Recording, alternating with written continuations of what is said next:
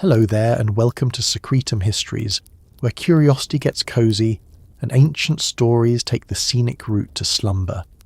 Tonight's gentle journey is about a small group with a very big shadow, 7 figures who appear again and again in the oldest libraries of the world, usually right when the air starts to feel tense. They are called the Sebitti, the 7 warrior gods, and in the wider world of Anunnaki stories they have the sort of reputation that makes a room go quiet when their names are spoken.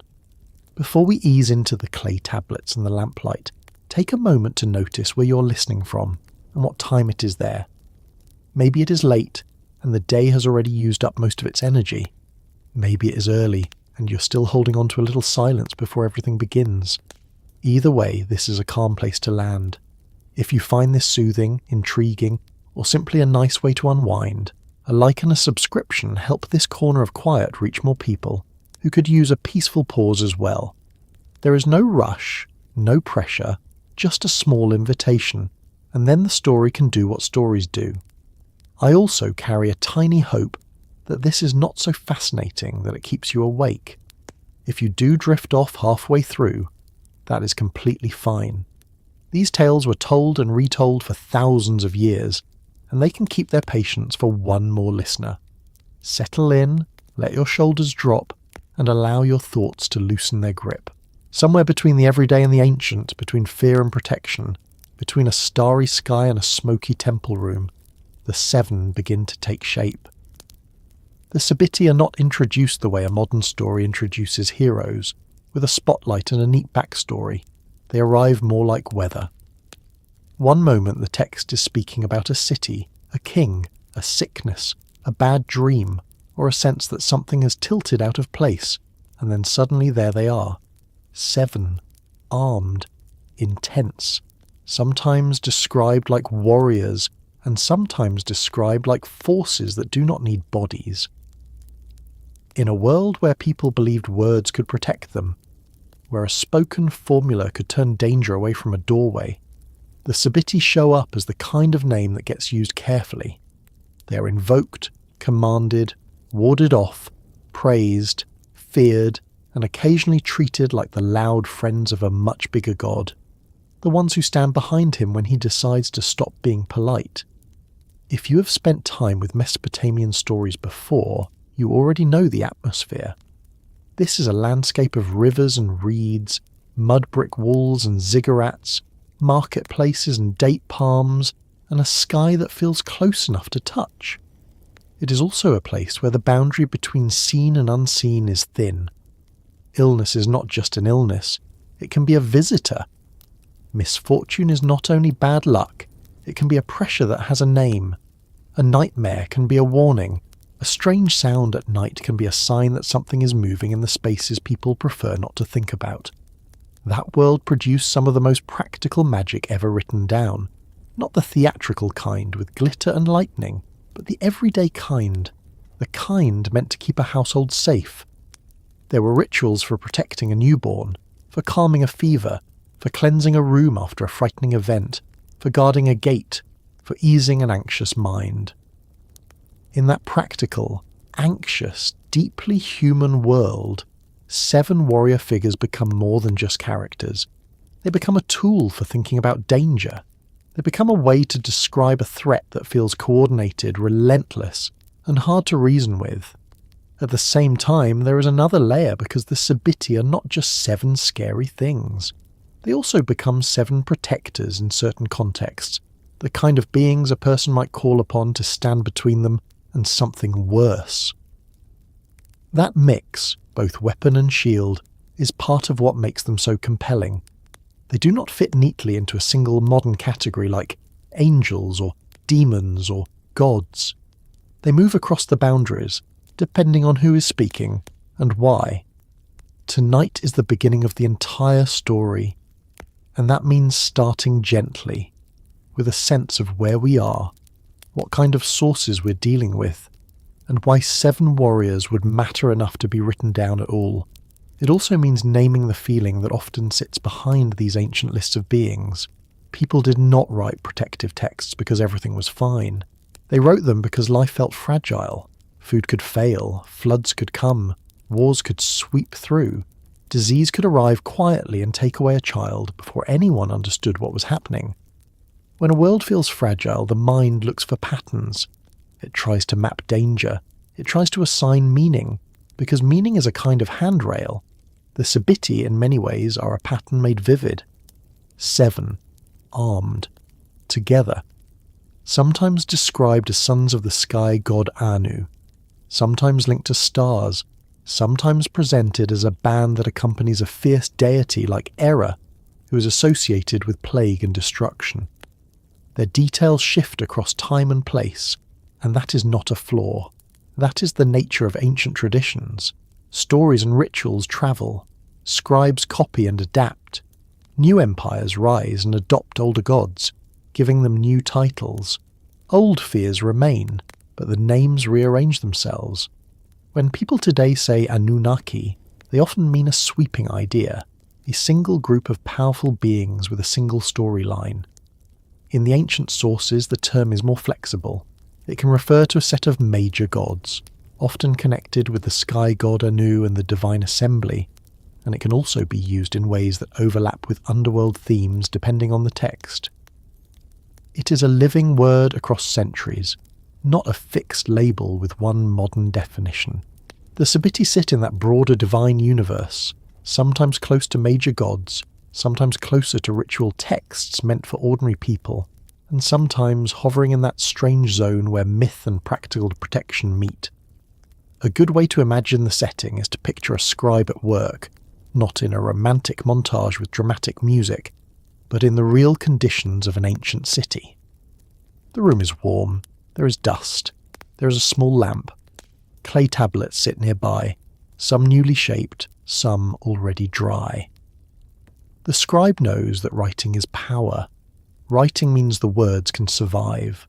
Writing means the same protective formula can be used again and again, in different homes, by different people, long after the first voice has gone quiet. Now picture the other side of this. Picture the person who wants the protection. They might be a parent with a sick child. They might be someone whose household has felt off, with bad dreams and strange moods. They might be a traveller worried about a dangerous road. They might be a king, because kings get frightened too, only with bigger consequences. When they seek protection, they seek something that feels strong enough to answer fear. A band of 7 warrior gods is a very efficient answer to fear. It is not subtle, it is not gentle, it is a mental image that says, there is force on your side, and there is something else. The number 7 has a way of feeling complete.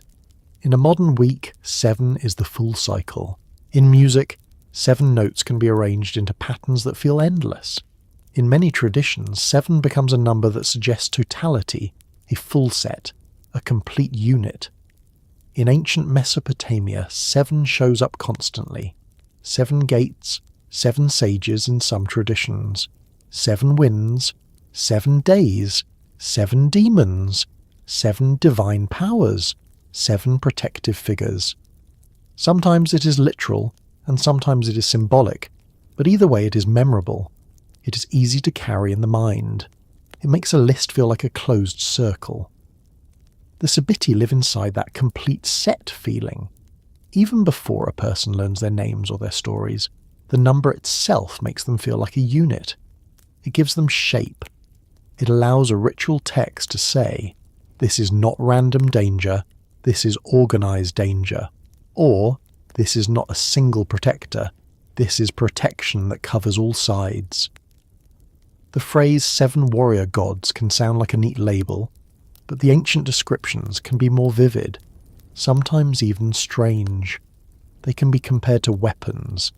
They can be described with language that makes them feel less like individuals and more like a storm front that has decided to take human form. They're not always given the kind of personality you would expect in a modern fantasy story.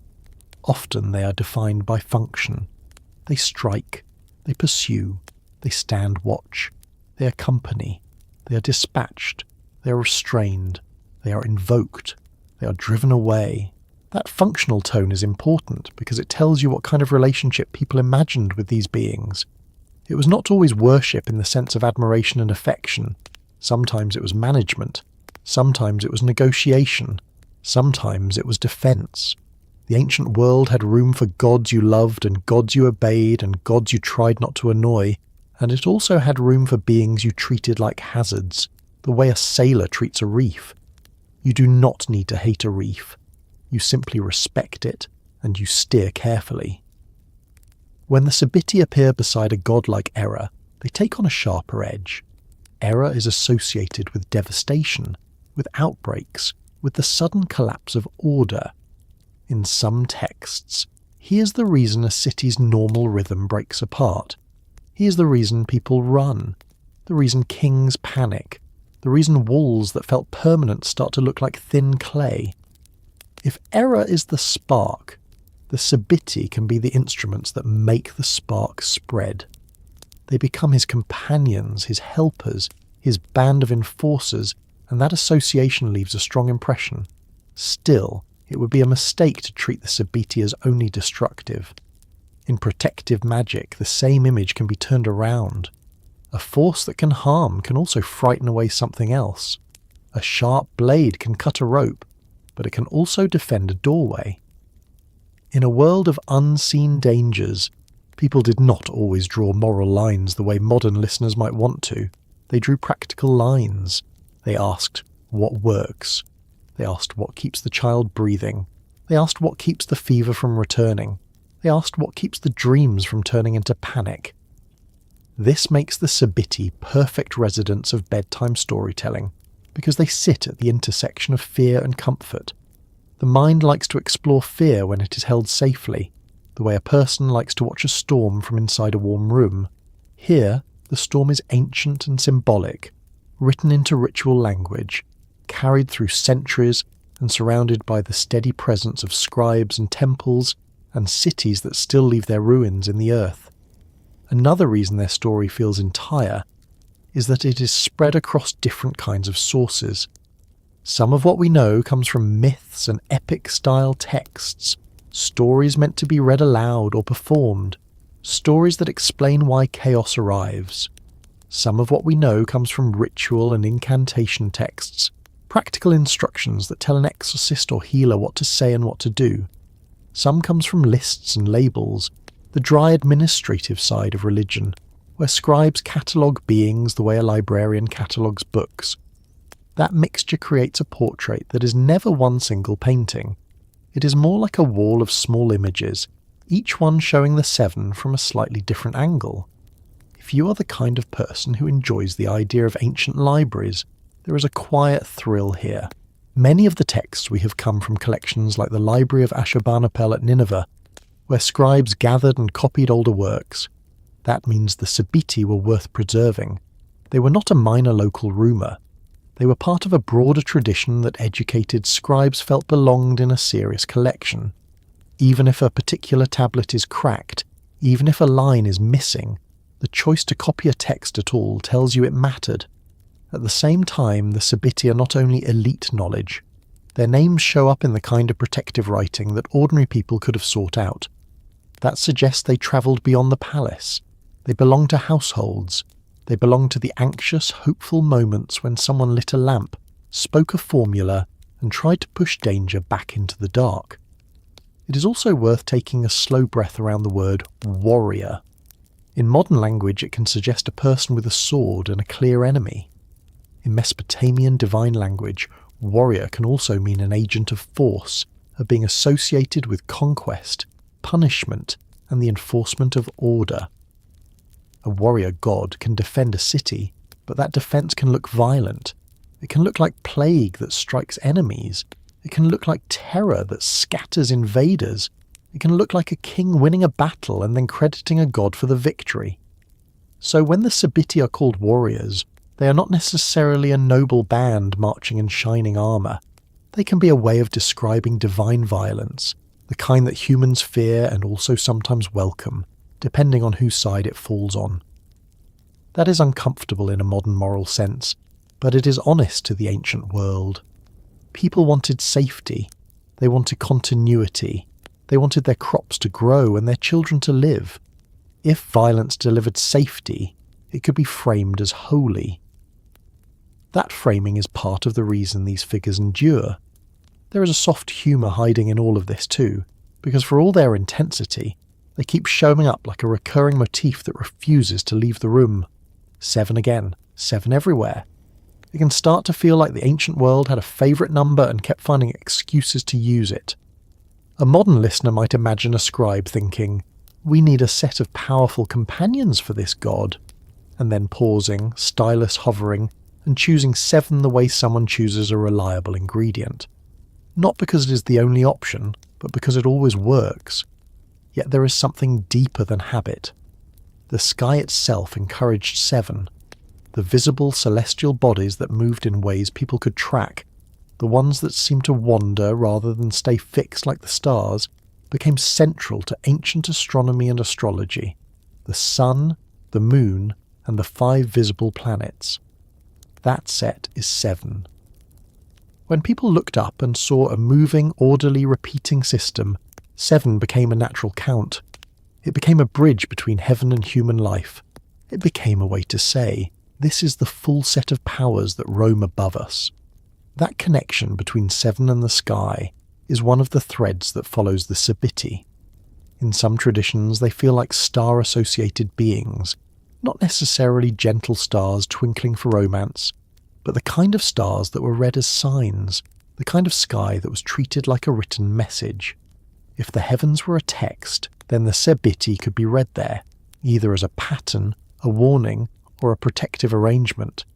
For now, it is enough to let that possibility sit quietly. A band of 7. A world of protective words. A sky that feels like a living system. A set of beings that can be invoked or feared. This is the space we are entering. Tonight's opening is meant to feel like standing at the edge of an ancient city at dusk. The heat of the day is fading. The streets are still busy, but the lamps are coming out. Somewhere, a priest or healer is preparing for a ritual. Somewhere else, a scribe is pressing signs into clay. Somewhere above, the stars are starting to appear, and the night is not empty. It is full of meanings. From here, the simplest way forward is to follow the thing that keeps repeating. Not the weapons, not the epic battles, not even the names, at least not yet. The repeating thing is the number, the idea that 7 is not just a count, but a signal. The more closely you watch it, the more it starts to feel like a key that opens many doors in Mesopotamian thought. And once that key is in your hand, the Sabitti stop being a vague, intimidating label and start becoming a specific kind of presence, the kind you can trace through texts the way you trace a familiar path through a dark room without bumping into the furniture. Some numbers behave like furniture in the mind. They sit there quietly, so familiar that nobody thinks to ask why they're there, until one day a person bumps their shin on them and suddenly they notice the shape. 7 is one of those numbers. It is so normal now that it can feel invisible. A week has 7 days. Plenty of stories come in 7s.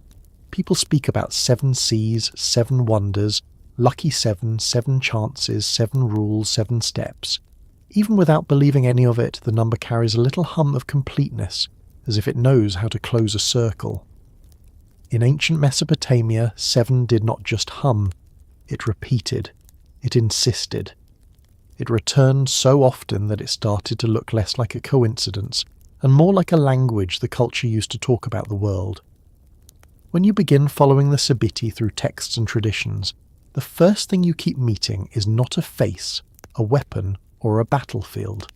It is the count. 7, again and again, in places where it doesn't seem required at first. 7 winds, 7 gates, 7 divine powers, 7 beings at the edge of the night, 7 rituals, 7 stones, 7 figurines, 7 days set aside, 7 names whispered with care. There is a calm kind of relief in that repetition, because it means the story is not random. It has a pattern. Patterns are comforting, even when they describe fear. When people face forces they cannot control, the mind reaches for a structure that can hold the chaos. Counting is one of the oldest structures there is. A number turns a swirling problem into something that can be listed, spoken, remembered, and passed down. It is the difference between saying, "The darkness is full of threats," and saying, "There are 7 that come as a unit, and a unit can be addressed." This is one reason 7 kept returning. It made the unseen manageable. Not safe, not gentle, not harmless, but addressable. A healer, an exorcist, a priest, a worried parent, a traveller, a king. Any of them could hold 7 in the mind long enough to do something with it. The ritual world depended on memory and rhythm, and a small set number makes memory easier. A list of 7 fits in a human head the way a long list of 27 does not. It allows the voice to move steadily. It allows a formula to be repeated the same way each time. It allows a tradition to survive not only in writing, but in practice. Yet there is more than practicality at play. 7 also belong to the sky. If you stand on a flat plain at night, far from modern streetlights, the heavens do not feel like a background. They feel like a ceiling made of meaning. In Mesopotamia, people did not treat the sky as empty space. They treated it as a system. The stars held patterns. The movements of certain bright bodies seemed deliberate. Some lights stayed in their constellations. Others wandered. Those wandering lights became deeply important because they looked like they were doing something. They appeared to have agency. From our modern perspective, the wandering stars are the Sun, the Moon, and the 5 planets visible without a telescope. Mercury, Venus, Mars, Jupiter, Saturn. That is 7. A complete set of moving heavenly powers that could be tracked, predicted, and woven into calendars, omens, and stories. When 7 becomes the number of the movers in the sky, it gains a kind of authority. It is not merely a pleasing count. It is anchored in observation. It is backed by experience. The sky itself seems to confirm it. Once a number is confirmed by the sky, it becomes easy to use it everywhere else. It becomes a key that opens many locks. It becomes a way to map heaven onto earth, and earth onto the inner life of people.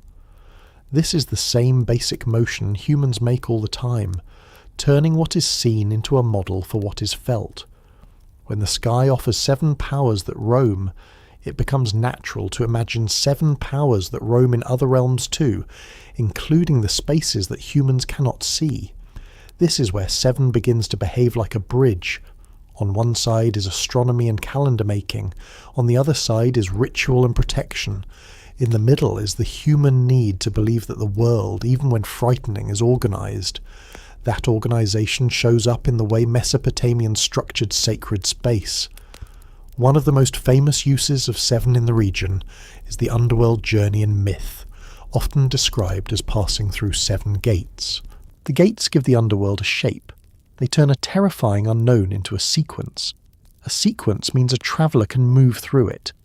A sequence means there is a rule, and rule suggests someone is in charge. Even when the underworld is harsh, it is not random. It has gates, it has steps, it has a logic. 7 gates also carry a gentle, practical function for storytelling. A descent that takes 1 gate feels like a simple doorway. A descent that takes 7 gates feels like a full transition, a complete crossing. It is enough repetition to make the listener feel the layers peeling away, the normal world falling behind. It creates the sensation of distance without needing a map. The same idea appears in the protective and magical side of texts. Many incantations work by naming and organizing. They list the things that harm, the things that guard, the things that bind, the things that cleanse. A set of 7 becomes a reliable container. It holds a whole category. It suggests total coverage, like locking not just one door but every door, and then checking the windows too. This is why you find groups of 7 that can be either threatening or protective depending on context. The number itself does not have a moral value. It has a structural value. It means this is the complete set for this purpose. Once that meaning is established, it can be used for different purposes. 7 can be the full set of dangers. 7 can be the full set of defenders. 7 can be the full set of divine instruments. 7 can be the full set of winds that bring illness or deliver cleansing. The count stays the same because the function stays the same. Completeness, coverage, closure. There is also a quiet psychological reason 7 sticks. Human attention likes enough. Too few things feel fragile, too many things feel impossible to hold. 7 sits in a sweet spot. It is more than 3, which can feel like a small cluster, and more than 4, which feels stable but plain. 7 feels rich. It offers variety without chaos. It feels like a full basket, not a sparse plate. When an ancient scribe or priest reached for a number that felt complete and powerful, 7 was sitting there like a familiar tool. Of course, ancient Mesopotamia was not the only culture to build meaning around 7, but it developed a particularly dense network of 7s because of how strongly its scholarly traditions linked sky observation, ritual practice, and the management of misfortune. The people who wrote and preserved these texts were experts at correspondence. They loved matching patterns. One thing in the sky corresponds to one thing on Earth. One number corresponds to a set of forces. One ritual corresponds to a class of dangers. In that environment, 7 was not just a number. It was a spine that many ideas could attach to. This starts to matter for the Sabitti specifically because they do not stand alone as a random group of 7. They stand in a crowded room of other 7s. There are the 7 sages in Mesopotamian tradition, often associated with wisdom and the deep past, figures who bring knowledge and order.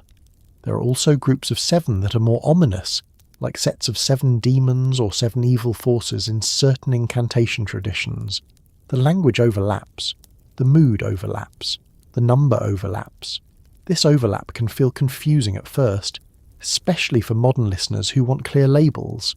It helps to imagine that the ancient world used 7, a bit like a modern person uses the word system.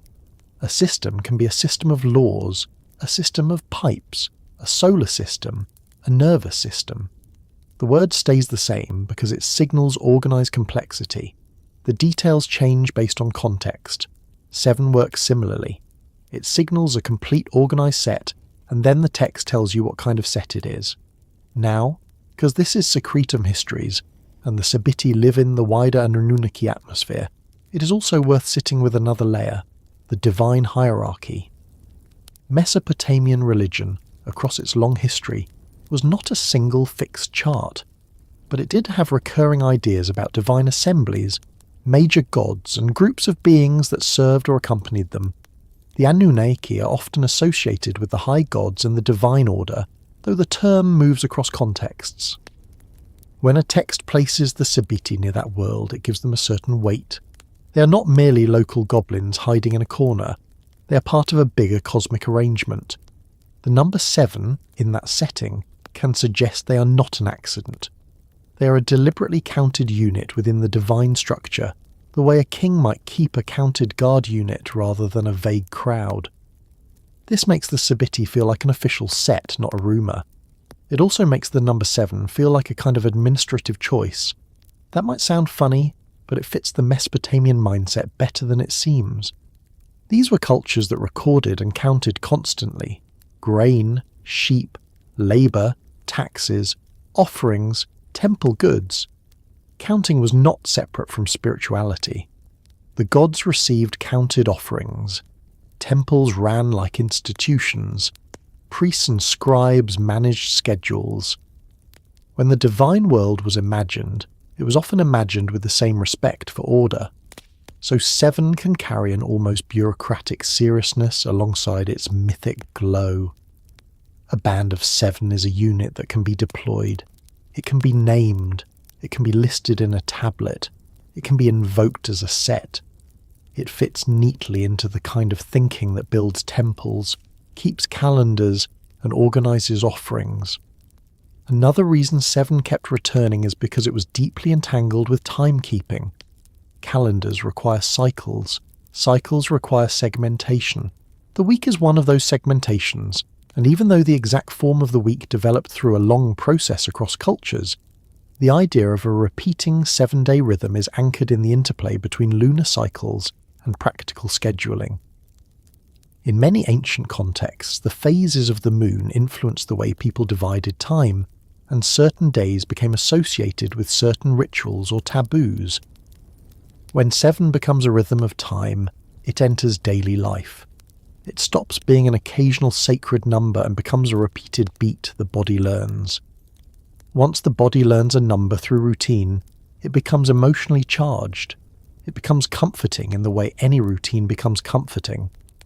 Even a frightening story told within a familiar rhythm can feel safer, because the rhythm itself is predictable. That predictability is a kind of shelter. It gives the listener the feeling that chaos has edges. This is where the number begins to feel like a protective object in itself, not because 7 is magical in a modern superstition sense, but because people used it as a structure for protection so often that it became associated with protection. If a person hears 7 in an incantation 100 times, 7 starts to feel like the sound of a locked door. There is also the way 7 interacts with the landscape of Mesopotamian fear. Certain fears repeat.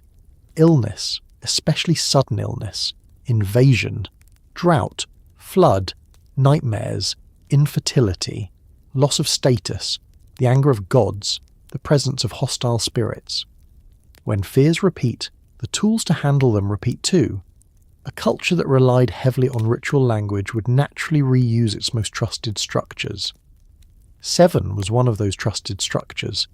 Sometimes this can create the impression that the culture was obsessed with 7, as if scribes simply liked it too much.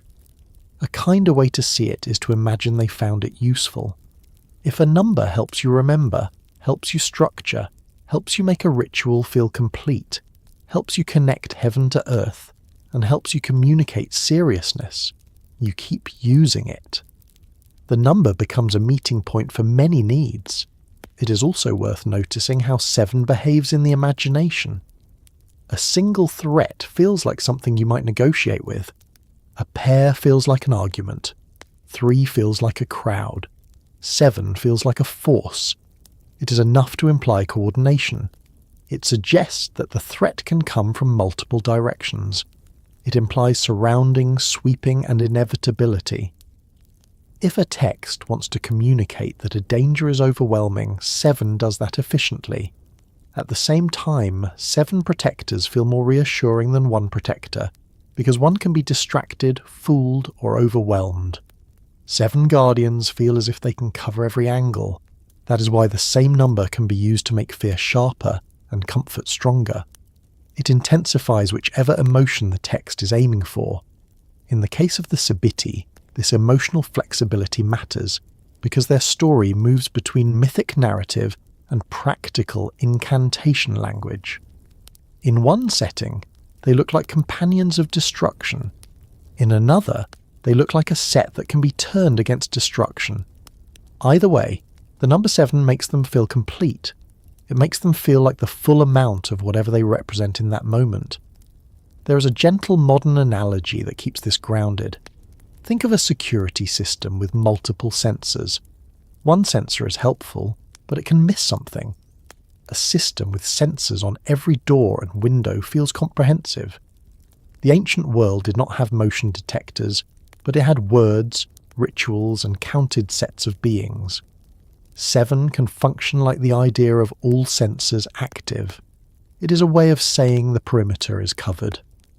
Another analogy comes from medicine. When someone takes a course of treatment, they often follow a set schedule. The schedule matters because it feels like doing something. Even if the person does not fully understand the chemistry, they understand the structure. 7 days of a medicine course becomes a meaningful unit. It becomes the story the body can follow. Start here, continue through a complete cycle, finish the set. In a world where many illnesses were mysterious, a counted ritual cycle could provide the same sense of control. It gives the sufferer a narrative that is not only fear. Now, as we stay close to Mesopotamia, it helps to remember that the same number can be carried across languages and centuries. Sumerian, Akkadian, Assyrian, Babylonian traditions overlap and shift. A set of 7 can keep its importance even as the names of gods change. because the number functions as a stable container. A new empire can inherit an older ritual structure and keep it, because it works, and because it feels authoritative. This inheritance is one of the reasons the Sabitti do not feel like a short-lived trend. They show up in ways that suggest long continuity. They are part of a family of concepts that scribes thought worth preserving and reusing. 7 does not return because a single author liked it. It returns because it was embedded in the way people thought the universe was organized. All of this also helps make sense of why 7 warrior gods is such a potent phrase. Warriorhood in Mesopotamian divine language is tied to enforcement, to the ability to act, to the power to change reality. A group of 7 warriors suggests a fully equipped mechanism of action. It is not just force, but structured force. It is the kind of force that can be commanded, or unleashed, or invoked, depending on who holds the authority in the story. And this brings us close to the point where the number stops being just a background pattern and starts becoming a doorway into the specific identity of the Sabitti. Once the mind accepts that 7 is a complete set with cosmic weight, the next natural step is to ask what this particular set is called, how scribes wrote the name, and what the earliest mentions look like when the clay is still crisp enough to show each wedge mark clearly, as if the 7 are being introduced not with faces yet, but with a word that knows exactly how many of them there are. When a name survives for thousands of years, it usually does so because it keeps being useful. That is the simplest way to approach the Sabitti. Before they become a group with weapons and a reputation, they're a word that keeps getting picked up and reused by scribes, priests and storytellers, even as cities rise and fall and languages shift. The moment you start asking who they are, you end up doing something very ancient yourself, because you are doing what the scribes did. You're looking closely at the sign on the tablet before you decide what kind of figure is standing behind it. The word most people meet first is Sebitti, sometimes written as Sebittu, Sebitti, or Sebettu, depending on the text, the period, and the scholar doing the transliteration. The underlying sense is surprisingly plain. In Akkadian, the common Semitic language used across much of Mesopotamia for long stretches of time, the word can be translated as the 7, or the 7 of them, or a group of 7. It is not a mysterious secret code at the level of basic meaning. It is direct in the way a label on a storage jar is direct.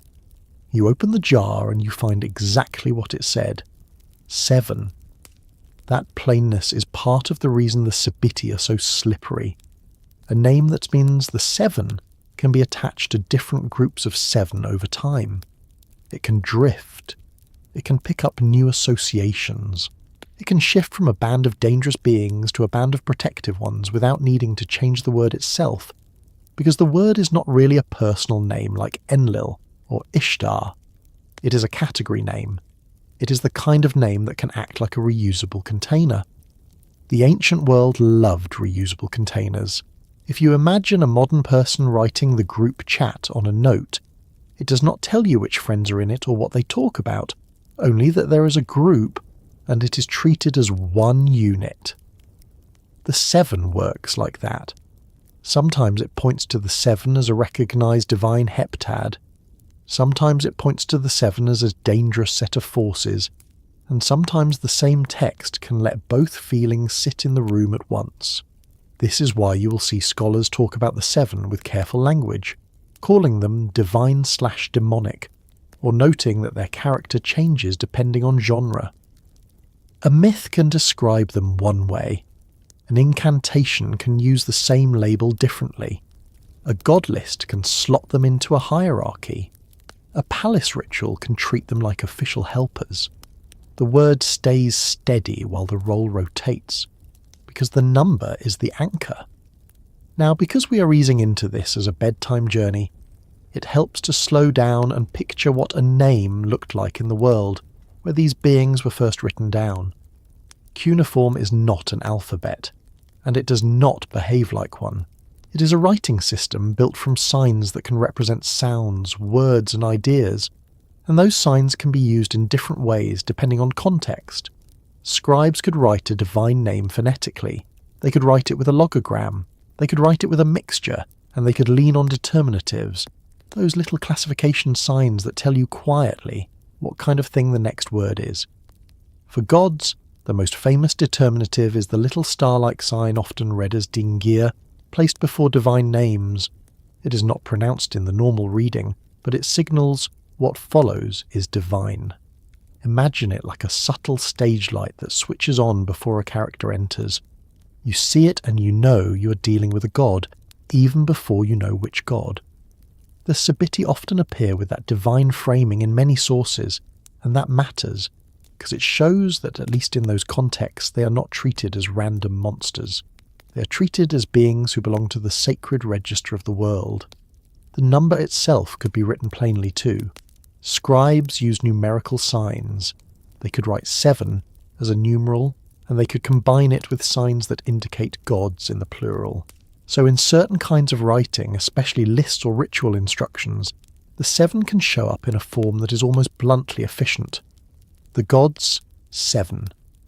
Sometimes you will see this discussed as Ilani Sebetu, literally 7 gods, with the number acting like a counted unit. The impression this leaves is very specific. It suggests a group that is meant to be thought of as a set, not as 7 unrelated individuals who happen to be nearby. This counted unit feeling is also the reason it can be difficult to pin down a single first mention, the way you might with a modern book release date. The 7 show up across genres, and when you trace them backward you do not find one clean moment when a single author invents them. You find earlier hints and cousins. You find other 7s that look similar. You find older Sumerian compositions that describe 7 warriors, in ways that feel like a doorway into the later tradition, even if the later Akkadian label is not yet sitting there in the same form. One of the most interesting scholarly proposals along these lines comes from work that looks at Sumerian literature, where groups of 7 attendants or 7 warriors appear in compositions associated with gods of the night and the threshold spaces. These earlier heptads are not always called by the exact later label, but they behave like conceptual forerunners, the kind of earlier shape that later scribes might recognize and fold into the more standardized 7 tradition. In other words, before the Sabitti become the Sabitti, the idea of a coordinated set of 7 warrior-like beings is already in circulation. That idea first, label later pattern is extremely common in long-lived religions. People carry images and functions in the mind before they settle on a stable word for them. Once scribes begin to standardize texts, once libraries grow, once ritual series are copied and recopied, the label becomes more consistent, but the roots can be older than the tidy name. If you prefer a more concrete path through the earliest material that explicitly deals with the 7 as a recognizable group, a good place to look is the world of incantations. Incantations are rarely interested in giving you a romantic origin story. They're interested in telling you what to do when something is wrong. That is why they can preserve very old concepts. A ritual formula that people trust can survive for centuries because it keeps being used. It is copied not because it is entertaining, but because it is considered effective. In the incantation tradition, the 7 often appear as a problem to be addressed, or as a force to be harnessed. In some old Babylonian and later texts, the 7 can be described in ways that emphasize their harshness, their relentless nature, their link to dangerous realms like the depths of the Apsu, the freshwater abyss associated with Enki in Mesopotamian cosmology. Scholars who study demonology and protective ritual point out that the 7 are not consistently one thing here. They can look demonic in one text and more overtly divine in another, and the boundary between those categories is not always drawn the same way across periods. This is where the spelling variation you might have noticed starts to make more sense.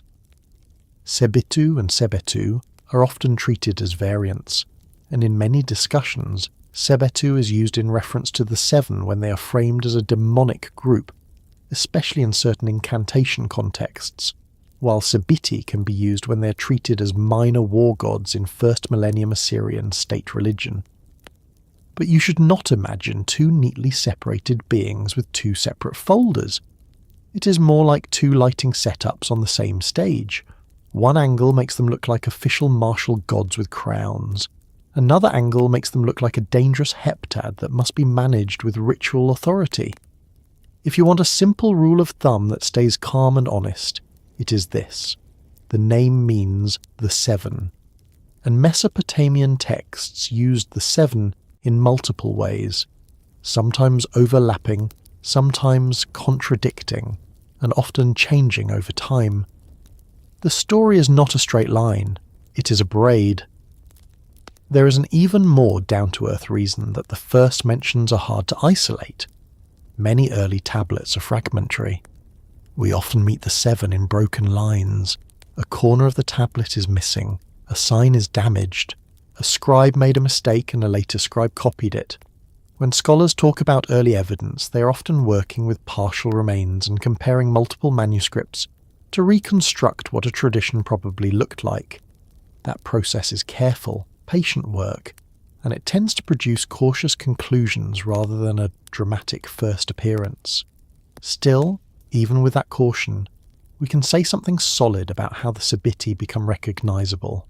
They become recognizable as a distinct heptad because their label, the seven, is paired with consistent features. They are presented as group, not as a scattered set. They are treated as masculine. They are often framed as kin to one another, like brothers or half-brothers. They are repeatedly tied to warlike force, whether that force is turned outward against enemies or imagined as an assault that arrives like sickness or panic. That cluster of features is what turns a generic seven into the Sabitti. The number alone is not enough. The number plus the martial character plus the repeated group identity is what makes them feel like a specific entity across time. There is also the question of how ordinary people might have encountered the name, not just scribes. The Sabitti are particularly famous in first millennium Assyria for their presence in protective rituals and household magic, where statues of the seven could be prepared and placed or buried in strategic locations around a home, essentially turning the threshold into a guarded zone. Those ritual texts can describe them with weapons, with posture, with placement. That level of detail suggests the seven were not only a literary concept, they were imagined physically enough to be represented, even if the actual wooden figures rarely survive in the ground. When a text tells you how to dress a statue, where to place it, what to recite over it, you're seeing belief at work as a practical system. And you're also seeing the name, the seven, doing something very specific. It is becoming a household tool. It is becoming the kind of thing a person might whisper near a bed when a fever will not break, or near a doorway when the night feels too active, or near a child who has started waking up afraid. That household angle also helps explain why the seven can feel both frightening and reassuring. A guard dog is not a gentle creature if you are on the wrong side of the fence, and the same animal can be deeply comforting if you're inside the house. The Sabitti sit in a similar emotional space. Their job, when they're treated as protectors, is to be the frightening thing that frightens away other frightening things.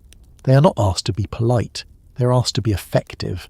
If you look at the first mentions question through that lens, it becomes less about finding the first time someone invented them, and more about noticing the first time they become a stable part of recognised ritual and myth. For many listeners, the most famous narrative appearance is in the poem of Era and Ishum, where the seven are companions of Era, portrayed as peerless warriors and weapons, created and commissioned in a way that makes them sound like deliberate instruments of divine violence. That text is from the early first millennium BCE in its received form, and it gives the seven a vivid personality as a unit that urges action and feeds unrest. It is not the earliest trace of the seven as an idea, but it is one of the clearest portraits of them as a named group with a consistent role. Even there you can feel how the name works. The seven is not treated like a throwaway label. It is treated like an official title. It is as if the story expects you to already recognise what it means to say the seven. That expectation is itself a clue. It hints that by the time this version of the tradition was circulating, the seven were already established enough that an audience could nod along. What about the very earliest horizon, the first flicker of the concept? That is where scholarship on Sumerian seven warriors becomes important again, because it suggests that the Heptad motif existed in the literary imagination before the later standard label became dominant. Instead of one clean origin point, you get a gradual crystallization. Earlier texts offer the shape. Later texts give the shape a stable name and a broader set of ritual uses. If you are listening and thinking, so are they gods or demons? You're already asking the exact question that makes the Sabitti interesting. The honest ancient answer is that categories were flexible. A being could be divine and still terrifying. A being could be demon-like and still be invoked for protection. A set of seven could be framed as hostile in one moment and harnessed in another. Modern labels sometimes flatten that complexity because we like clean boxes, but Mesopotamian texts did not always share that preference. Some modern studies emphasize that the seven have a long textual life across many centuries and genres, and that their portrayal evolves, including a strong protective role in later contexts alongside their earlier fearsome character. That evolution is not a contradiction so much as an adaptation. When an empire like Assyria wants symbols of conquest and divine backing, the seven can become official martial helpers. When a household wants protection, the seven can become guardians at the threshold. When an incantation wants to name a concentrated threat, the seven can be the threat. The number holds the idea steady while the role adjusts to the need. Now, because your topic is framed through the Anunnaki lens, there is one more small but important piece of grounding to add. In many of the texts that matter for this story, the seven are linked in some way to the highest levels of the divine world, whether as creations of Anu, sons of a shadowy figure like Enmeshara in certain traditions, or as beings that appear in god lists in ways that connect them to recognized divine structures. That is why they can be called warrior gods, without feeling like a modern exaggeration. They are not just feared, they are accounted for, they are placed. They have a slot in the cosmic household, even if that slot shifts from one tradition to another. And once you have that, once the name stops being a spooky word and becomes a practical label with a long paper trail, the next question is almost automatic. If they are the seven, and if they are counted among the powers that matter, where exactly do they stand in the larger divine order people called on when they said the word Anunnaki? And how does a group that can be both weapon and guardian fit inside a universe that already has kings of heaven, lords of storm, gods of wisdom, and whole assemblies that meet like councils? To understand where the Sabitti fit, it helps to picture the divine world the way many Mesopotamian texts quietly invite you to picture it. Not as a messy cloud of random spirits, but as an organized household with ranks, duties, and a kind of cosmic administration. That is not modern bureaucracy pasted onto the past. It is simply the way these cultures often spoke about power. They lived in cities with councils, temples with schedules, storehouses with counted goods, and kings who needed legitimacy every day. When they imagined the gods, they often imagined something that mirrored a well-run city, only larger, older, and far more intense. In that divine city, Anunnaki is not a single character. It is a group label, and its meaning can shift depending on time, place, and genre. In some contexts, it refers broadly to major deities, often framed as the powerful offspring of the sky god Anu, the ones who participate in deciding fates and maintaining order. In other contexts, especially later ones, the label leans toward underworld deities, set in contrast to the heavenly gods sometimes called the Igigi.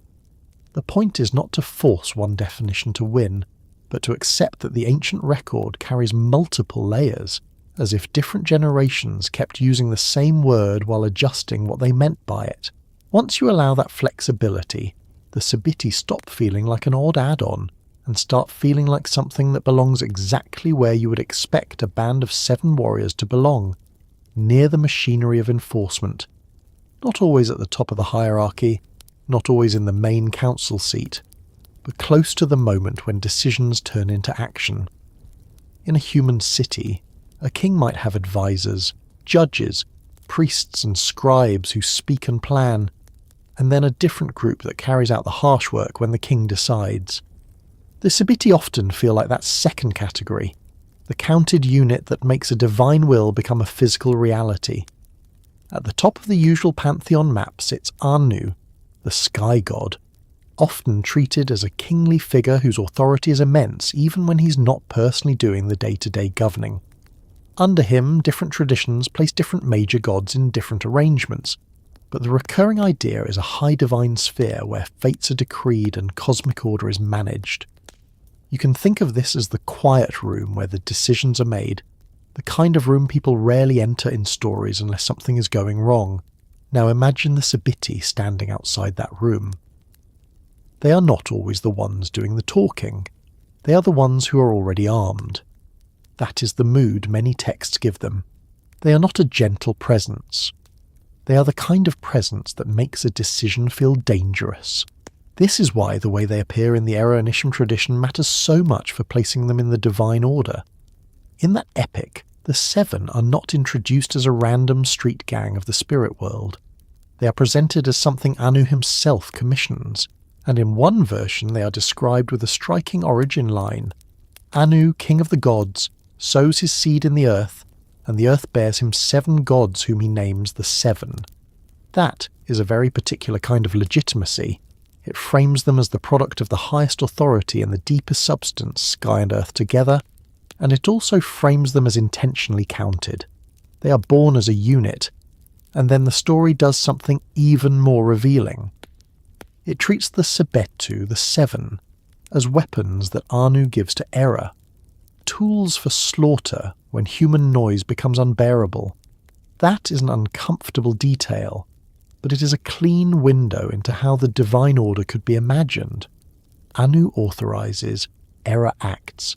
The 7 function as the acting instruments. This places them squarely in the category of enforceable force, almost like personified weaponry with divine status. Here is where the Anunnaki context becomes more than just a label.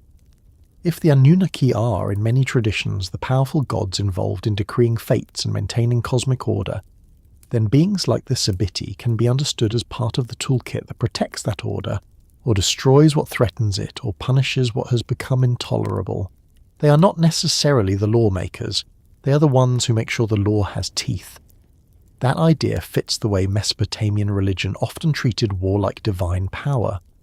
War gods and warrior figures were not only about external enemies, they were also about internal stability. A city needed protection. A king needed to suppress rebellion. A temple needed to keep its purity. A household needed to keep illness away. Violence in this worldview could be framed as a necessary instrument of order. That does not make it pleasant. It simply explains why a group of 7 fierce beings could be both feared and invoked.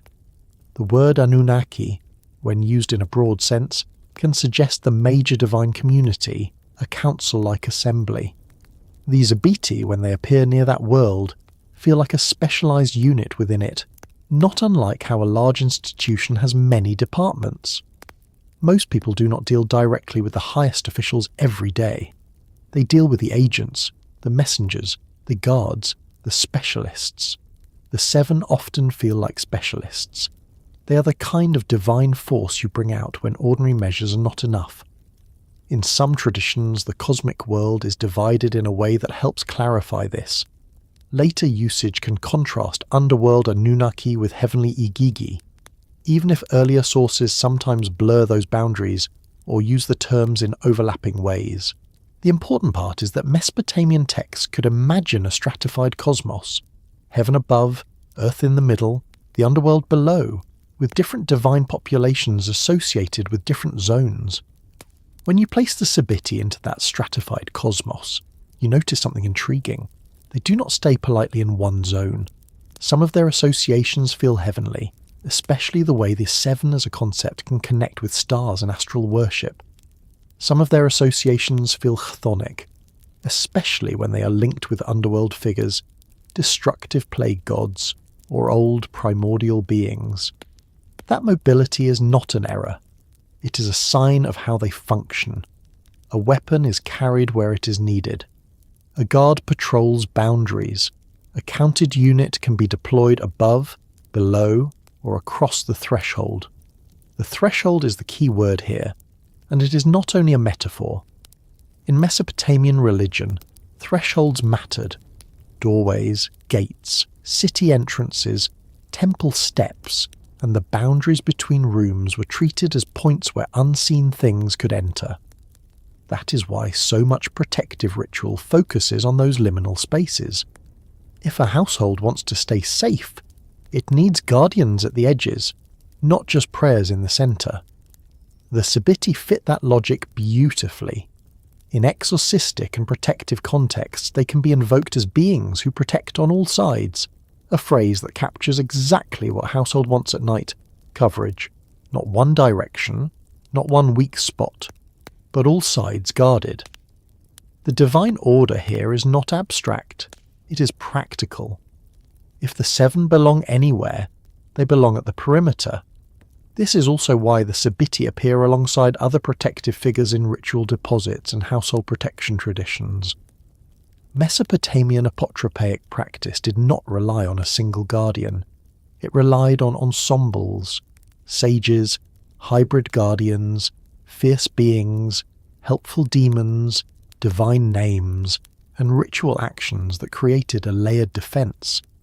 In that layered system, the seven can serve as one layer, often a particularly aggressive one, the layer you trust to scare off what you would rather not meet.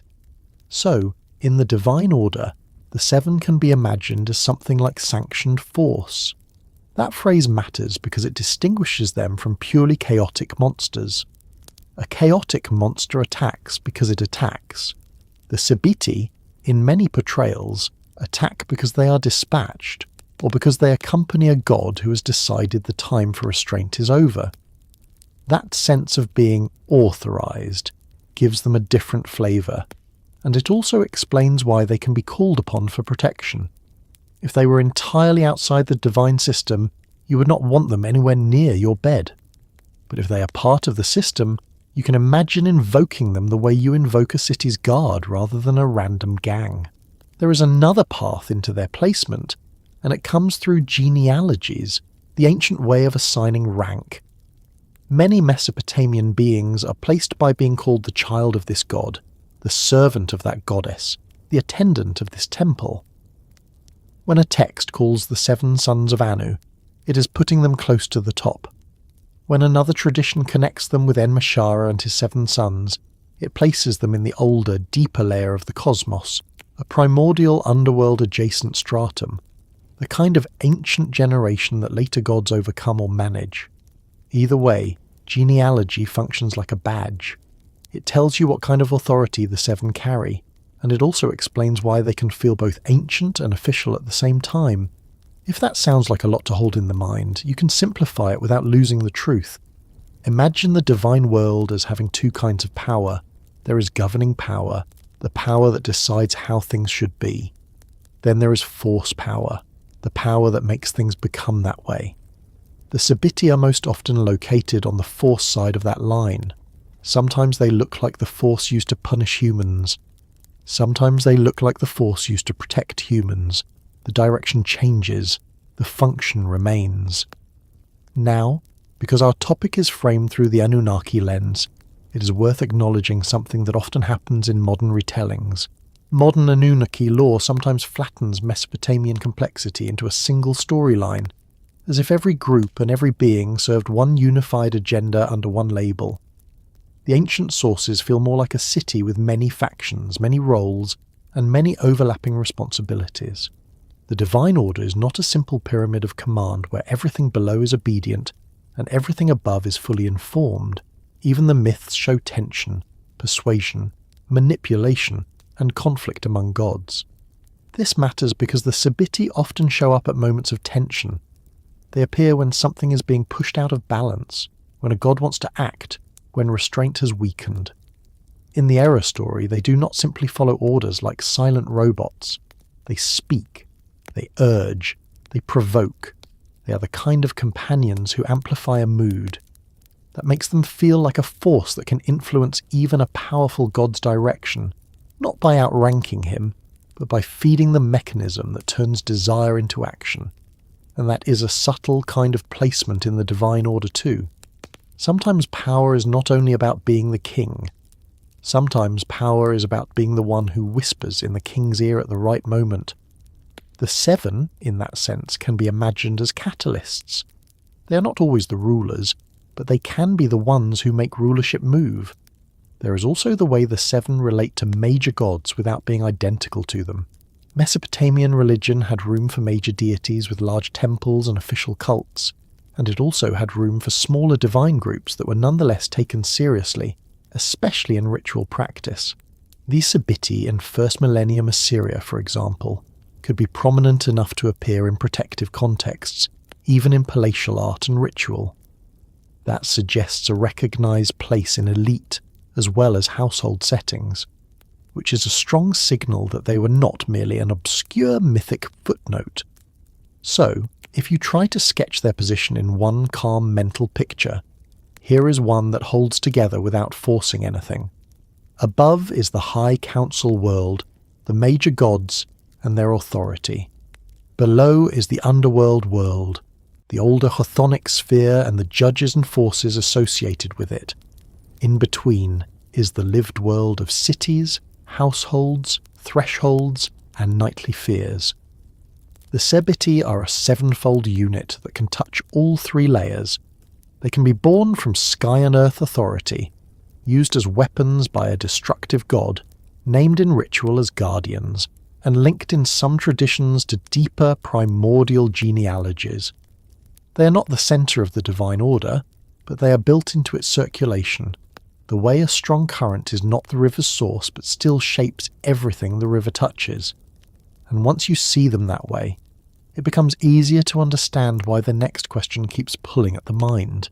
If their role is force, and if their number is 7, and if they can belong both to heavenly legitimacy and underworld depth, then the boundary between soldiers and stars starts to blur. In a world where the sky is read like a text and the gods are mapped onto wandering lights, a sevenfold unit of warriors begins to look suspiciously like a sevenfold pattern in the heavens, and it becomes very natural to lift your eyes upward and wonder whether the oldest storytellers were describing an army you could see with the naked eye, moving slowly above the roofs of the sleeping city. On some nights the sky feels like a ceiling, not in a trapped way, more in the way a familiar room feels complete when the lights are low and everything is in its place. In the cities of ancient Mesopotamia, the sky could feel even closer than it does now, simply because there was less competing light. A person could step outside a house built of mud brick, smell the river in the distance, hear the last movement of the day settling down, and then look up at a field of points that seemed arranged with intention. In that world, stars were not decoration, they were information. They were schedule markers, they were messages. They were also, in a very practical sense, a shared reference point that everyone could see. A king and a farmer could look up at the same cluster. A scribe and a shepherd could watch the same rising and know that a season was turning. Over time, it becomes easy to understand why a group like the Sabitti might sit halfway between the language of the sky and the language of war. The phrase, stars or soldiers, sounds like a choice, as if the 7 have to be one or the other. Mesopotamian thought rarely forced that kind of neat separation. A god could have a temple, a myth, a ritual role, and an astral form all at once. The divine world was not only up there or down here, it was layered. Something could be worshipped as a presence in the sky, and also addressed as a personality in a ritual. In that sense, calling the Sabitti stars does not cancel their role as warriors. It explains where some of the earlier strength behind the image comes from. A central clue is the Pleiades, that tight cluster of small stars that many people learn to spot early in life because it looks like a tiny handful tossed into the dark. In Mesopotamian star lore, the Pleiades were extremely important. In Sumerian they were known as Emul.mul, often translated simply as the stars. which already tells you something about their status. They were not treated as just another little grouping. They were treated as a reference point strong enough to be the stars, as if the word could belong to them by default. Now, here is where the seven step into the starlight. Multiple scholarly discussions note that the Sabitti or Sebitti can be linked to an astral representation in the Pleiades, meaning that the cluster in the sky could be understood as the heavenly form of the seven. This connection is discussed directly in work that traces how the Pleiades were perceived in Mesopotamian culture, including the idea that they could be identified with seven gods, sometimes written as divine seven, and that the most famous of these are the Sebitti who accompany Era in the poem Era and Ishum.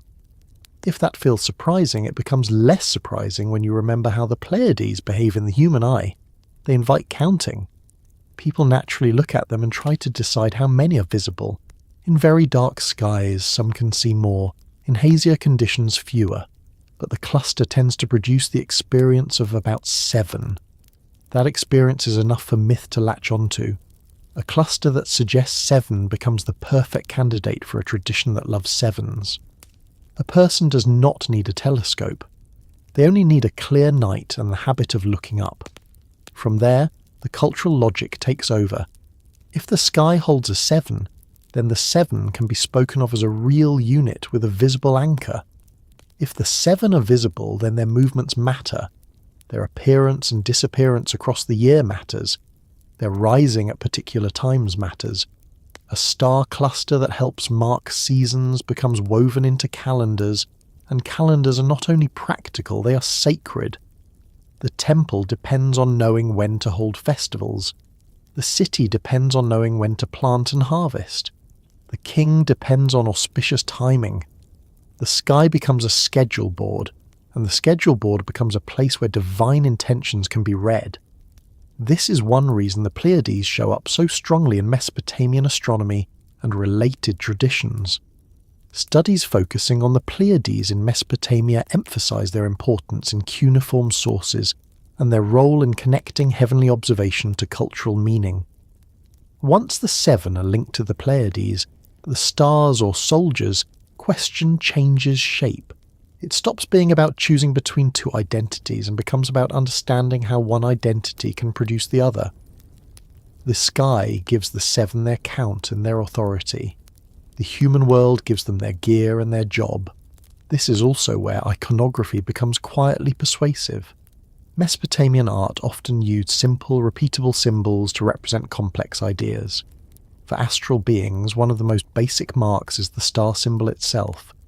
For clusters like the Pleiades, seals and plaques can show groups of dots, often seven, sometimes arranged in patterns that look like clustered points rather than a single star. Scholarship discussing the seven notes that sigils thought to represent the Pleiades and the Sabitti appear as groups of seven dots in first and second millennium material. That matters because it suggests a real overlap in how people pictured them. The symbol is not a soldier. The symbol is 7 points, yet those same 7 points can stand for a band of gods in a ritual text. The mind makes the conversion. The symbol stays simple. The meaning expands. In some contexts, the Sabitti even show up in ways that make them look like part of an official state-level vocabulary of power. Sources describing the Sabitti in Assyrian tradition note that their sigils could appear on chariots, along with those of other astral beings, placing them in the visual language of conquest and divine backing. This is not a household doodle. It is a public statement. The king goes to war under the eyes or under the support of powers that are also mapped to the sky. A modern analogy that stays grounded is to think about flags and uniforms. A flag is not a soldier, but it represents a unit. It can appear on a vehicle, on a standard, on a seal. The unit itself might be made of real people, but the symbol that stands for the unit is not a portrait. It is a mark that carries meaning. The 7-dot cluster can work the same way. The 7 are not reduced to dots, but the dots can stand for them when a king wants the idea of them riding with him. At the same time, the sky connection does not only serve propaganda, it also serves protection. Mesopotamian ritual practice often assumes that what appears in the sky has a corresponding force in the lived world. If the seven are in the sky, then invoking them is like invoking something with a fixed address. It is easier to believe in a protector when the protector has a place you can point to. A person can stand at a doorway, recite a formula, and know that above the roof the seven are also there, visible or at least trackable by those who study the heavens. This fits a wider pattern. Many major Mesopotamian gods were associated with celestial bodies, and the tradition of mapping divinity onto the sky is not a fringe idea, it is built into the scholarly and religious worldview. Broad summaries of Mesopotamian religion note these astral associations, such as the link between Inanna/Ishtar and Venus, Utu/Shamash and the sun, and Nana/Sin and the moon. So, in a culture that already expects gods to have astral forms, it is almost predictable that the seven would gain one as well. The only remaining question is which seven. The Pleiades are a natural candidate because they present as a cluster, and because they were already culturally prominent. The seven wandering bodies are another candidate because they are the moving powers. In practice, ancient traditions can hold multiple seven systems at once, and that is part of why the Sabitti can feel so rich and so hard to pin down to a single modern label. There is another important nuance. In Mesopotamian thought, stars were not only lights, they could be signs. Signs could be good or bad. Astrology and omen interpretation grew from the belief that the gods communicated through the sky, and those communications could warn of war, plague, political turmoil, or abundance. When a star cluster is tied to a band of warrior beings, the emotional tone becomes easy to shift depending on what the interpreter expects. A bright, clear appearance could be read as strength. A strange configuration, a haze, or an unlucky timing could be read as danger. The seven become flexible not because people were confused, but because the sky itself was treated as a living message board. This also helps explain why the seven can be associated with a destructive god like Era, and still show up in protective contexts. If the seven are a force capable of violence, they can be turned outward or inward.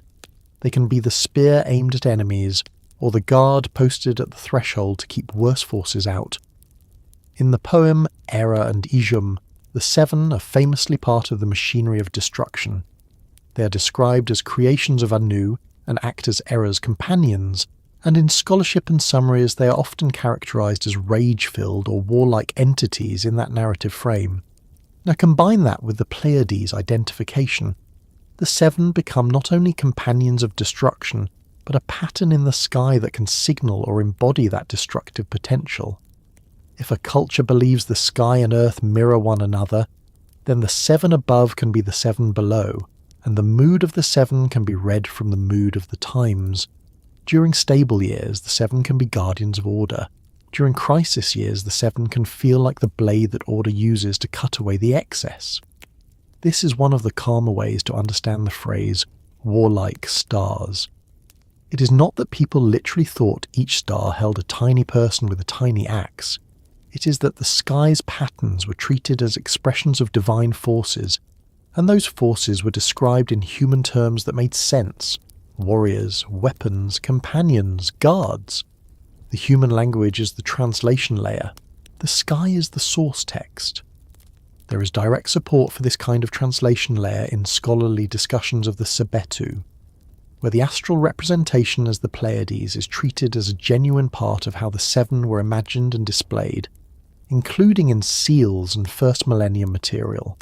If the idea of turning stars into soldiers still feels like a leap, it helps to remember what soldiers were in the ancient imagination.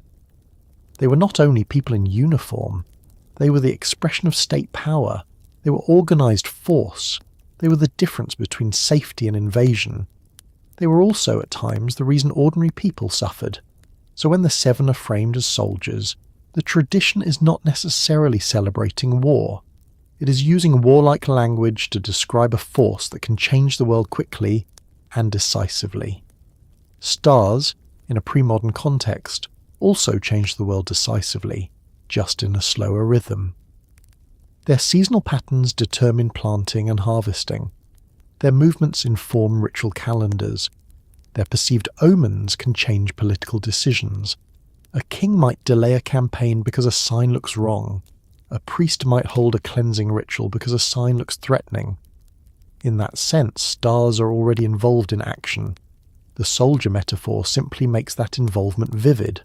There is evidence that the earliest known references to the Sabitti connect them to the Pleiades and to worship in a context tied to astral deities, suggesting that the star's first layer may be foundational for how the seven were conceptualized before they became fully standard in later political and ritual frameworks. If you pause and let that settle, a gentle picture forms. Imagine an open-air shrine, not a massive enclosed temple room, but a place where offerings can be made under the night sky.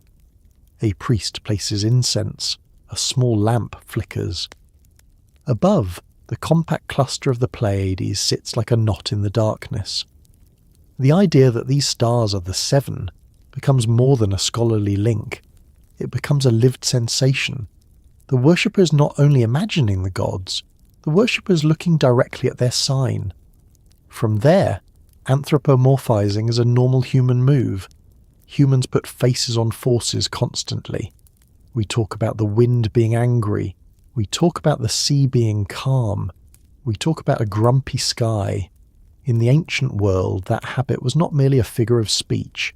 It was a method of understanding. If the seven in the sky can influence events, then imagining them as a unit with intention makes the world feel more legible. This is how the seven can become a band of warriors. A cluster becomes a unit becomes a guard becomes soldiers. Soldiers become instruments of a higher god's will. Nothing has to be invented out of nowhere. Each step is a human translation of an observed pattern into a functional story. And once the seven are imagined as warriors, their iconography becomes easier to understand too. Ritual texts that describe statues of the seven can give them weapons, crowns, and walking poses. Those are human ways of representing readiness and authority. Meanwhile, the simpler seven-dot symbol continues to exist as their astral shorthand, a reminder that behind the anthropomorphic faces there is still a pattern above. One more detail makes the sky connection feel even more anchored. Mesopotamian scholarship often notes that gods can be perceived on multiple levels, in ritual, in myth, and in the astral sphere. In discussions that touch on the Sabitti, this triple-level perception is treated as a meaningful framework rather than a coincidence, and the seven's identification with the Pleiades fits comfortably into it. So the answer to stars or soldiers is not a clever twist. It is a calm yes to both. They can be soldiers because they are organised force in story and ritual. They can be stars because they are represented in the sky and in astral symbolism as a recognisable sevenfold cluster. The culture did not demand a choice, so the tradition did not make one. There is also a subtle emotional advantage to this dual identity. If the seven are only soldiers, they belong to the human world and its violence. If the seven are also stars, then their violence is framed as cosmic, not personal. Clear heat from the air or floods that clear heat from the air or floods that renew soil while still being terrifying. The ancient mind often sought that kind of framing, because it makes fear survivable. From here, a natural next step appears without forcing anything.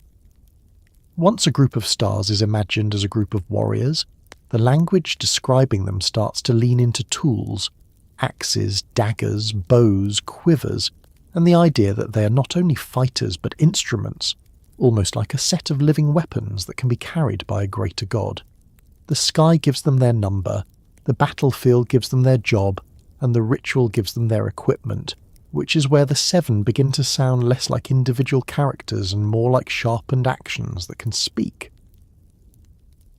There is a particular kind of sentence that shows up in Mesopotamian writing that can make a modern reader pause, not because it is hard to understand, but because it is almost too easy to picture. A god speaks to his weapons, not as a metaphor, not as a flourish, but as an action that makes sense inside the story. The weapon is treated like something that can listen. it can be instructed, it can be urged, it can be praised. Sometimes it can even complain, warn, or report. The first time you meet that idea, it can feel strange, and then, a moment later, it starts to feel oddly natural, because once a culture imagines the divine world as active and present in objects, the line between a tool and a companion becomes much thinner than it is in a modern mind. In a world where a household depends on a lamp flame, a gate bar, a well rope, a sickle, a clay pot, and a sturdy door, tools are not background. Tools are survival. They decide whether you eat, whether you stay safe at night, whether you can rebuild after a flood, whether you can defend a wall. Tools are not abstract ideas. They are the difference between order and panic. It is not a big leap, in that setting, to speak about tools as if they have a temperament. Even now, people still do it. Someone calls a car stubborn. Someone says a key refuses to turn. Someone says a computer is in a bad mood. The difference is that in Mesopotamia this habit could be taken seriously enough to become part of sacred language. Once you accept that, a phrase like weapons with voices stops sounding like fantasy decoration and starts sounding like a very ancient way of describing force. A weapon is not only metal or wood, it is intent made physical. It carries the decision to cut, to strike, to divide, to end. When the weapon has a voice, it means the intent behind it is loud enough to be heard. It means the force is not silent. It announces itself. It argues. It urges. It becomes a character without needing a face. There is an older example that helps this feel grounded, because it shows that Mesopotamian tradition was already comfortable with the idea that a weapon could speak long before the Sebitti are presented as weapons in the famous Era story. In the Sumerian tradition surrounding Ninurta, a warrior god of enormous energy, the battle mace known as Sharur, also called the Kar-Ur in some translations, is not treated like an inert object hanging at a belt. It looks toward the mountains and then cries out aloud to its master, and it delivers information about a rising threat, almost like a messenger who happens to be shaped like a club. In the electronic text corpus of Sumerian literature translation of the exploits of Ninurta, the moment is very clear. The Lord's battle mace looks toward the mountains, cries out, and speaks a long warning to Ninurta about the Asag, describing its fearsome rise and the way it is drawing powers and allies to itself. That detail matters because it shows a style of thinking where a weapon is a channel for perception. It can see what the god needs to see, it can report what the god needs to know, it can turn raw danger into words. You could call it a mythic drone, you could call it a divine advisor, you could call it a talking tool, but at its heart it is the same idea. In Mesopotamia, weapons could be described as if they were alive enough to participate in decision-making. This also quietly changes how we read weapon language in later texts. When a later epic calls a group of beings weapons, it might be doing something more specific than simply calling them fighters. It might be placing them in the category of instruments that carry a god's will. It might be suggesting they are not just companions who walk beside a deity, but extensions of that deity, like arms made separate. A voice in a weapon is an extension of a mind. A band of living weapons is a mind's intent multiplied. Now bring your attention back to the Sabitti. If earlier traditions could imagine a single weapon speaking, warning, and acting with agency, then it becomes easier to understand why later tradition could imagine a set of 7 beings as weapons, almost like a complete arsenal given shape. The 7 do not need to be described as ordinary soldiers with ordinary bodies. They can be described like the tools of destruction themselves, sharpened and animated, and this is exactly the kind of language that appears when the Era tradition steps onto the stage. The opening movement of Era and Ishum does something that feels simple, and yet very revealing. Era, restless and hungry for conflict, addresses his weapons directly. The line is not coy. He exhorts them, telling them to smear themselves with deadly venom. Then, in the same breath of speech, he turns to the 7, calling them peerless warriors and tells them to gird their arms. This passage is preserved in text editions and translations, including the electronic Babylonian Library's edition of Tablet 1, where the rhythm of command is plain. Speak to the weapons, speak to the seven, prepare for slaughter. Even without memorizing the exact phrasing, the structure of the moment is what matters.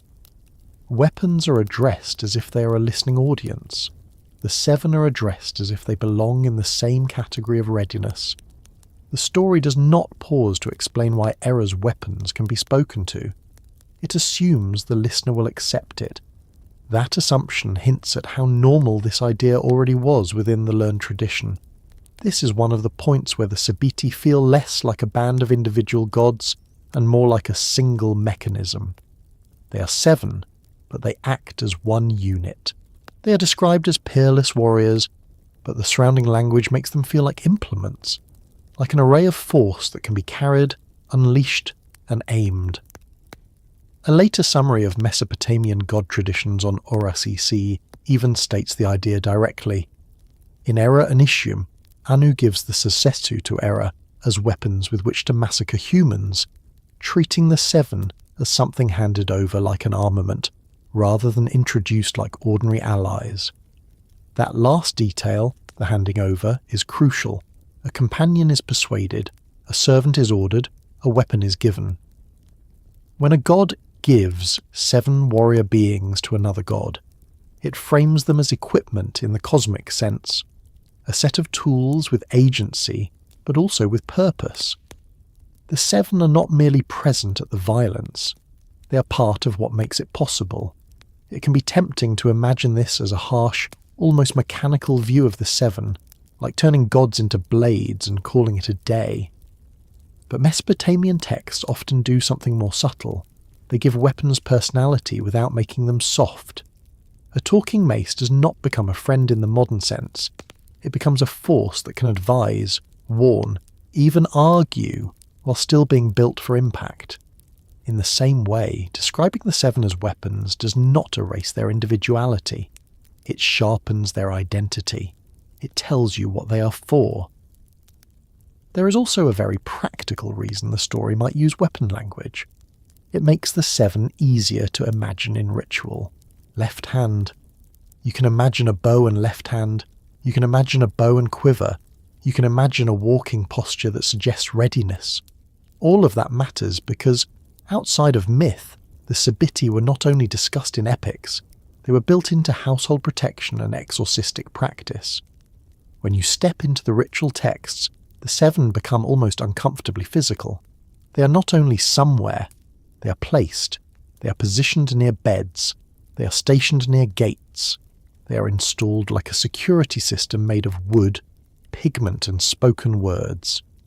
In Franz Wigermann's work on Mesopotamian protective spirits and ritual texts, the seven appear as a set of statues, and the material is practical enough to mention weapons in hands and the process of preparing and positioning them as part of the house protection rites.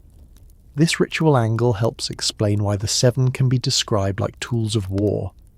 In a household rite, you do not only want a mythic description, you want a shape you can place where you need it. A statue holding a hatchet and a dagger is a direct statement at the level of the body. This is a being meant to strike. Even if the household never sees the strike, the symbol is doing its work. It tells fear that something fierce is standing guard. At the same time, the ritual world does not treat these weapons as mindless.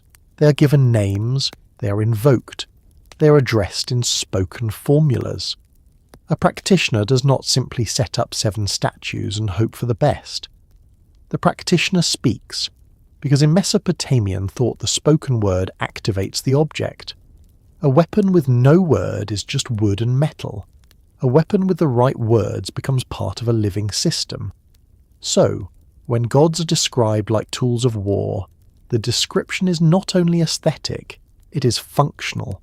It is a way of encoding what the seven do in a form that can be repeated, carried and used. It is a way of saying, these beings are not primarily about conversation, they are about intervention. There is another layer, and it is a quiet one, but it matters for understanding why the language can feel so intense.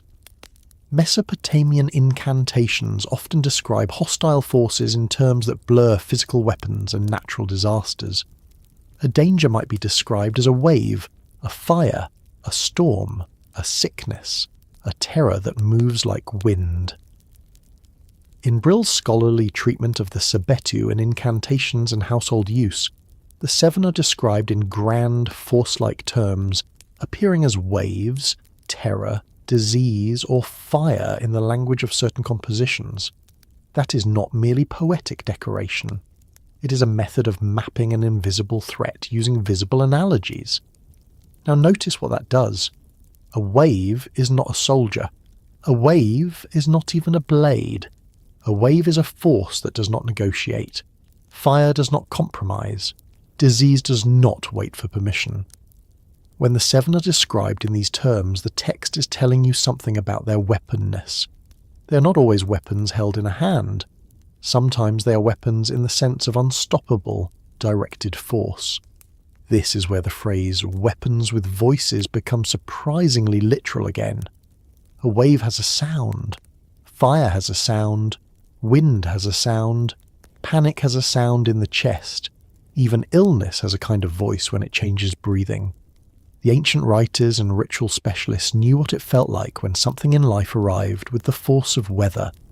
They knew what it felt like when a city's normal rhythm broke, when people began whispering about an outbreak, when someone's body turned hot and then cold, when cattle died, when grain failed. Describing such events as the March of the Seven is a way of giving that experience a recognizable face, and that face in turn could be addressed. That is the most important feature of the whole system. A storm cannot be argued with easily. A named being can be spoken to, bound, cursed, turned away, or redirected. The seven become a name for the experience of being overwhelmed, and once something is named, it can be handled within the rules of ritual. There is a small humour in this if you allow it, because it is also a very human habit. When someone says, "My anxiety is yelling at me," they are doing something similar. They are giving a voice to a force so they can relate to it. Mesopotamian tradition does this at a cosmic scale. It gives a voice to violence, to disease, to the sensation of being surrounded, and then it writes down what to say back. It is also worth noticing that the weapon language does not always aim outward at enemies. Sometimes it aims inward, toward the household, toward the bed, toward the body. The same seven who can accompany destruction in an epic can stand near the head of the bed in a protective ritual context.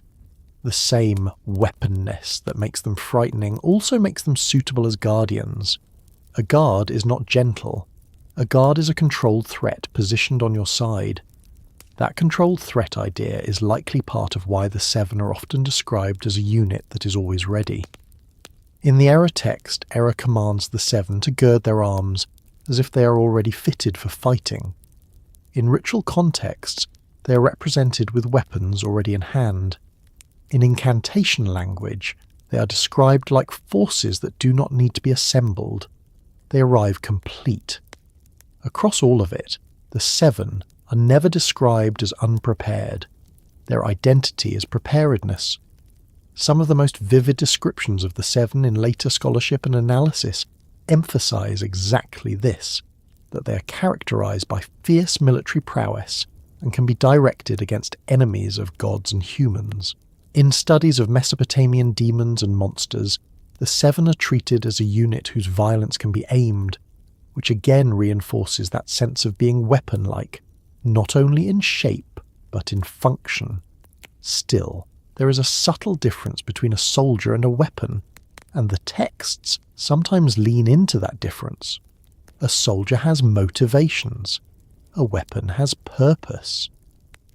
When the seven are presented as weapons, they are less likely to be described as choosing violence, and more likely to be described as being violence in a ready form. That is why they can feel impersonal at times, almost like an outbreak or a storm. It is also why they can be terrifying without needing to be morally evil. They are not always framed as villains with grudges. They are framed as instruments. This helps the mind make sense of why the seven can appear in both myth and ritual, with different emotional colouring. In a myth, a weapon can be the tool of devastation. In a ritual, the same weapon can be a tool of defence. In both cases, the weapon does not change. The direction changes. Now, if you let your thoughts move back to the sky connection from earlier, there is another interesting way to read weapons. In many cultures, stars were not only points of light, they were imagined as arrows, as eyes, as sparks, as beings that could strike through omen and fate. A cluster of 7, when tied to the 7 in a ritual text, becomes like a rack of blades hanging in the heavens. In that sense, weapons with voices also. In that sense, weapons with voices also suggest signs with speech. The sky speaks through patterns. The ritual speaks back through words. The 7 sit in the middle as both sign and instrument. There is another scene that keeps this grounded, and it is smaller than a battlefield. Imagine a practitioner preparing a set of figures for a protective rite. The material might be wood, because wood can be carved quickly. The figures might be painted, because paint makes them vivid in lamplight. They might be given tiny weapons, because that is the point. Then, the practitioner speaks over them. The room is quiet. The household is waiting. The figures do not move, and yet they are treated as active once the words are said. The voices of the ritual turn them from objects into a living defence. It is easy, from a distance of thousands of years, to treat that as superstition. From inside the moment, it is a technology of hope. It is a way of doing something when doing nothing feels unbearable. It is also a way of placing fear outside the body, giving it a name, giving it a target, and then surrounding it with a set of fierce allies whose very identity is readiness. And that returns us to the 7 themselves, because once the 7 are described as weapons, their relationship to the gods around them becomes clearer. A weapon belongs to someone. It is carried by someone. It is given by someone. In the Era tradition, Anu's authority hangs over the 7, and Era's desire for war sets them into motion. This means that to truly understand how the 7 are weapons with voices, it helps to step closer to the moment when the text first brings them into the room as Era's fierce companions, when Era's restlessness turns into action, and the 7 stop being an idea and become the sharp edge of the story. The idea of weapons that can speak stops being a strange curiosity the moment the Era Epic begins to move, because the poem does not treat that idea like a clever trick. It treats it like a fact of the divine world. Force has its own language, and in this story it even has its own entourage, a counted unit that stands close enough to destruction that their footsteps are almost part of its sound. The composition modern readers usually call Era and Ishum is a first millennium Akkadian poem where the main cast is divine rather than human. The gods are not painted as distant symbols here. They are presented as personalities with moods, grudges, pride, and fatigue, and the poem uses them to think through something painfully human. What war does to a land, and how quickly the normal rules of life stop applying once violence takes over. In Andrew R. George's discussion of the poem, the lack of glory is a major point. The scenes of conflict are meant to be hard to sit with, and the overall effect reads as a condemnation of strife rather than a celebration of conquest. The 7 enter early, and they enter in exactly the manner that fits everything you have been holding in mind.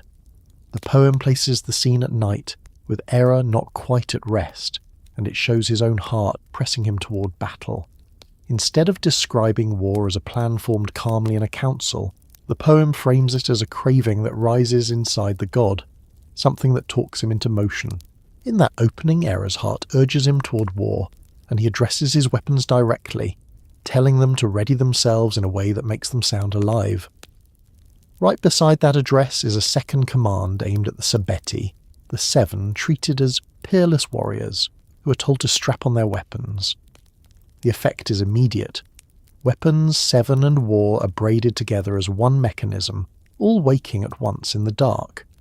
That opening matters because it places the 7 in a specific position. They are not introduced as a distant council of wise gods. They are introduced as the first ring around Era's impulse. When his mood sharpens, they sharpen with him. When he lies back down, they are told to return to their places. The poem even lingers on the detail that war is not started effortlessly, as if the poet wants you to notice that the moment before violence is always a moment of choice, even for a god. But the presence of the seven makes that choice feel heavier, because once they are armed, the story implies the world is already closer to collapse. Then the poem does something that is almost administrative in its clarity. It pauses to explain what these seven are for. George notes that after the opening, attention turns toward Era's weapons, the seven, describing their origin with Anu and their function as destroyers when Era's tolerance is exhausted. The seven are not merely companions who happen to like fighting. They are presented as an allocated force, a set of beings whose very purpose is to bring an ending when restraint is gone. In another strand of the textual tradition, the seven's origin is expressed with a blunt mythic image. Anu, king of the gods, places his seed in the earth, and the earth bears seven gods who are then named the Seven. Even in a single sentence, the logic is clear. The seven are not an accident. They are a counted creation, produced from the highest authority and the deepest substance, then stood before their creator so their destinies can be assigned. A group born this way carries legitimacy even when it carries terror. This is where the seven become the kind of presence that walks beside destruction in a very literal sense. Destruction in this poem is not only an outcome, it is almost a character, something that enters a room when the seven are called to stand. They are described as Era's weapons, and the poem treats that description seriously. A weapon does not negotiate. A weapon is aimed. A weapon is unleashed. The seven, as a unit, behave like that kind of aimed force, and the story's tension comes from the fact that once such a force is in motion, even senior gods struggle to contain the consequences. From there, the plot shifts from the bedroom quiet of a god's restlessness to the public space of Babylon's most important temple. Era goes to Babylon to visit Marduk in a sangil, and the poem frames Marduk in an unusual way, not as a flawless, untouchable king, but as a figure who can be approached, flattered, pressed, and manoeuvred. Era's aim is to persuade Marduk to leave the city on the pretext that his statue needs refurbishing. The logic is almost too human. If the central authority steps away, the world can be made ungoverned long enough for chaos to take hold. Marduk agrees, but only after Era promises to maintain order while he is gone, which makes the later collapse feel like a betrayal of a sworn duty rather than an unavoidable accident. The poem also ties this to a bigger cosmic fear. Marduk warns that when he rises from his dwelling, the seams of heaven and earth can come undone, a vivid way of saying that his presence is not only political but structural. He's not merely a ruler sitting on a chair, he's a kind of pin in the fabric of the world. The poem repeats the idea more than once, as if it wants you to feel how delicate order can be when it depends on a single stabilizing centre. In this framing, war is not only men fighting men. War is a symptom that the cosmic stitching has begun to loosen. When Marduk returns, the poem shows Era taking offence and tipping into a long vow that he will make Marduk and the other senior gods remember him. This is one of the places where the seven matter even when they are not speaking. They stand behind Era's pride like a loaded argument. Era's anger produces immediate bloodshed and anarchy, at least in one major telling centred on Nippur, where even Enlil abandons his dwelling. The poem's pacing here is important. It does not present violence as something that takes time to build. It presents it as something that arrives fast once the inner restraint breaks, like a door coming off its hinges. Isham's role becomes clearer as the destruction widens. He is Era's minister, sometimes framed like a vanguard, sometimes like a firebrand, and the poem repeatedly uses him as the voice that tries to slow the fall. The story even uses a report-like structure at times, with Isham describing what is happening as if laying evidence in front of his master, as if saying that this is what the unleashed mood is doing to real cities and real people. George's analysis emphasises Isham as a force for restraint, almost a conscience placed beside error, and that is part of why the poem can condemn war while still using a war god as its centre. There is also a detail that can feel small but carries weight. The poem makes room for the weapons themselves to praise the life of the soldier. George points out that this is the only place heroic ideas intrude, and it is fitting that they come from objects made to take life. That observation makes the Seven's presence even more unsettling, because they are not only weapons in the sense of being used, they are weapons that can participate in the moral atmosphere, amplifying the mindset that makes violence feel desirable, inevitable, even festive. When the tool praises its own use, the world becomes harder to pull back from the edge. As Era's campaign unfolds, the poem stays focused on consequences. Even when it names no human heroes, it fills the space with human suffering, treating people like the background mass that war crushes and scatters. That choice is not laziness. It is a statement. War in this poem is not a stage for one champion's glory. It is a storm that makes individuals disappear into chaos. The Seven walking beside that storm do not need to be named one by one for their effect to be felt. Their individuality is less important than their function as a set, a heptad that travels with Era's mood and turns it into events. This is also one of the cleanest places to see how the Seven fit into the Anunnaki context without forcing a modern storyline onto the ancient material. The poem treats Marduk as king of the gods, and still shows him being manoeuvred. It shows Enlil abandoning his dwelling when the violence reaches Nipper. It shows the fabric of heaven and earth described as something that can unravel when the central stabilizer moves. In other words, the divine order is real, but it is not invulnerable. The Seven fit into this as sanctioned force, but sanctioned force is dangerous precisely because it is legitimate enough to be unleashed, and strong enough to be hard to contain once it is moving. The end of the story does not treat the return to stability as a triumphant victory. It treats it as survival. Ishi manages to calm Era, and the poem frames that calming as the reason a remnant remains. In the section where George discusses the colophon, the summary line is stark. It tells how Era went into a rage and set out to lay lands low and destroy their people, but his counsellor Isham calmed him, sparing a remnant.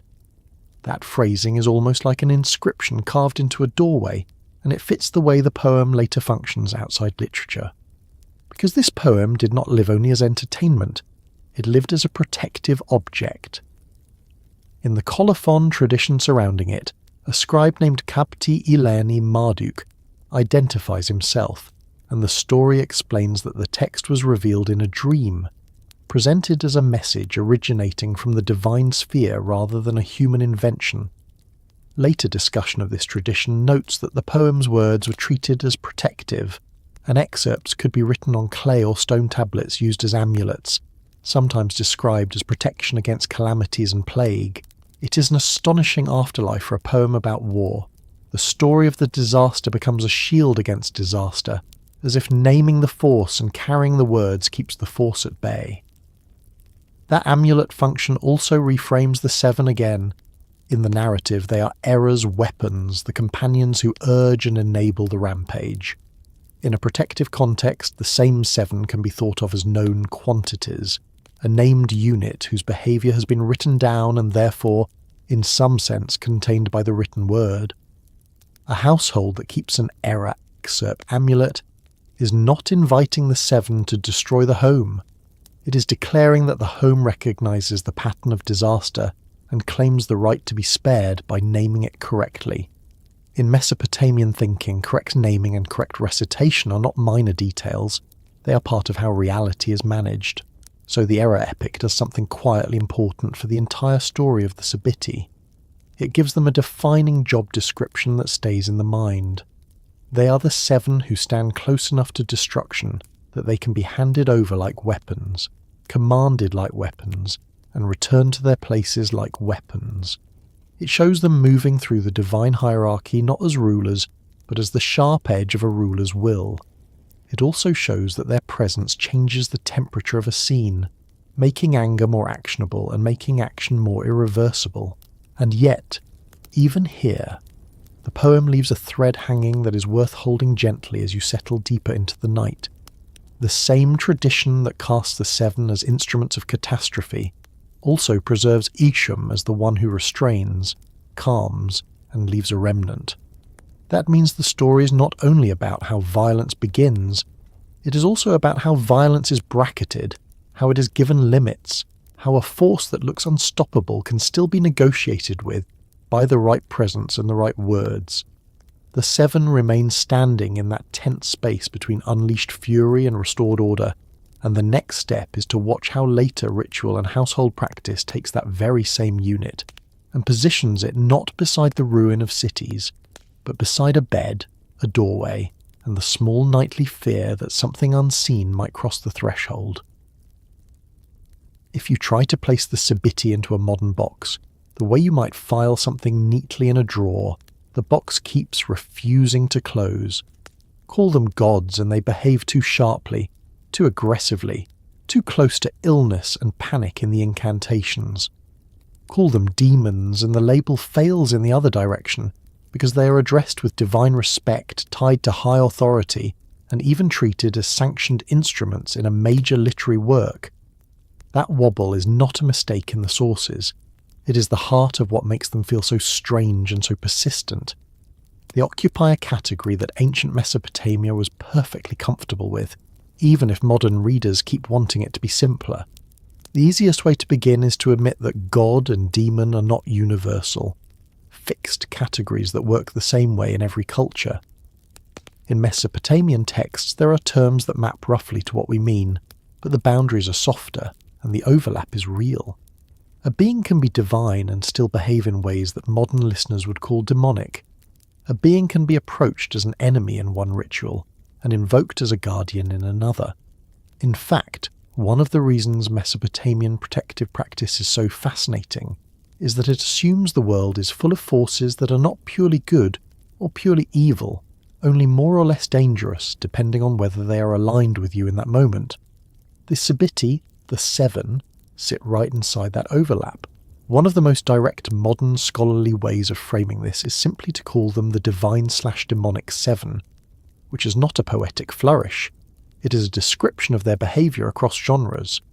The Brill volume devoted to them leans into that ambiguity instead of trying to erase it, noting that the seven can show demonic behaviour not entirely different from the way the gods themselves acted, which is a polite academic way of saying that the divine world in these texts is not always gentle or morally tidy. It helps to notice how the ancient world treated divinity in practice. A major god usually has a cult, a temple, offerings, festivals, and a public presence. A demon, in the loose modern sense, tends to be something you fight, ward off, trap, or banish. The tricky part is that the Sabitti participate in both patterns. They can appear in the learned official world of gods, and they can also appear as an intrusive force in the incantation world, where you're trying to keep your household safe. That dual participation shows up very clearly in how later traditions seem to reframe them. One study focused on the Sebitti points out that their importance increases over time and even says that, in the machinery of the Neo-Assyrian Empire, their very nature is forcibly shifted from demonic to divine. That's a strong statement, and it is useful, because it hints that the seven did not only drift naturally, they were also at times deliberately represented to fit political and religious needs. If that feels abstract, picture how a state uses symbols. The same fierce figure that terrifies ordinary people can also be turned into a sign of protection and authority if the king claims it. A creature that is dangerous in the alley can become our guard at the palace gate once the palace adopts it.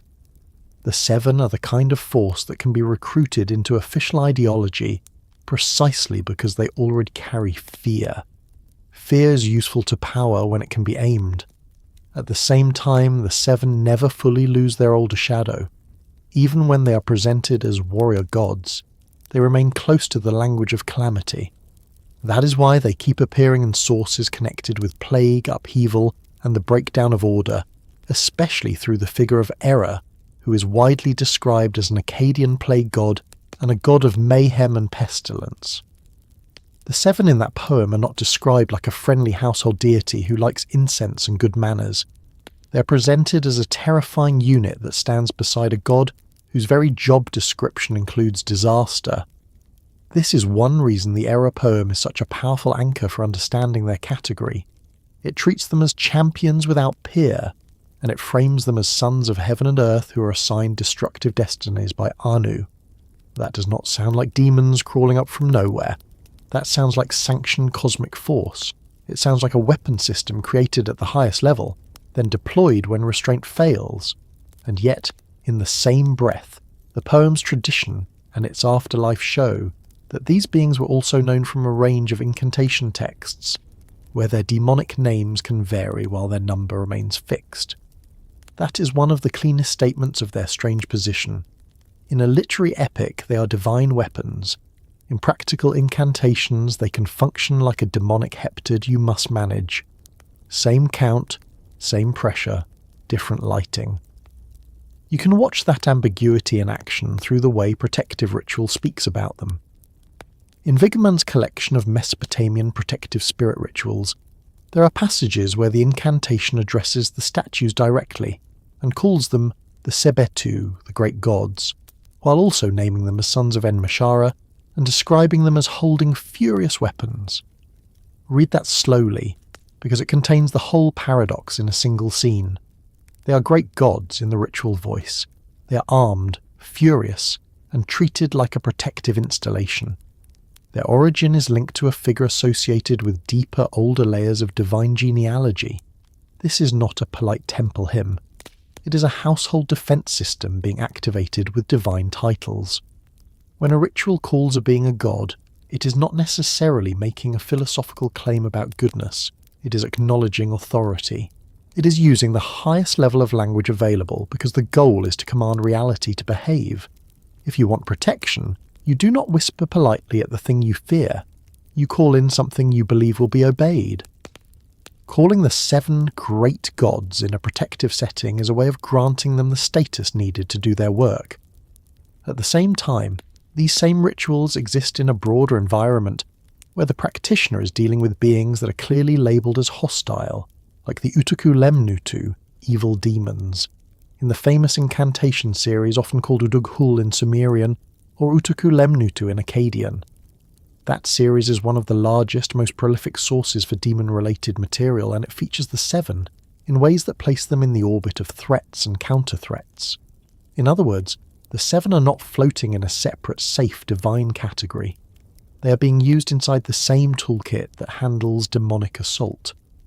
This is where the modern word demon can mislead if it's taken too literally. In Mesopotamian practice, a demonic being is often defined not by being the enemy of a good god, but by being a dangerous agent that causes harm and requires ritual control. A demon can be an illness, a nightmare, a sudden panic, a shadow at the threshold. It is a category of problem as much as a category of creature. The 7 fit that problem category in some texts because they are described like a concentrated wave of harm. A study that compares the demonic 7 across sources notes that in certain incantations they are represented as an image of the gods in the house, which is a fascinating phrase because it suggests a double identity. They are the god's image when installed properly, but they are also part of the demonic landscape when they arrive improperly. That is a very Mesopotamian way of thinking. The same force can protect when it is in its correct place, and harm when it is loose. Fire in a lamp is comfort. Fire on the roof is disaster. A guard at your door is safety. A guard breaking into your home is terror. The 7 behave like that kind of force. It is also worth noticing how their identity can blur through genealogy and naming.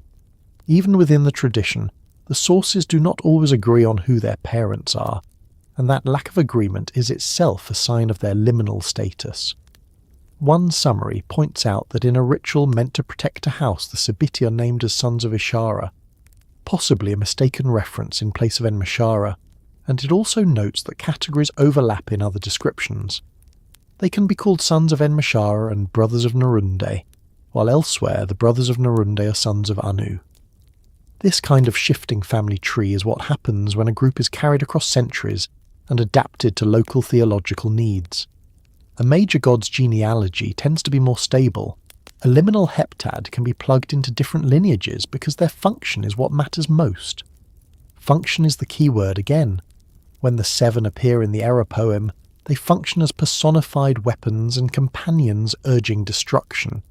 When they appear in household rituals, they function as armed statues stationed to guard a home, described with divine titles and invoked in incantations. When they appear in demon incantation corpora, they function within the system that names harmful forces and drives them away. A single neat label cannot cover all those roles at once, which is why they feel like they live in the seam between categories. The seam is not only conceptual, it is also physical. Mesopotamian protective practice focused heavily on boundary spaces, doors, gates, corners, windows, beds. The seven are often placed, rather than merely believed in. A ritual does not only say, "May the seven protect." It says, in effect, "Here, the seven go here, at this threshold, in this number, with these weapons, activated by these words."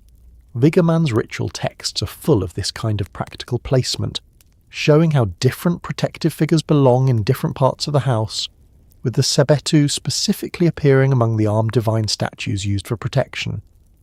This placement makes them liminal by nature.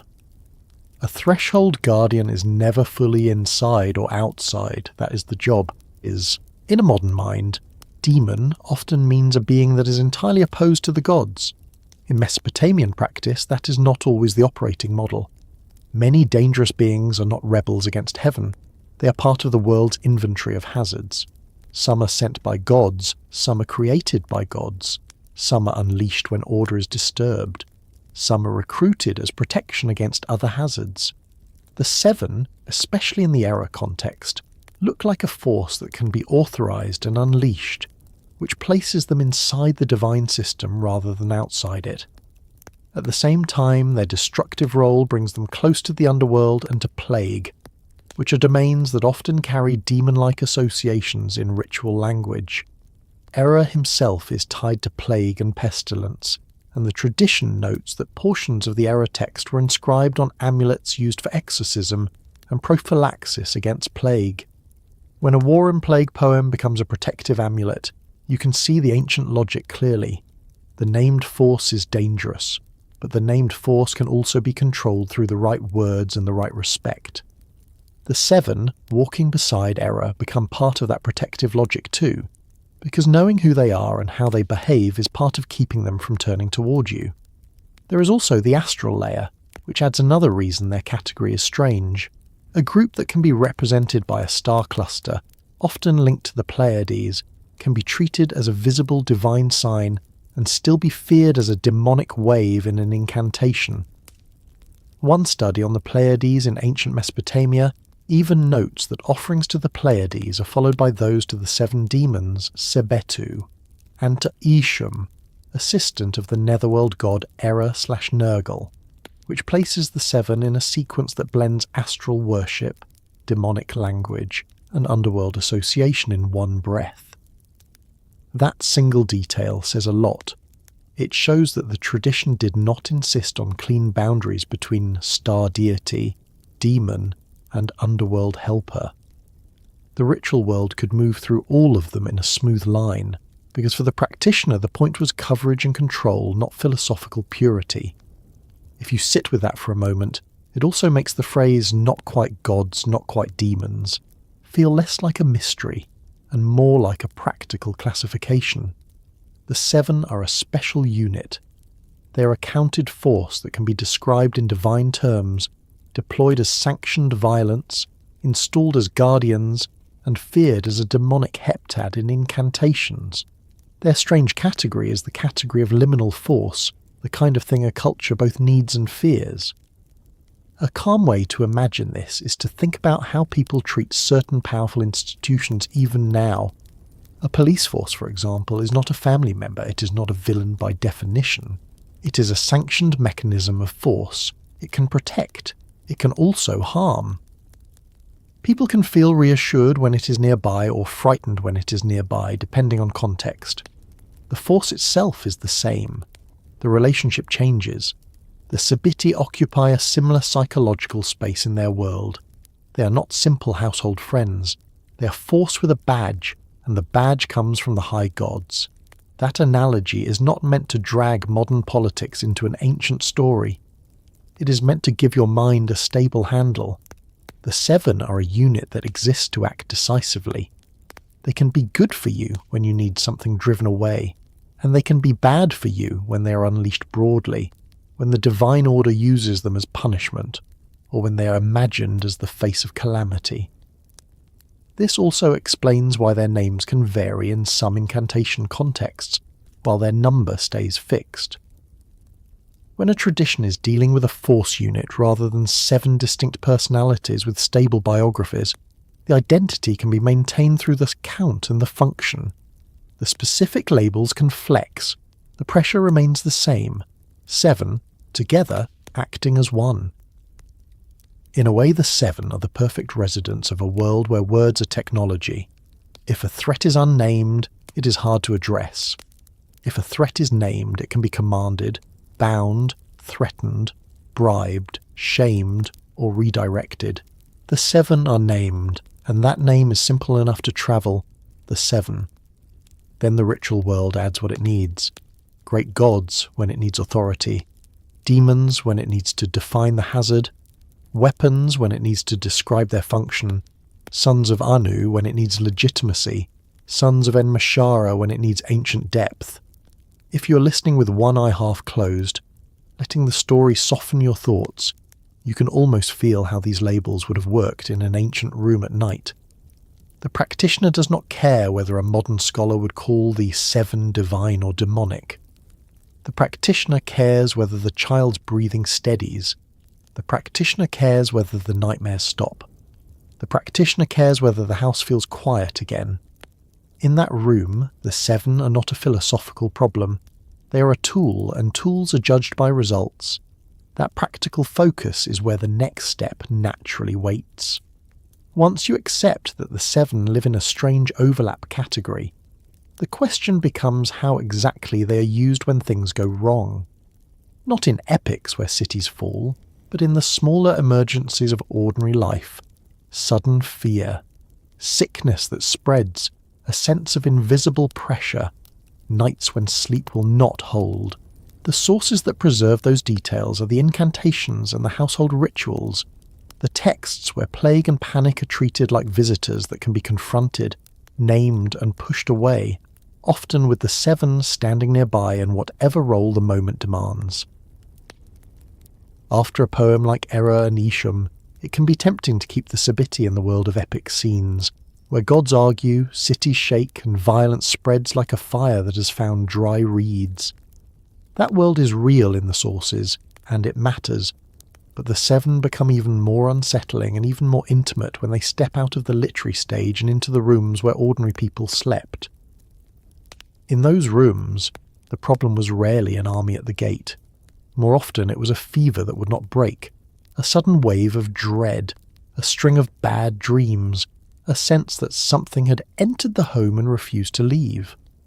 Mesopotamian ritual and incantation traditions were built for that kind of problem. They were not written for entertainment first. They were written to do something. They were meant to protect, to purify, to restore the feeling that a household could breathe again. The people who performed these rites did not separate the body from the unseen world the way many modern listeners do. Illness could be an intrusion. Panic could be a pressure with a name. Misfortune could be a presence. When a force like that was suspected, the response was not only medicine or prayer. It was also organised speech, gestures, objects, placements, and repeated actions designed to push the wrong thing out and pull the right thing back in. This is where the Sabitti take on a different kind of weight, because they appear not only as Era's weapons, but as part of the protective technology itself. A set of 7 that can help tear down cities in myth can also be installed at a doorway to stop something smaller but no less frightening from crossing the threshold. That is not a contradiction inside Mesopotamian practice. It is a normal use of force. A blade can kill, and that same blade can also guard, simply by being present in the hand of someone trusted. The seven, in ritual contexts, are often treated as trusted, even when they remain frightening.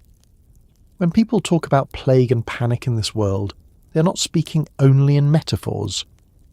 Plague was a lived fear, and so was the invisible spread of sickness through a household. Era's connection to plague and pestilence is not a modern invention, and the tradition around the Era text itself shows that the poem was treated as more than literature. Parts of it were used in magical settings, with excerpts inscribed on amulets and employed for exorcism and as protection against plague. That means the story of destruction was carried as a shield against destruction, as if the right words, preserved and honoured, could keep the same force at a distance. That kind of practice makes the atmosphere around the seven very clear. In the epic, they walk beside destruction. In the household, the goal is to make destruction walk past the house and keep going. The same names are used, not because people wanted danger inside their walls, but because naming a force was one of the ways to manage it. A nameless terror is hard to address. A named unit, especially one famous enough to be recognised by scribes and priests, can be confronted with a formula. That is the logic behind many Mesopotamian incantations, and it is why the seven could be woven into protective rites, even when their reputation remained sharp. The incantation world that preserved the seven is vast, but one major corridor through it is the tradition known in Sumerian as Udug-hul, and in Akkadian as Utuku Lemnutu, often translated as the series dealing with evil demons. This is not a small pamphlet of spells. It is a large corpus that evolved over time, and scholars who study it emphasize that as the series evolved, the role of the seven evolved within it as well. That detail matters because it tells you something about the seven's category. They are stable enough to remain present, but flexible enough to be used differently as ritual needs and theological emphasis changed across centuries. Inside such incantation traditions, the tone is often direct and practical.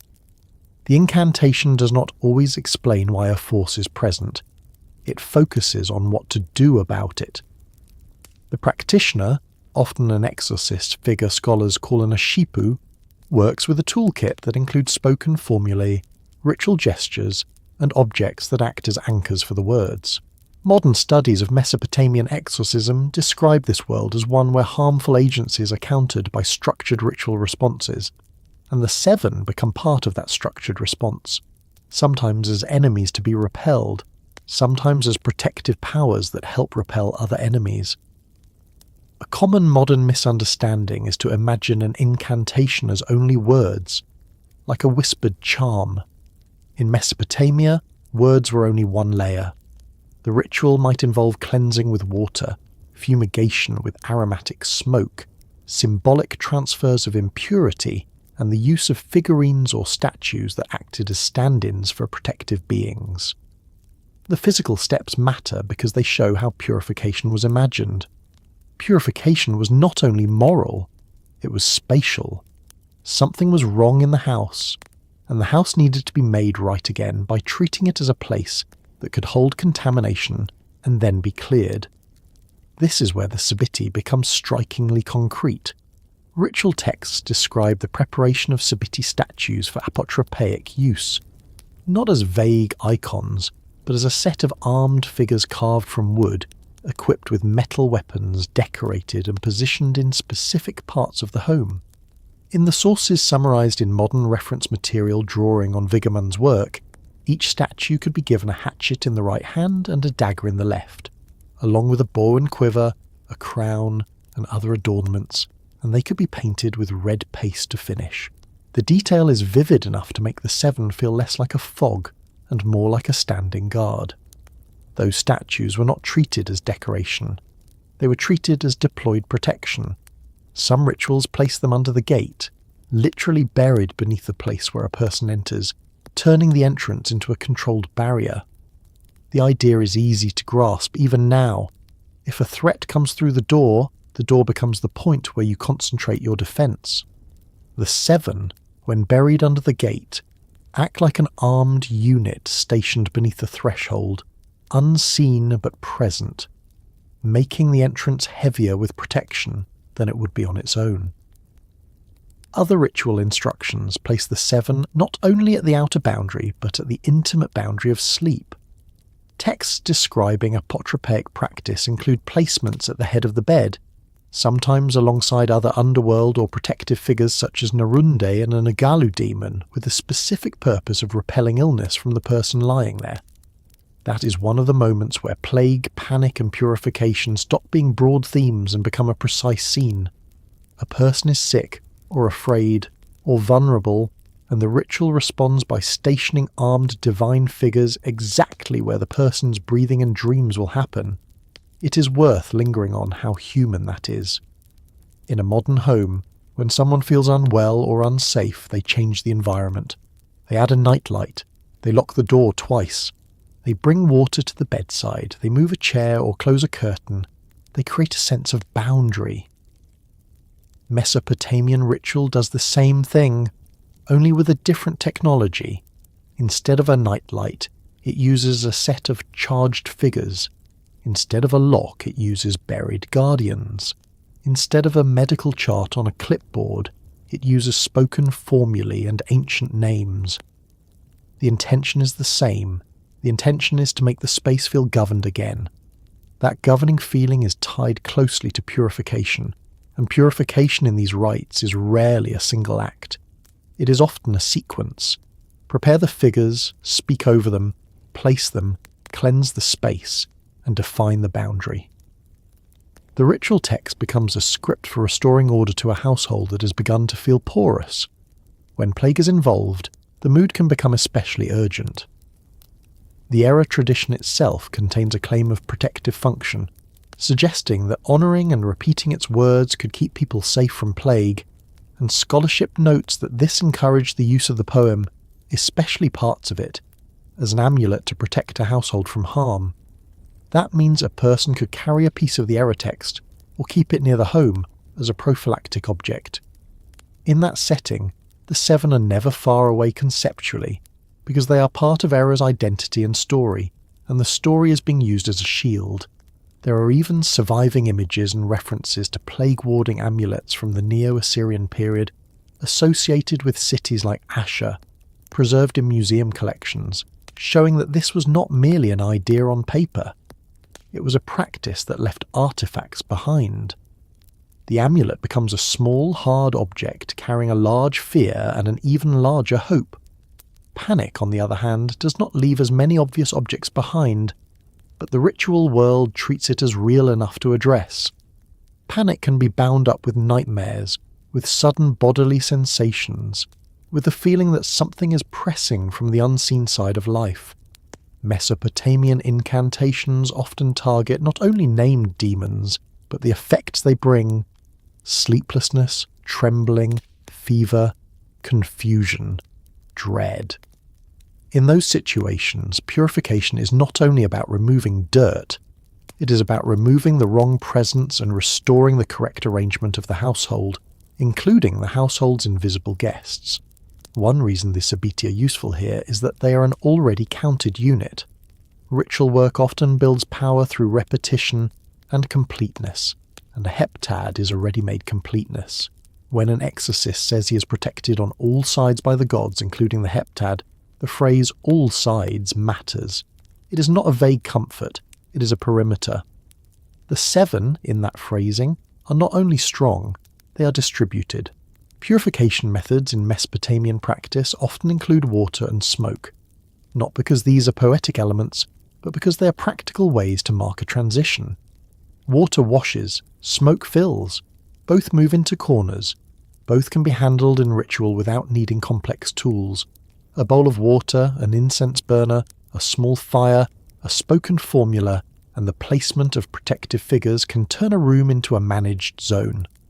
The placement is the part that often gets overlooked, and it deserves attention because it tells you how the ancients thought threats behaved. Threats were not expected to appear in the middle of a room like a polite visitor. They were expected to creep in at the edges.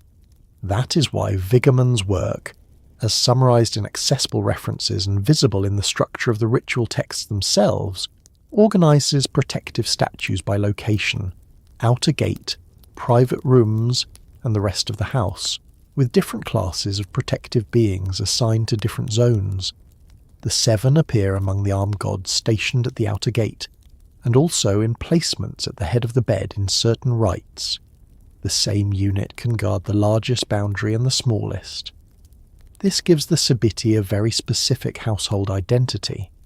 They are not only cosmic, they are domestic in the most serious way.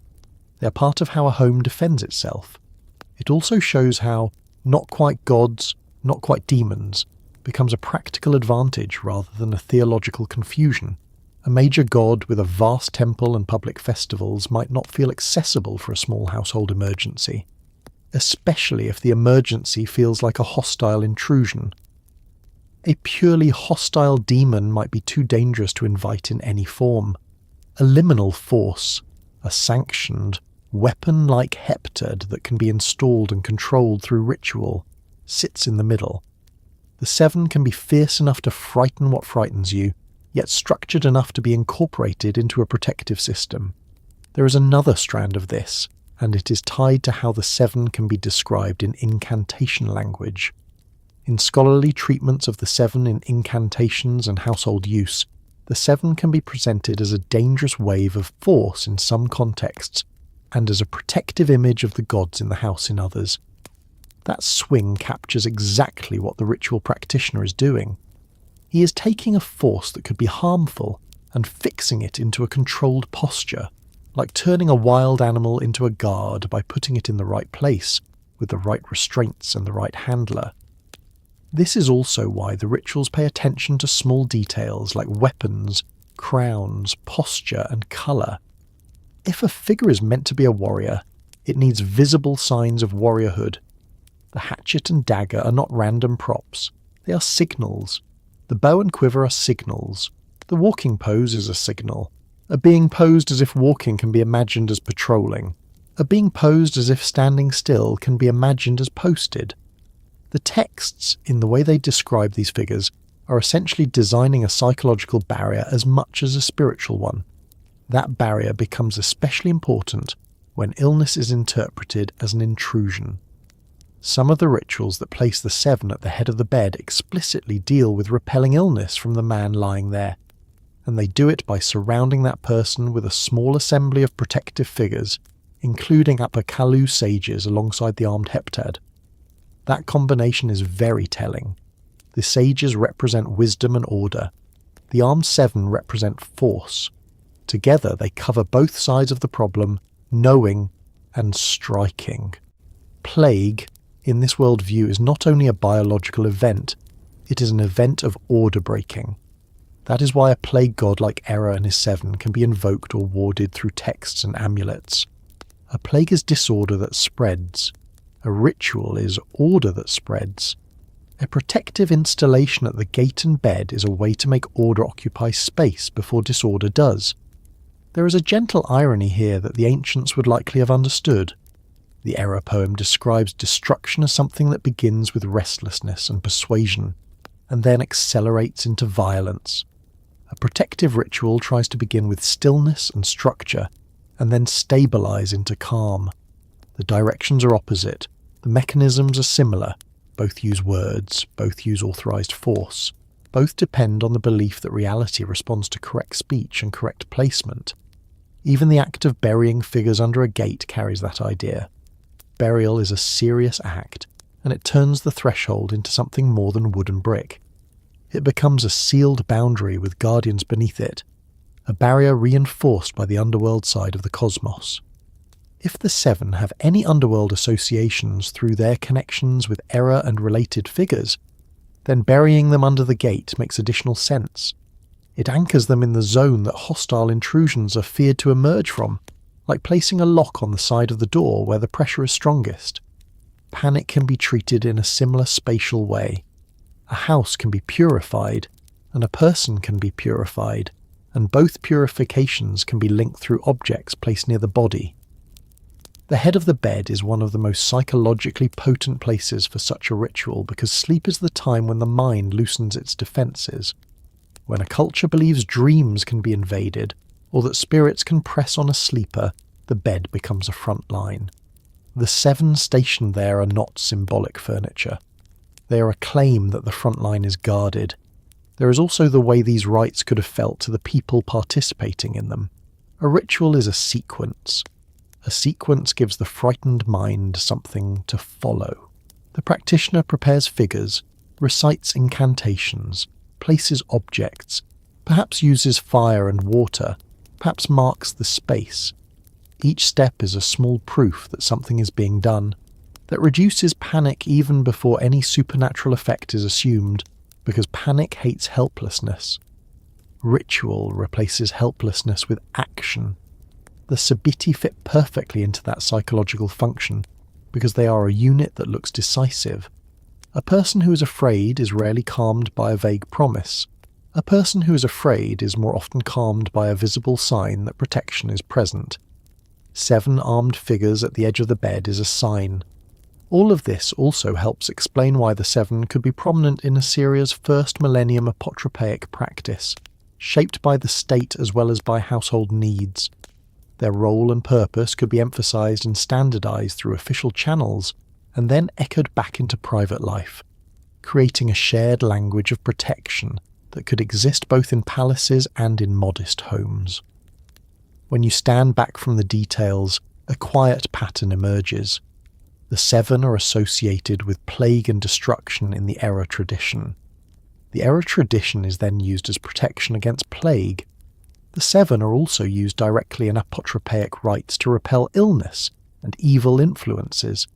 The same force that can devastate can also defend when installed correctly. That is not a modern moral lesson, it is a practical ancient one, and that practical ancient logic sets up the next movement naturally. Once the 7 are understood as part of purification and protection rites, their role becomes less about their cosmic biography and more about their position in space. Gate, door, corner, bed, threshold. The 7 are not only a story, they become placement, and when a being becomes a placement, it starts to define the house itself, turning ordinary architecture into a controlled boundary, where some things are allowed to pass and other things are meant to stop, right at the line where outside becomes inside. A threshold is a simple thing until you start thinking the way an ancient household thought. It is a strip of wood, a stone lip, a change in floor level, a place where feet pass back and forth all day without anyone celebrating it. Still, in Mesopotamia, that small line mattered.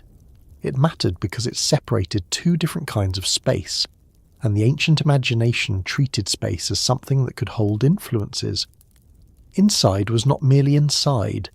Inside was a managed zone, a place where the family ate, slept, argued, laughed, stored grain, raised children, tended the sick and tried to keep life predictable. Outside was not merely outside. Outside was weather, strangers, noise, wandering animals, disease that arrived quietly, and all the things a person could not easily control. The threshold was the place where control was supposed to begin. That is why protectors at the threshold were not a decorative idea. They were a practical response to the sense that the world was porous. Modern homes have locks, peepholes, alarms and cameras. Ancient homes had bars, bolts and watchful neighbours. But they also had something else. Spoken protections, hidden deposits, figures placed where they could do their work without needing to be seen. In that world, the Sabitti make a kind of perfect sense.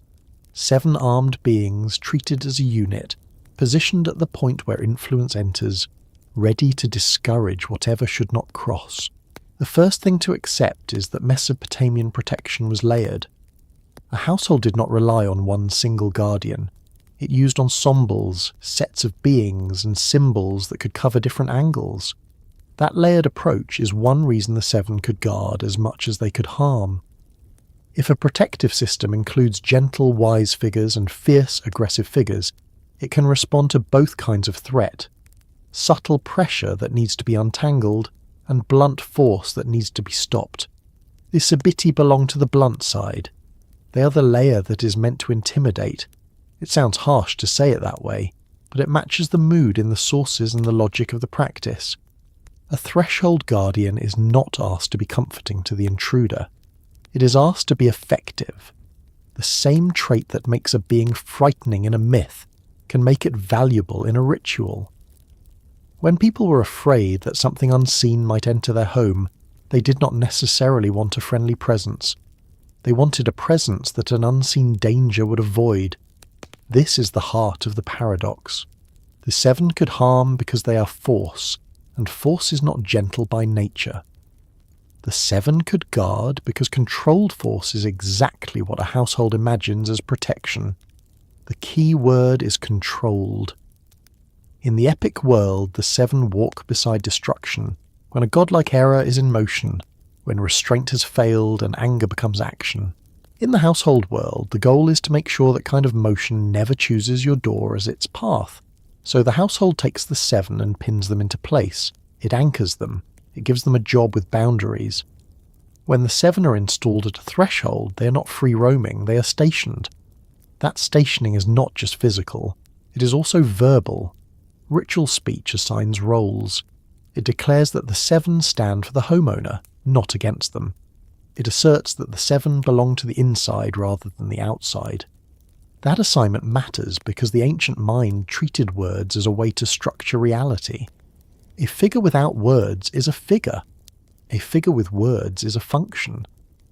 Imagine how this might have felt, not as a grand ceremony with music, but as a serious household intervention. A family has been unsettled. Perhaps sickness has lingered. Perhaps a child has woken up crying repeatedly. Perhaps a series of small misfortunes has made the household feel unlucky, as if the air itself is heavy. The family calls for a practitioner. The practitioner does not arrive to discuss feelings in the modern sense. He arrives with a system. He knows what must be prepared. He knows what must be said. He knows where things must be placed. He might carve or commission small figures. He might prepare them with pigments, with marks that signal their identity. He might fit them with tiny weapons. Those weapons matter. A threshold guardian without visible armament is a weak statement.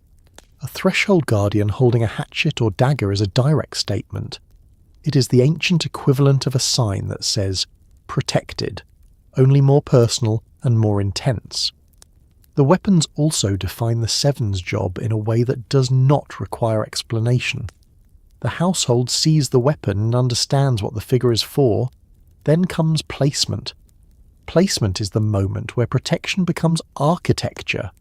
The outer gate becomes more than an entrance. It becomes a boundary guarded by beings positioned there intentionally. Sometimes those beings are buried under the gate. That detail is powerful. Burying a guardian is not the same as hanging a symbol on the door. Hanging can be removed. Burial is commitment.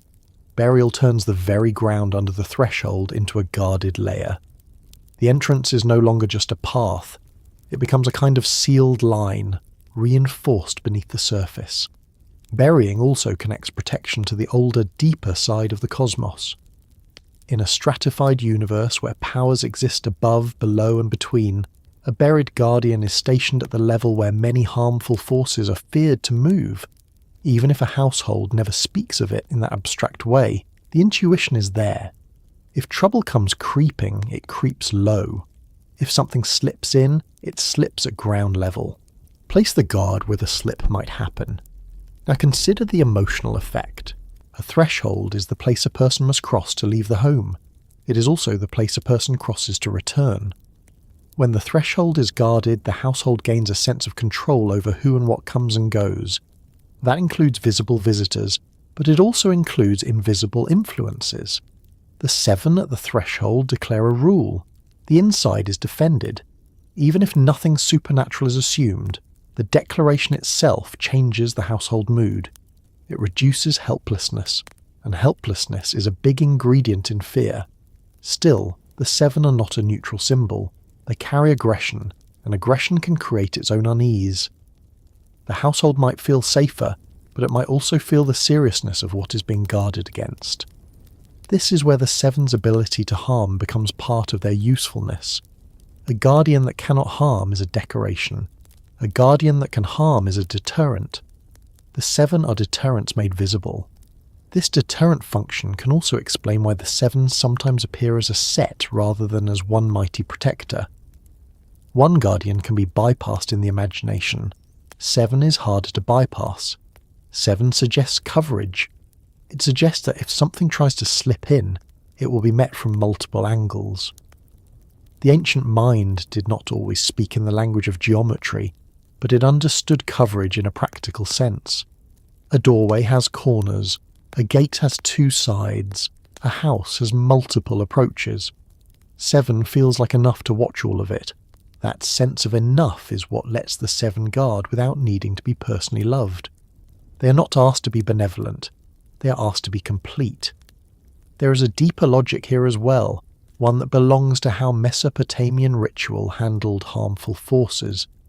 Often the goal was not to annihilate a threat in some cosmic battle.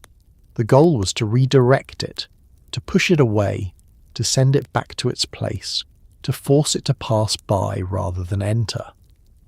The threshold is the perfect place for that strategy, because the threshold is already about passage. It is the place where movement is controlled.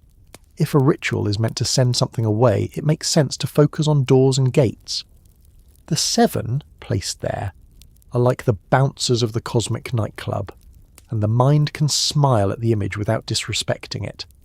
A bouncer is not a philosopher. A bouncer is a boundary. The Seven are boundary enforcement. They are the part of the system that says no.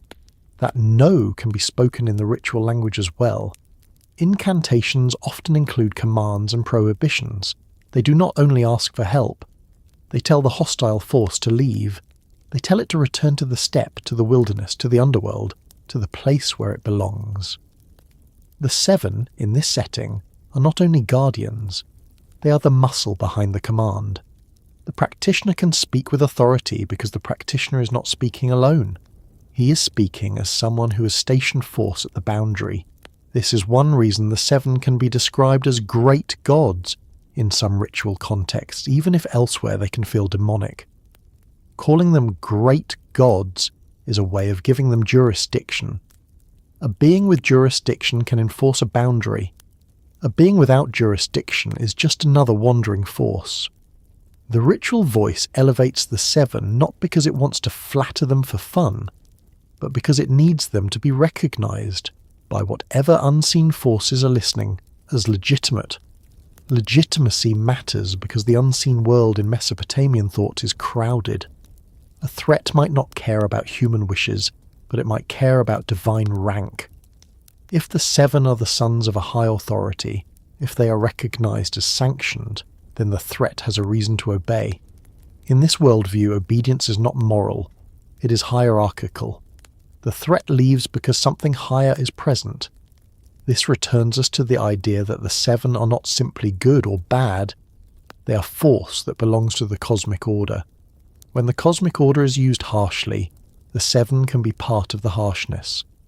When the cosmic order is used protectively, the Seven can be part of the protection. The boundary between harm and guard is not inside the Seven, as if they wake up one day kinder.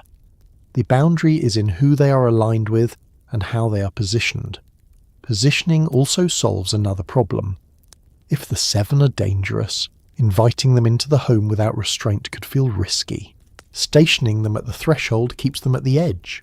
They are with us but not in the middle of us. They are installed like a controlled fire in a brazier rather than a wildfire. The household can benefit from their heat without being burned. Some rituals make that control even more obvious by combining the Seven with other protective figures that carry a different tone.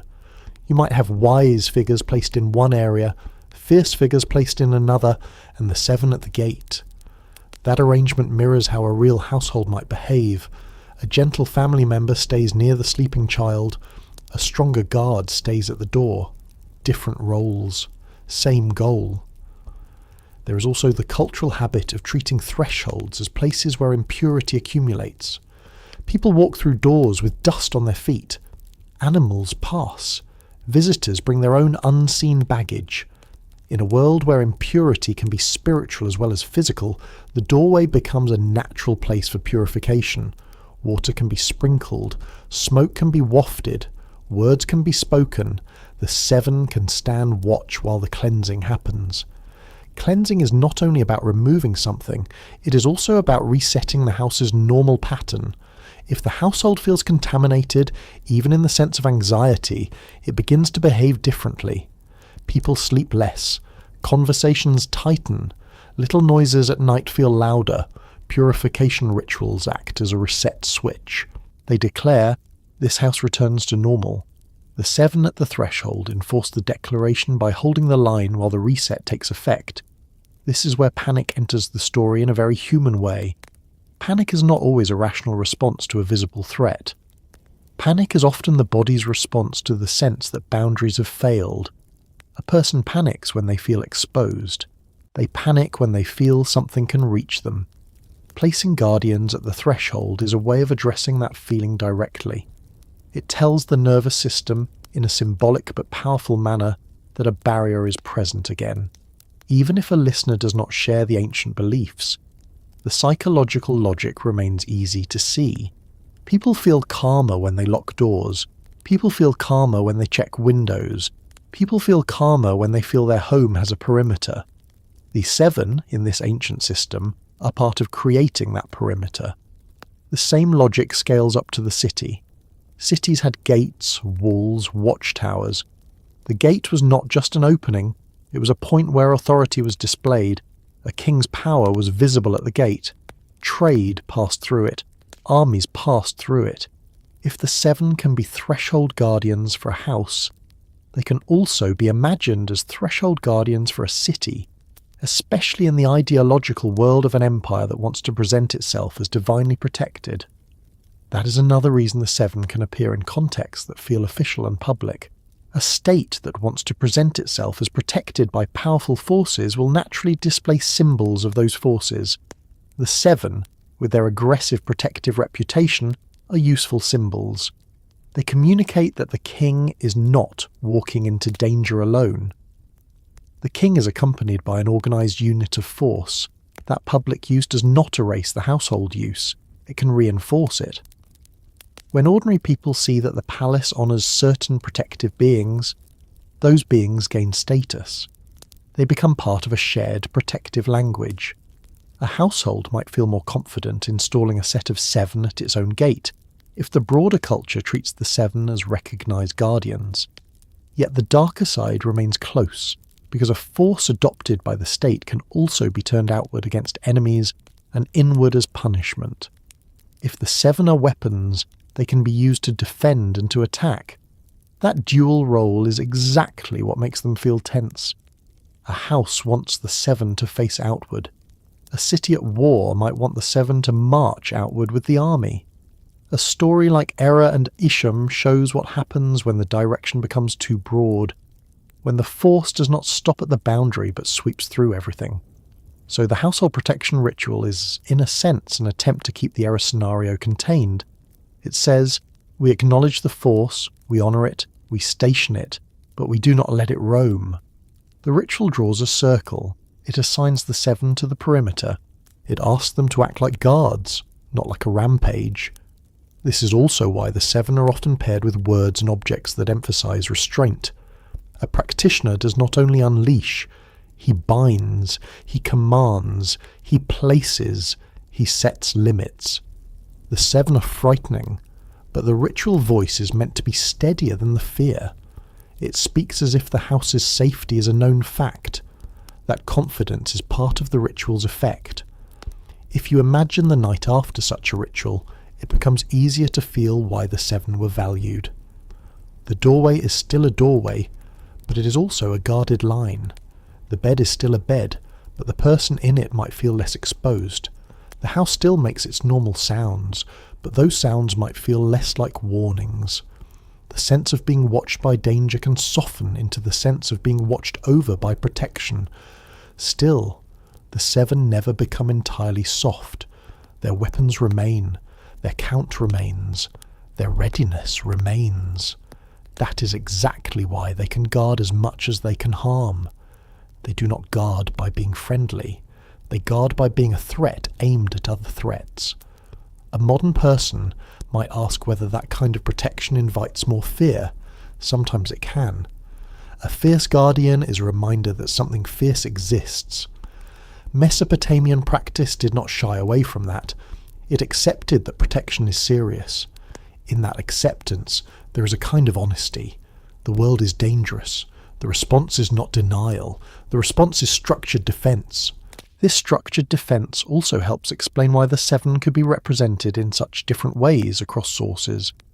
In a ritual text, they might be described in practical terms: statues, weapons, placement.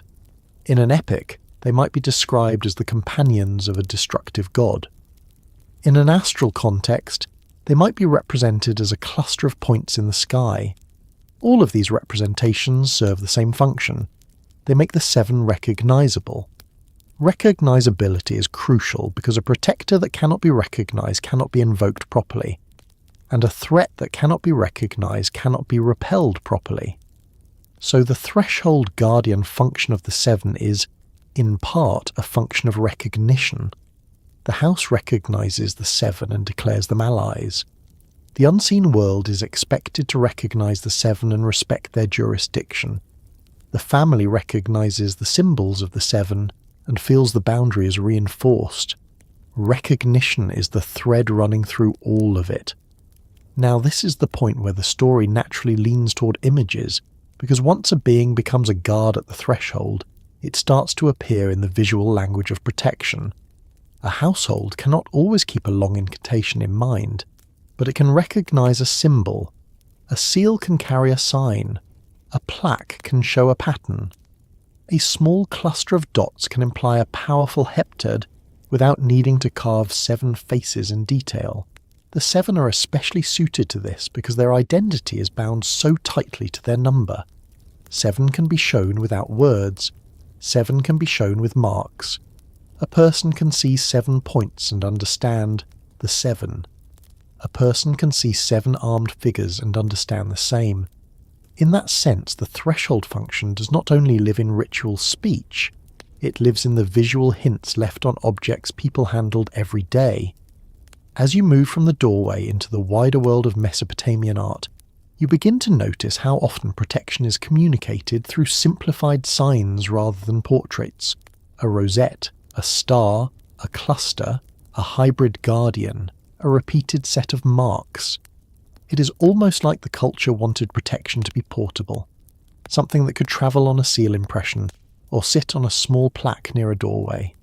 That is where the seven begin to step out of the ritual instructions and into the quiet, half-lit realm of images, where you do not always see them as full-bodied warriors, but you sense them in a cluster of points, in a pattern stamped into clay, in a small sign that suggests a group without showing every face, and it becomes possible to ask a different sort of question, one that belongs to the hands of artists and the habits of scribes as much as the prayers of households, about how the seven were hinted at in seals, carvings, and the simple marks people trusted to hold power in the dark. There is a particular kind of darkness that belongs to the ancient world, the sort that arrives after sunset when oil lamps become small islands and every corner of a room looks deeper than it did a few hours earlier. In that darkness, people still did paperwork. They still signed for grain. They still secured storerooms. They still closed up letters and tied cords around parcels. The tools for all of that were often tiny, worn close to the body and made to leave an unmistakable mark. A cylinder seal could be no longer than a finger segment, pierced so it could hang on a cord, carved in hard stone, and rolled across wet clay to create an image like a moving signature. Museums describe these seals plainly as personal identifiers used to indicate ownership, but also as personal adornment, and even as protective amulets, which already hints at a world where administration and protection could sit in the same hand. That combination matters for the Sabitti, because the seven were not only something people heard about in stories, they became something a person might want near their property, their doorway, their sleeping place, and their daily transactions. It is one thing to fear the seven in a poem. It is another thing to see their sign pressed into clay on a jar of barley that will feed a household through the next month. When an image lives on objects handled every day, it becomes part of how the mind organises safety. The seven did not need to be shown as seven faces to be present. In fact, the most common way artists hinted at them in glyptic art was almost disarmingly simple. 7 dots. That little cluster, sometimes arranged like a loose rosette, sometimes as a tighter group, sometimes as a pattern that looks like a starry handful, could carry the weight of a whole heptad. A study on the Pleiades in Mesopotamia notes how frequently the Pleiades were depicted as 7 dots or 7 stars, and identified on a mythological level with groups of 7 divine beings, which is exactly the kind of bridge that makes the Sabitti easy to suggest without naming them out loud. That is the first trick of the dark. If a culture agrees that 7 points in a cluster can mean the 7, then the 7 can appear anywhere a seal cutter has space for 7 tiny drill marks. What makes this even more intimate is that cylinder seals were, by their nature, personal objects. They did not sit on a public altar most of the time, they travelled with a person. Konstantopoulos, in a large study of the Sebitti, puts it directly. The Pleiades are the most popular means to represent the Sebitti, with the 7 dots of the Pleiades widely distributed as a motif on cylinder seals, which were highly personal objects. That phrasing does not feel like a casual observation. It feels like a clue to how the 7 could move through society quietly, not with trumpets, but with the soft pressure of repetition. Even so, the story's not as simple as seeing 7 dots and declaring victory. The ancient Near East used star clusters and dot patterns in more than one way, and scholars warn against assuming that every early 7 dots image automatically equals the Pleiades or the Sabitti. One discussion of the Pleiades in Mesopotamian culture points out that the presence of 7 dots in earlier glyptic is not necessarily related to the Pleiades, and that more secure attestations of the Pleiades as 7 dots appear on seals dating to the first half of the first millennium BCE. That caution is important because it keeps the 7 from becoming a lazy label slapped onto every pattern. At the same time, it does not remove the power of the motif. It simply means the motif gained sharper meaning over time, and in the periods where the Sabitti become especially prominent, the motif becomes especially widespread and recognisable. If a person wanted to hint at the 7 without making the seal crowded, 7 dots were perfect. Glyptic art lives on a small surface, and small surfaces demand shortcuts. A seal cutter could carve a worship scene with a deity and an approaching figure, add a crescent and a star, then tuck the 7-dot cluster into a corner of the field. That cluster would read in a single glance to someone trained in the visual language of the time. In Konstantopoulos' Appendix of Seals, descriptions repeatedly note scenes where, in the field above or beside the figures, there are the crescent, the star, and the Pleiades, presented as a cluster of 7 dots. The motif becomes a kind of visual whisper. It does not interrupt the main scene, but it colours it. It says in effect that the scene takes place under a particular sky, with particular powers watching. The sky mattered because the 7, in many strands of tradition, were not only warriors, they were tied to the astral realm, and especially to that compact cluster of stars that rises and sets with a steady rhythm. That steadiness is part of why the symbol works so well. A demon like Heptad can feel chaotic in Incantations, but as a star cluster it becomes predictable, almost orderly. Konstantopoulos describes this contrast plainly, noting a disconnect between the Sabitti's chaotic and liminal nature as demons and the more orderly traits bestowed by their association with the predictable realm of the sky. In other words, the same 7 can be felt as storm and also as schedule. The seal image lets both exist at once. The 7 dots can mean fierce force and also a dependable celestial sign. That is where the phrase "faces in the dark" begins to feel literal. Many people who owned seals would never see the 7 as full-bodied statues. They would see them as marks, a row of dots, a cluster stamped into clay, a compact sign on a boundary stone. Those marks are not dramatic, but they are steady, and steady signs tend to outlast dramatic scenes. They can be copied, they can be learned, they can be recognised by a child watching an adult press clay. Kudurus, the carved boundary stones that recorded land grants and obligations in later Mesopotamian history, show a similar habit of compressing cosmic authority into small symbols. Astral emblems appear in rows, and sources discussing IMIN.B note that on Kudurus and seals of the Neo-Assyrian period the symbol of the Pleiades served as 7 dots or stars, often located in the same row as other astral symbols associated with major deities such as Sin, Shamash and Ishtar. That kind of lineup is not mere decoration. It is a statement that the agreement is witnessed by the sky, by the gods, by the orderly system above. If the 7 are present in that system, then the 7 can serve as witnesses, protectors, or enforcers, depending on what the culture expects from them in that moment. The seal, though, is even more intimate than a kuduru. A kuduru stands where people can see it, like a public declaration in stone. A seal is private. It rides against the chest, under the cloth, close to the skin, warmed by the body. The owner might touch it without thinking, like a modern person touches keys in a pocket. When the owner uses it, the seal rolls across clay and leaves behind an image that is both art and function, a signature that also carries a world of symbols.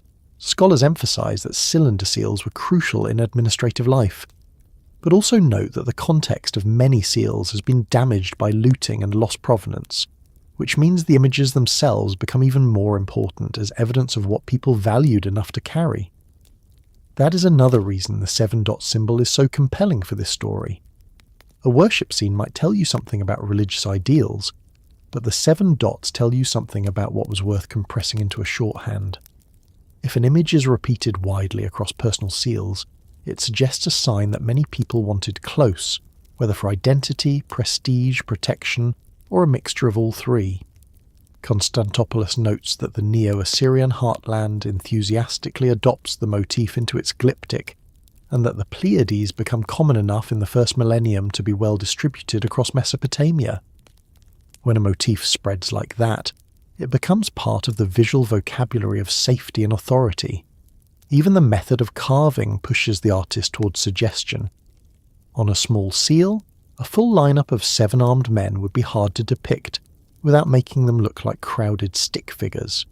The seal cutter could do it, and sometimes artists found ways around the problem, but the dot cluster is efficient. It takes seconds to read and almost no space to place. It also survives the practical use of the seal better. When a seal impression is smudged or incomplete, 7 dots can remain legible where tiny faces might blur into nothing. In that sense, the 7-dot cluster is a kind of ancient design solution.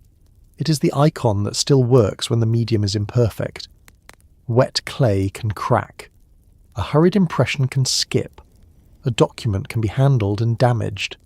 A well-placed cluster of dots still communicates, even in a messy world. That durability helps explain why the 7 could become a quiet background presence in daily life.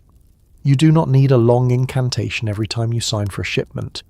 You need a mark that carries meaning without requiring a performance. A seal is also a kind of boundary. When someone rolled a seal onto a clay envelope, they were not just decorating it. They were closing it. They were marking it as protected and owned. Breaking the seal meant crossing a line. In a world where thresholds mattered and ownership mattered, the act of sealing is a ritual of control even when it is done in a purely administrative mood. That is why the idea of the 7 living in seal imagery feels almost inevitable. They are a heptad associated with force and protection, and sealing is the act of asserting force and protection over an object. The stones themselves contributed to that aura. A study in the journal Iraq, discussing the magical potential of stones used for cylinder seals, notes that beyond administrative significance, cylinder seals also played an important role as amulets in Mesopotamia, and that not only imagery and inscriptions, but also the raw material could contribute to their medico-magical usage. This gives the 7-dot motif another layer. The dots are not only an image, they are carved into a substance believed to carry its own qualities. When that substance is worn against the body, the image and the material become a single protective object. That does not mean everyone who wore 7 dots was thinking in the same way. Some might have liked the symbol because it looked like the sky. Some might have associated it with a particular cult or region. Some might have seen it as fashionable, a sign that the owner was literate in the empire's iconography. Some might have treated it as a serious protective sign, something that kept illness and misfortune a step away. Ancient symbols often survive precisely because they can serve several moods at once. The artist who cut these seals also worked within conventions. A crescent might stand for the moon god. A star might stand for a goddess like Ishtar, depending on context. A cluster of 7 might suggest the 7 stars. In some seal descriptions collected in modern catalogues, that cluster appears beside the crescent and star, forming a kind of miniature sky map above a ritual scene. It is hard to avoid the feeling that the seal is doing 2 things simultaneously. It is showing a human being in relation to a god, and it is locating that relationship under a specific watched sky. This is the point where the 7 feel less like a separate cast of characters and more like an atmosphere. They become the glance upward at the end of a long day. They become the sense that the night has patterns, and those patterns have names. When those names are pressed into clay, the night becomes portable. There is also a subtle emotional advantage in depicting the 7 as dots rather than faces. Faces imply individuality, and individuality invites story. Dots imply unit, and unit invites function. In many texts, the Sabitti act as one. They speak as one, they march as one. A cluster of dots matches that collective identity better than 7 carefully differentiated portraits. It presents them as a single force. A seal owner who wanted the protection of the 7 might prefer that collective force over an image that breaks them into separate personalities. At the same time, the phrase faces in the dark fits, because seals did sometimes use partial anthropomorphic hints, not full portraits, but enough to make the 7 feel like beings rather than mere numbers. A cluster of dots can hover above a worship scene like a constellation, and yet the scene below may show armed figures with bows, quivers, and raised weapons. When a seal includes armed divinities and the Pleiades symbol in the field, the artist is letting the viewer connect the 2 layers. The dots become the label, and the armed figures become the mood. The artistry also depended on what the seal was meant to say about the owner. A seal could be an administrative tool, but it could also be a statement of identity. A person might choose imagery that aligns them with certain gods, certain values, or certain protective forces. Museums and scholarly discussions describe seals as signatures, and signatures are always personal. When the 7 appear on seals, they are not only appearing as cosmic beings, they are appearing as chosen allies. That choice, repeated across many owners, is one more reason the 7 feel like a presence that spreads quietly through the culture, held in hands and pockets rather than only recited in temples. It is also worth holding on to the earlier caution, because it adds an interesting kind of realism.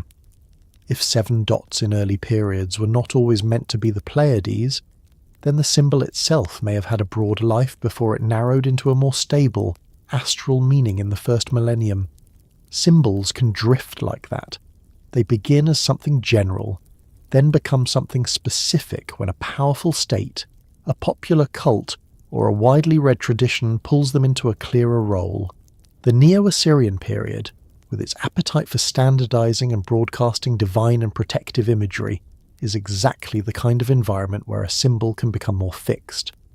All of this brings the 7 into a new kind of intimacy. They are no longer only at the threshold as buried figures.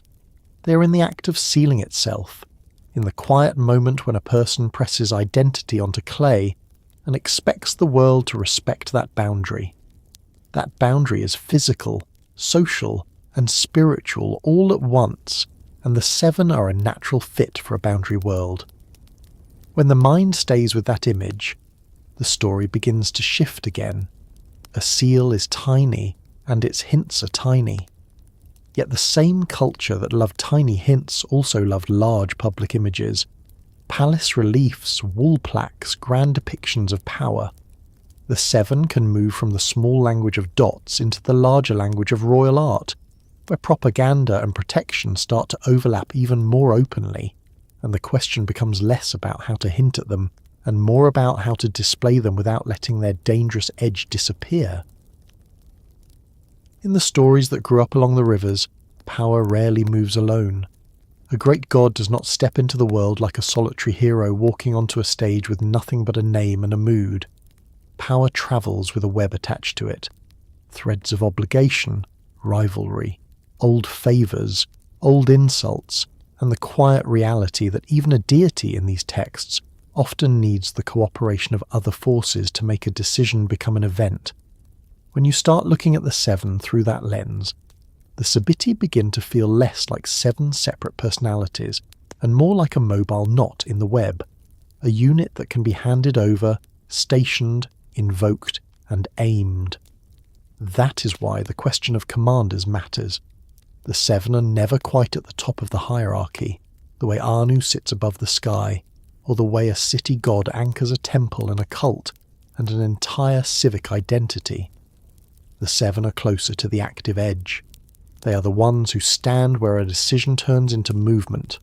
When a god wants a message delivered, a messenger is sent. When a god wants an omen made visible, a sign appears. When a god wants force applied, the seven are exactly the kind of beings that can be placed in the story without needing a long justification, because they are already shaped like an answer. Era is the most direct example, not because he is the only commander who can be linked to them, but because the poem that carries his name presents the seven as his weapons in a way that is almost disturbingly administrative. In that text, their origin is traced back to Anu, and the logic is blunt. Anu gives the Sebitti to Era as weapons, explicitly for massacre when human noise becomes unbearable. There is no pretended tenderness there, no softened explanation, just a transfer of force from the highest authority to the god who embodies mayhem and pestilence. If you let that sit for a moment, it changes how the seven feel in every other context. In a household ritual they might stand under a gate. In a seal image they might be 7 dots. In an incantation they might be the ones who drive illness away, or the ones whose presence must be cleansed from the afflicted. Yet behind all of those uses, the Era frame keeps whispering the same thing. These beings are not random. They are assigned. They are authorized. They are a weapon system that belongs to the divine order, which is exactly why they can be so frightening, because a sanctioned weapon does not need to justify itself to the people it strikes. The electronic text edition of Era and Ijum preserves a moment that captures this handing over with an almost physical force. The seven are filled with venom, commanded toward the end of life, and then handed over to Era with the instruction that they march at his flank. That flank detail matters more than it looks. It is not only a military image, it is a statement of closeness. If Era is the impulse toward disaster, the seven are the shape that impulse takes when it becomes visible. They are not behind him as a distant reserve. They are beside him, close enough to be part of his silhouette. Isham complicates this picture, and he matters in this web because he proves the seven are not simply a switch that flips on by itself. The poem places Isham between Era and the seven, not because Isham is stronger than them, but because Isham is the voice that tries to keep the commander from handing the weapon over to the world. In other words, the poem imagines restraint as a person, and it imagines violence as a unit, and it lets them stand in the same room. That is not just drama, it is a way of thinking about catastrophe. Catastrophe happens when restraint fails, and the seven are the symbol of what restraint is holding back. Now, because Era is so tightly connected to plague, pestilence, and political confusion, his command over the seven cast a very particular shadow. When people later used excerpts of the Era tradition in protective ways, when they treated the poem itself as something that could ward off calamity, they were not making an odd contradiction. They were acknowledging the same logic that runs through many Mesopotamian practices. To be protected from a force, you name it correctly, honour its place in the hierarchy, and place yourself under the protection of higher order. The 7 belong to the high order, even when they bring terror, which means they can be used both as threat and as shield, depending on how the web is pulled. Still, Era is only one commander in the web, and if the 7 were only his weapons, the story would be simpler than the sources allow. The same first millennium world that preserved Era's poem also placed the Sebitti into royal ideology and into a broader divine landscape where other martial figures mattered, especially those whose cults were stable, popular and safe enough to be invoked without the uneasy aftertaste that can cling to Era. This is where Ninurta enters the frame as a kind of disciplined counterweight, and Ishtar enters as the bright, volatile heat of war that can bless a king and also consume him. Ninurta is a warrior, but he's not restless in the way Era is restless. In mythic terms, Ninurta is often framed as the champion who fights to restore order, the one who confronts monstrous threats and brings back the world's structure. The older Sumerian tradition even gives him a weapon with a voice, a battle mace that warns, reports, and pushes him toward action, as if to show that disciplined force still needs information and still moves within a chain of counsel.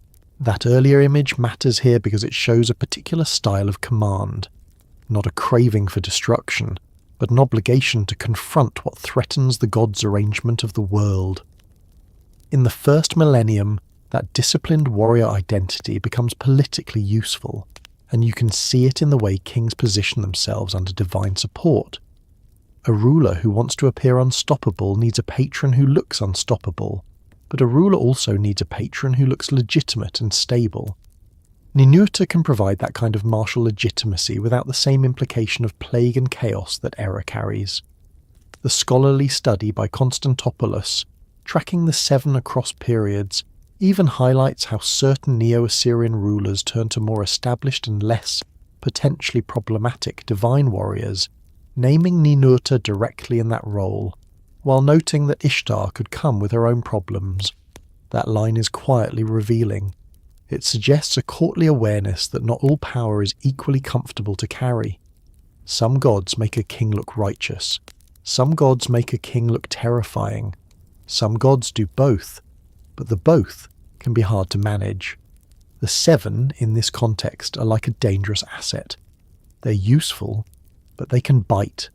They can be called upon as vanguard, as archers, as a first wave that breaks the enemy's will before the enemy even sees the king's main force. Yet the 7 also carry the memory of being chaotic, liminal, and potentially destabilizing. This is where the web starts to show its full complexity. You can have Ninurta as the stable, respectable warrior support, and you can have the Sebitti as the sharp, unsettling edge that amplifies threat. You can have both named in the same breath, and in fact the same study preserves references to that pairing in the documentary record. It cites, for example, an Assyrian decree or text invoking Ninurta and the Sebitti among the great gods of Assyria, placing them side by side in the official language of power. That pairing is not accidental. It is a statement that the king's war machine is backed by both disciplined legitimacy and concentrated ferocity. If you picture it in a calm, simple way, it is like a ruler standing at the city gate with 2 different kinds of protection on either side. On one side, a patron of order, a god whose violence is framed as necessary and rightful. On the other side, a unit whose violence is framed as overwhelming and fast, the kind that makes enemies hesitate even before the first arrow flies. The king does not need to explain the difference. The king needs the audience to feel it. This is exactly the sort of political logic that becomes visible in architecture and sacred geography. One of the most striking details preserved in Constantopoulos' work is the location of a temple to the Sebitti at Dur-Sharukin, Sargon II's Khorsabad. It was found outside the citadel, between a city gate and the gate of the citadel, positioned like a chained watchdog between two major entry points. That placement is not a footnote. It is an image of how the state wanted to use the seven, close enough to defend the most important core, not so close that they become part of the inner orderly heart where the major gods are housed. The seven are placed at the threshold of power itself, which is almost too perfect for beings whose identity is bound up with guarding thresholds in household ritual. That architectural decision reads like an admission and a strategy at once. It admits that the seven are dangerous. It also exploits that danger. Keep them outside the citadel where they cannot start trouble in the centre, but let them be the first line of defence, the ones an intruder must face before reaching the king's sacred core. This is the web of power in stone. Ninurta can stand in the inner circle with established dignity, while the seven stand at the gate like a blade left on the table where everyone can see it. Ishtar moves through this web differently. She is not a unit handed over like a weapon. She is herself a commander, and her command is not quiet. She is love and war, political ambition and bright danger, a goddess who can be invoked to grant victory, and also feared as someone who brings chaos when she is offended. The stories about her are full of movement, conquest, and impatience. The point here is not to retell all of those myths, but to notice what her presence does to the Seven's category. When Ishtar is nearby, martial power becomes glamorous as well as lethal. The first clue to her relationship with the Seven is not necessarily a line that says Ishtar commands the Sebitti, because the sources do not always frame relationships in such direct sentences. Instead, the clue can be iconographic and contextual, and it shows up in the way the Seven and Ishtar appear within the same visual and ritual environments. A CDLI catalogue entry, describing a tablet or seal impression, explicitly places the 7-dot cluster of the Pleiades, closely linked to the Sebitti, into a scene involving worshippers and a cult statue, and it anchors the scene in a context that includes Ishtar as well. That matters because Ishtar is, among other things, an astral goddess associated with Venus, and her worship and imagery often sit alongside astral signs. The Seven, as the Pleiades, also become part of astral symbolism, and the seal world loves to place multiple astral emblems together. In such a visual language, Ishtar does not need to be the boss of the Seven for them to share a web. They share the same sky. They share the same protective logic. They share the same habit of being portable on personal objects. Their relationship can be one of adjacency rather than hierarchy, and adjacency is still a kind of power. There is another way Ishtar fits into this. She represents war as seduction, and war as authority, the kind that makes soldiers believe their cause is favoured. Kings invoked her for victory, and her cult was politically important. But she could also be volatile, which is why scholarly discussion can mention her as powerful yet complicated in royal ideology. When a ruler chooses which divine warriors to emphasize, choosing Ishtar is choosing a kind of war that feels unstoppable and charismatic, but also choosing a patron whose favour is not treated as automatic. The Seven complement that. They do not need charisma. They do not need romance. They do not need speeches. They are a countered threat. In a way, they are what you put beside charisma to make charisma frightening. If Ishtar is the commander who inspires, the Seven are the unit that enforces. If Ishtar is the one who makes the enemy's heart shake with the idea that the heavens favour your army, the Seven are the ones who make the enemy's body shake when arrows begin to fall. This is where the web of power becomes almost tactile. Era represents a kind of war that feels like plague, a war that spreads, strips order away, and leaves the land feeling contaminated. Ishtar represents a kind of war that feels like a radiant storm, loud, bright, seductive, terrifying in its confidence. Ninurta represents a kind of war that feels like duty, like the necessary strike against what threatens to undo the gods' arrangement. The Seven can sit beside all three. They can be Era's weapons. They can be invoked alongside Ninurta as supporters of the king's campaigns. They can be symbolically present in the same astral and iconographic space, where Ishtar's signs also travel. That versatility is part of what makes them feel less like a normal group of minor gods and more like a functional unit that the divine world keeps in reserve. They are not a family in the sentimental sense. They are not a council. They are a squad, and the mythic imagination treats squads as transferable. A squad can be assigned. A squad can be stationed. A squad can be placed at the door. A squad can march at the flank. It also explains why their strange category persists. A stable major god is not easily moved from one role to another. A major god is anchored by cult, temple, tradition, and a specific civic identity. The 7 are less anchored that way. They are anchored by number and function. That makes them perfect for a culture that needs the same unit in multiple places at once. In literature as the terror behind divine wrath, in ritual as the deterrent under the gate, in state ideology as the vanguard that leads my troops, in the sky as a cluster that rises and sets on schedule. Once you see the 7 in this web, you can also sense why a ruler or a priest might feel a small shiver of caution when invoking them.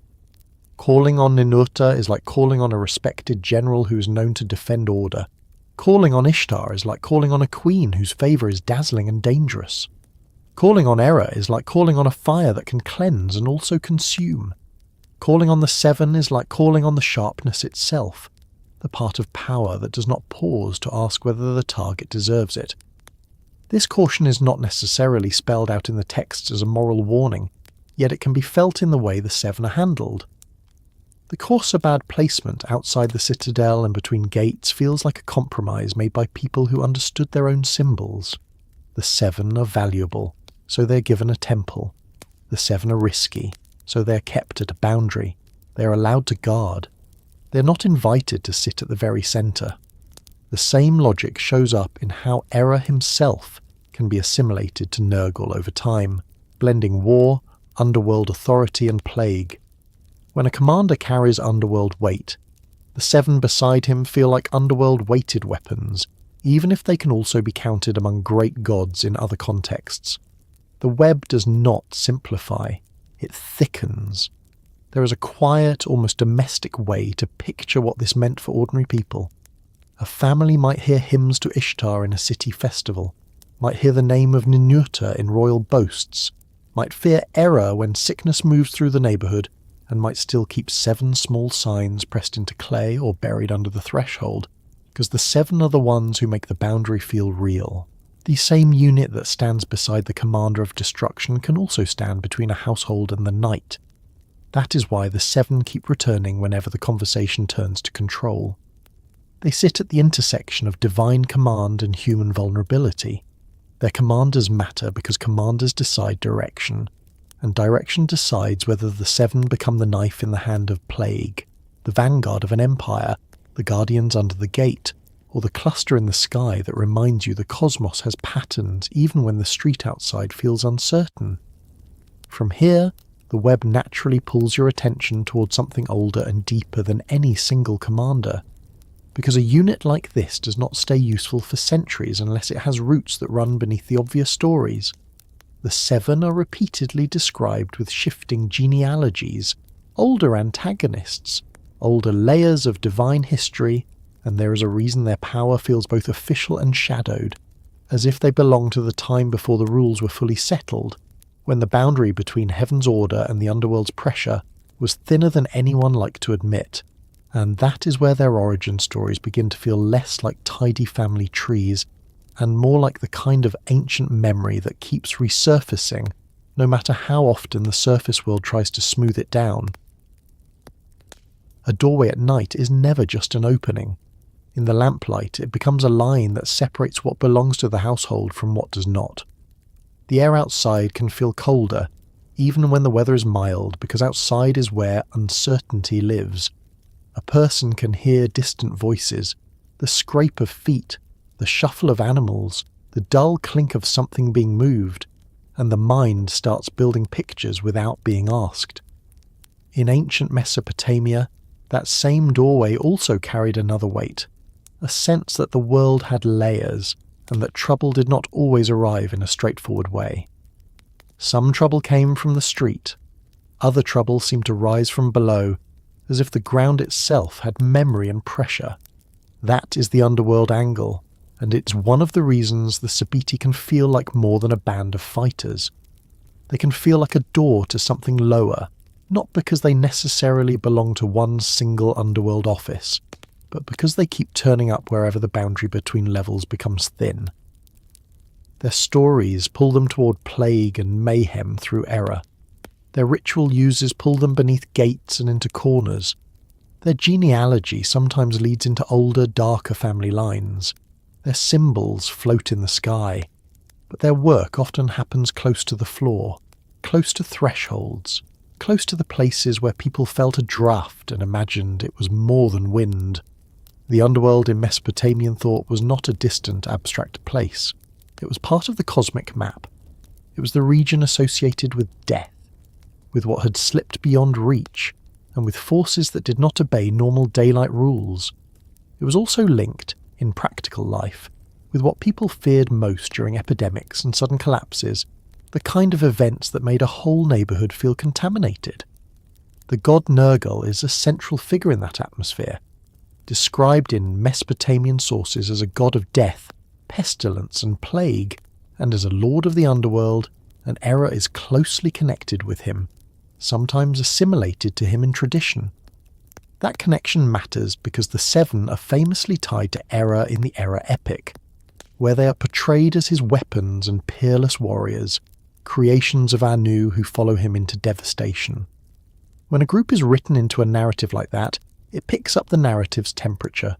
Era's temperature is not calm. He's associated with mayhem and pestilence, and the poem frames his movement as something that can spill into political confusion and widespread harm.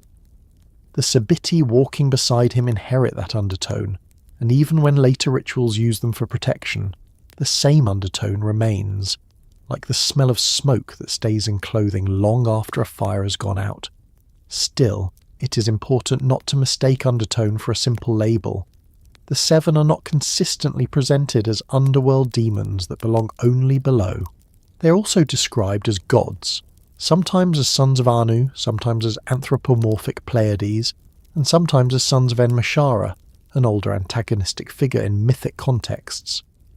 That spread is exactly why the underworld angle is best understood as a direction they lean, a gravity they feel, rather than a single address.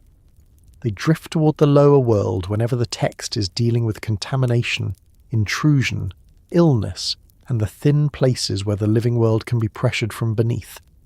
One of the clearest ways to see this is not in a myth, but in the instructions of ritual.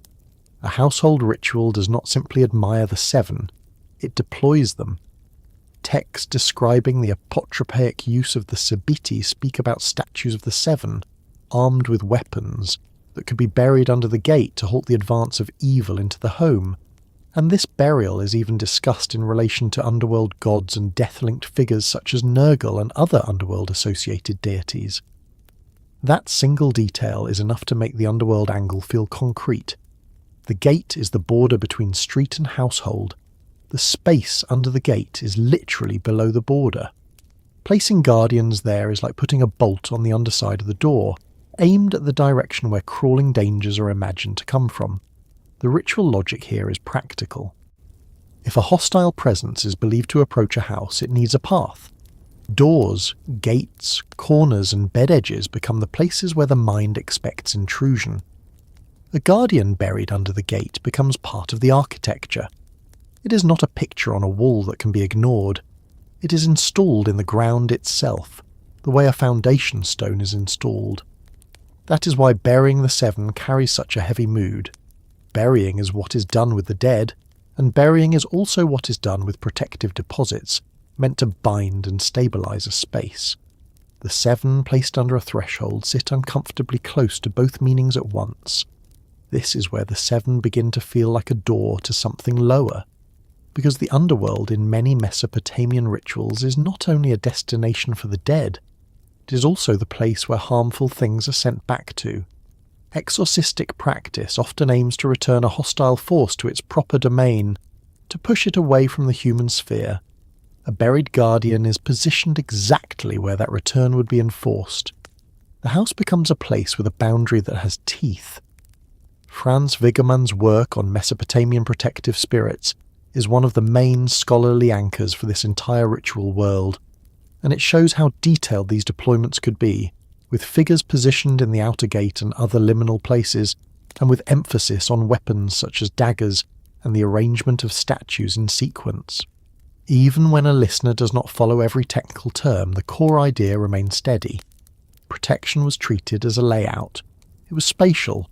It was engineered. The seven were part of that engineered defence. A second piece of the underworld angle appears when the seven are placed near the bed. Some ritual instructions describe placing the Sebitti at the head of the bed, alongside other figures, including their sister Narunde and a Nugalu demon, in a context dealing with repelling illness. This placement is an intimate boundary, the edge between waking life and sleep, and the edge between the body's strength and the body's vulnerability. If the underworld represents a pressure from beneath, sleep can feel like a similar pressure from inside.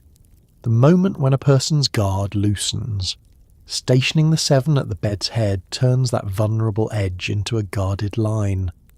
Narunde's presence adds another underworld flavour because she appears in these ritual contexts as a related figure, and the seven in some descriptions are made brothers of Narunde, with overlapping genealogies that can connect them to high divine authority in one strand and to deeper, older lines in another. That overlap is not random confusion. It is what happens when a unit like this is carried through centuries of practice. A household ritual needs them to be close enough to the underworld to block what comes from it. The same ritual also needs them to be legitimate enough, high enough, to command what they block.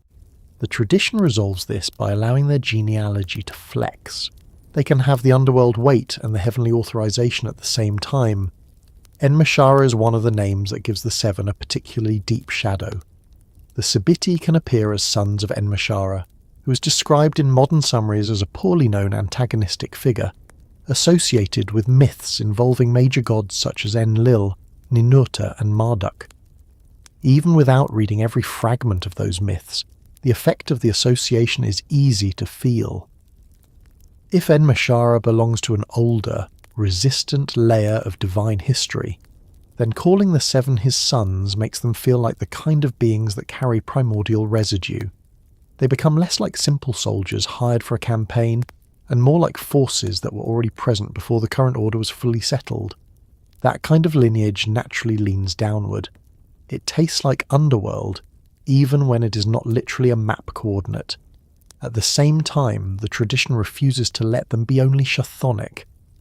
The seven are also linked to the sky through the Pleiades, and that link is visible in both literary and iconographic discussions of them as an anthropomorphic representation of the Pleiades or a similar astral phenomenon. The underworld angle becomes more interesting when that sky link is kept in view, because it suggests a vertical identity. They can be read in the heavens as a cluster. They can be installed under a gate as buried guardians. They can be invoked in incantations where the enemy is treated as a pressure that must be driven away. The seven are one of those rare units that can touch both ends of the cosmic ladder. That vertical identity shows up in a very specific ritual order, preserved in scholarly discussion of the Pleiades in Mesopotamia. In Verderam's study, offerings to the Pleiades are followed by offerings to the seven demons, the Sebitti, and then to Ishum, described as an assistant of the netherworld god Era or Nergal.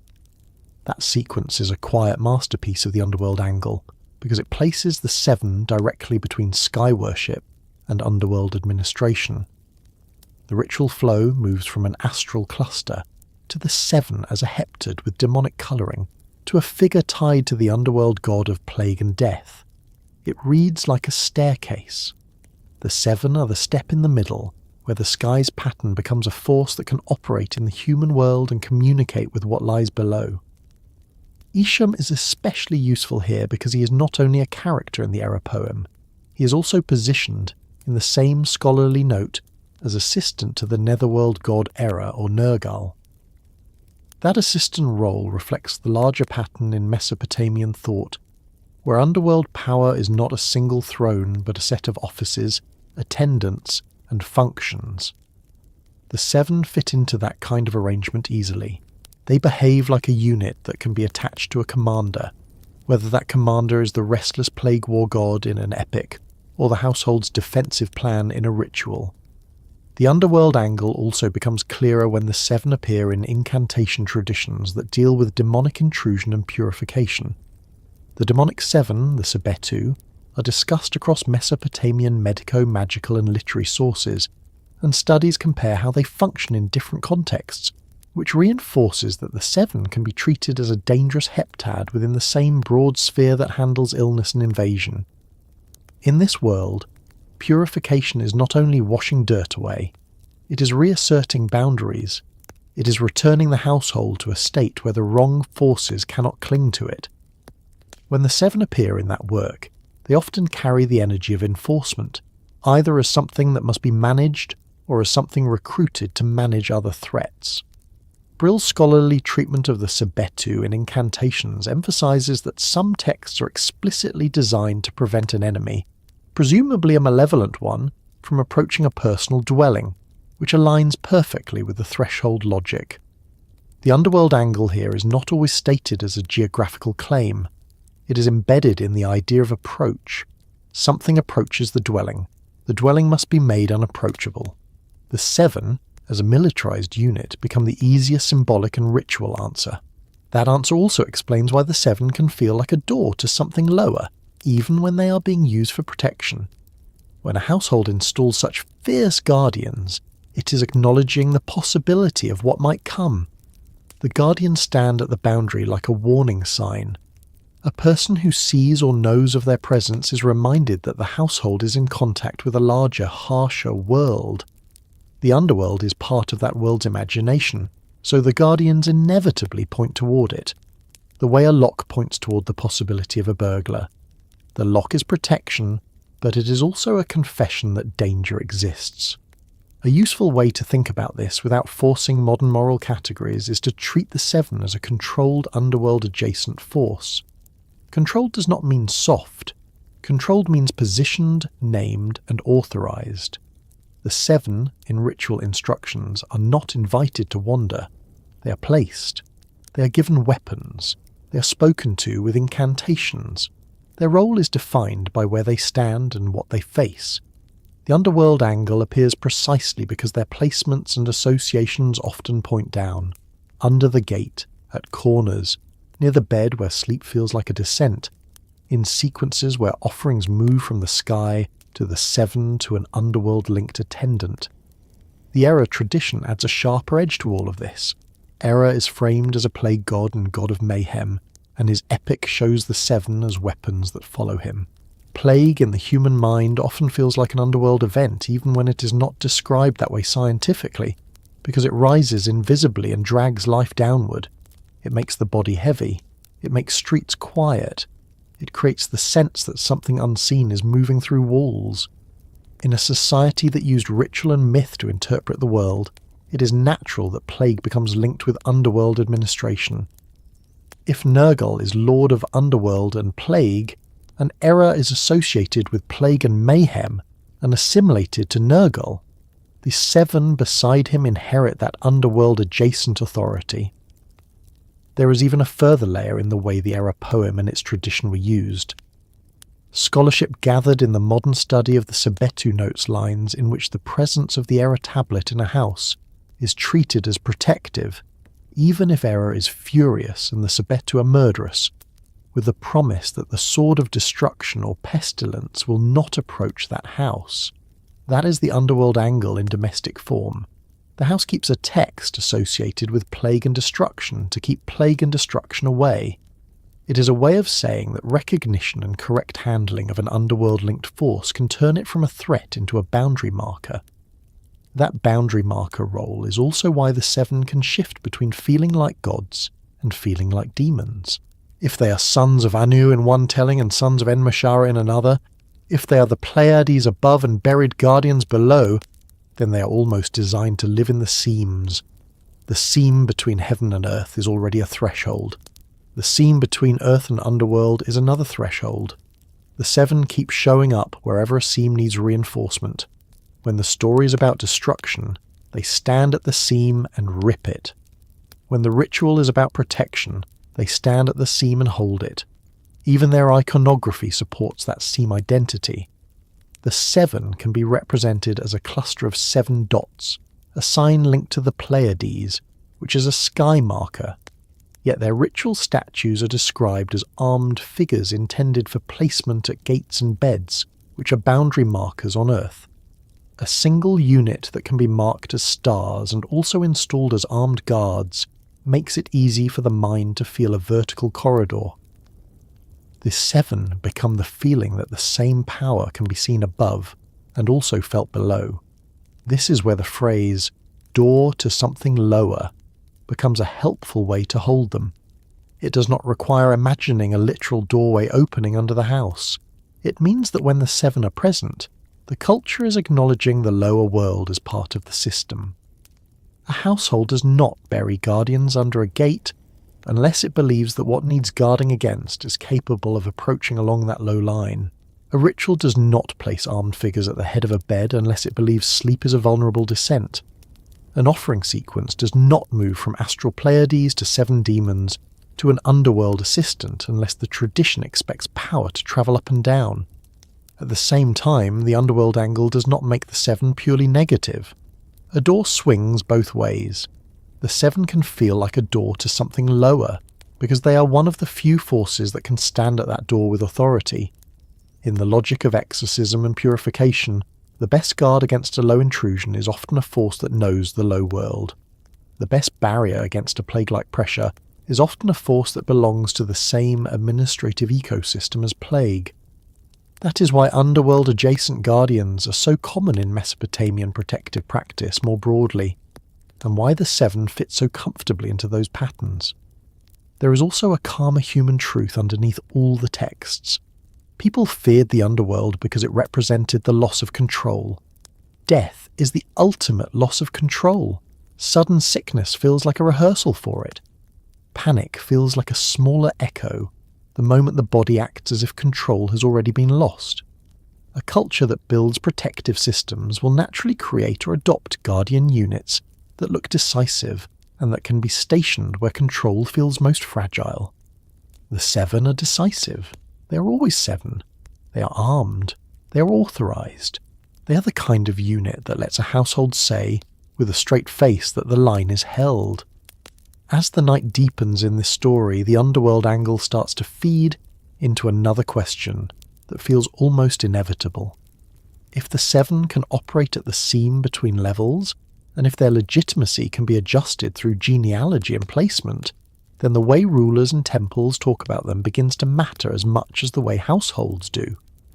A unit that can be buried under a gate can also be positioned in a city's defensive imagination. A heptad that can be linked to plague can also be recruited into royal claims of protection and victory. Their web of power does not end at the threshold of a private home. It stretches outward into gates, walls, and the language of the state, where the same underworld weight can be turned into a public symbol, and where the question becomes how an empire keeps a force like this close enough to guard and far enough away that it does not unsettle the very order it is meant to defend. There is a particular kind of fear that comes from an enemy you cannot see. A soldier can brace for a spear. A guard can watch a gate. A farmer can hear a thief in the yard. Invisible danger is different. It does not announce itself. It slips through what looks solid. It finds a crack in the doorframe, a seam in the roof, a moment when the body is tired and the mind is soft. Ancient Mesopotamia built an entire language for that kind of danger, and the language is surprisingly physical. Sickness and misfortune are described the way an assault is described. They seize, strike, reach, beat, touch. Modern work on healing rituals notes that Mesopotamian texts used multiple verbs for a divine attack on a human being, including verbs meaning to seize, to beat or strike, to reach or capture, and even to touch, with the conclusion that becoming sick was often imagined as requiring some form of contact. Contact does not always mean a hand on the shoulder. Contact can be wind, it can be breath, it can be a pressure that moves around a corner and enters the body the way smoke enters a room. It can be an arrow that cannot be blocked because it was never seen leaving the bow. This is where the image of 7 winds and 7 arrows becomes more than a dramatic title. It becomes a map of how Mesopotamians pictured invisible attack, and it becomes a bridge that helps the 7 feel less like a mythic curiosity and more like a living part of daily anxiety. Winds were not just weather in this worldview, they were carriers. The Akkadian word for wind could sit comfortably in the same sentence as illness, as if air and sickness belonged to the same category of moving things.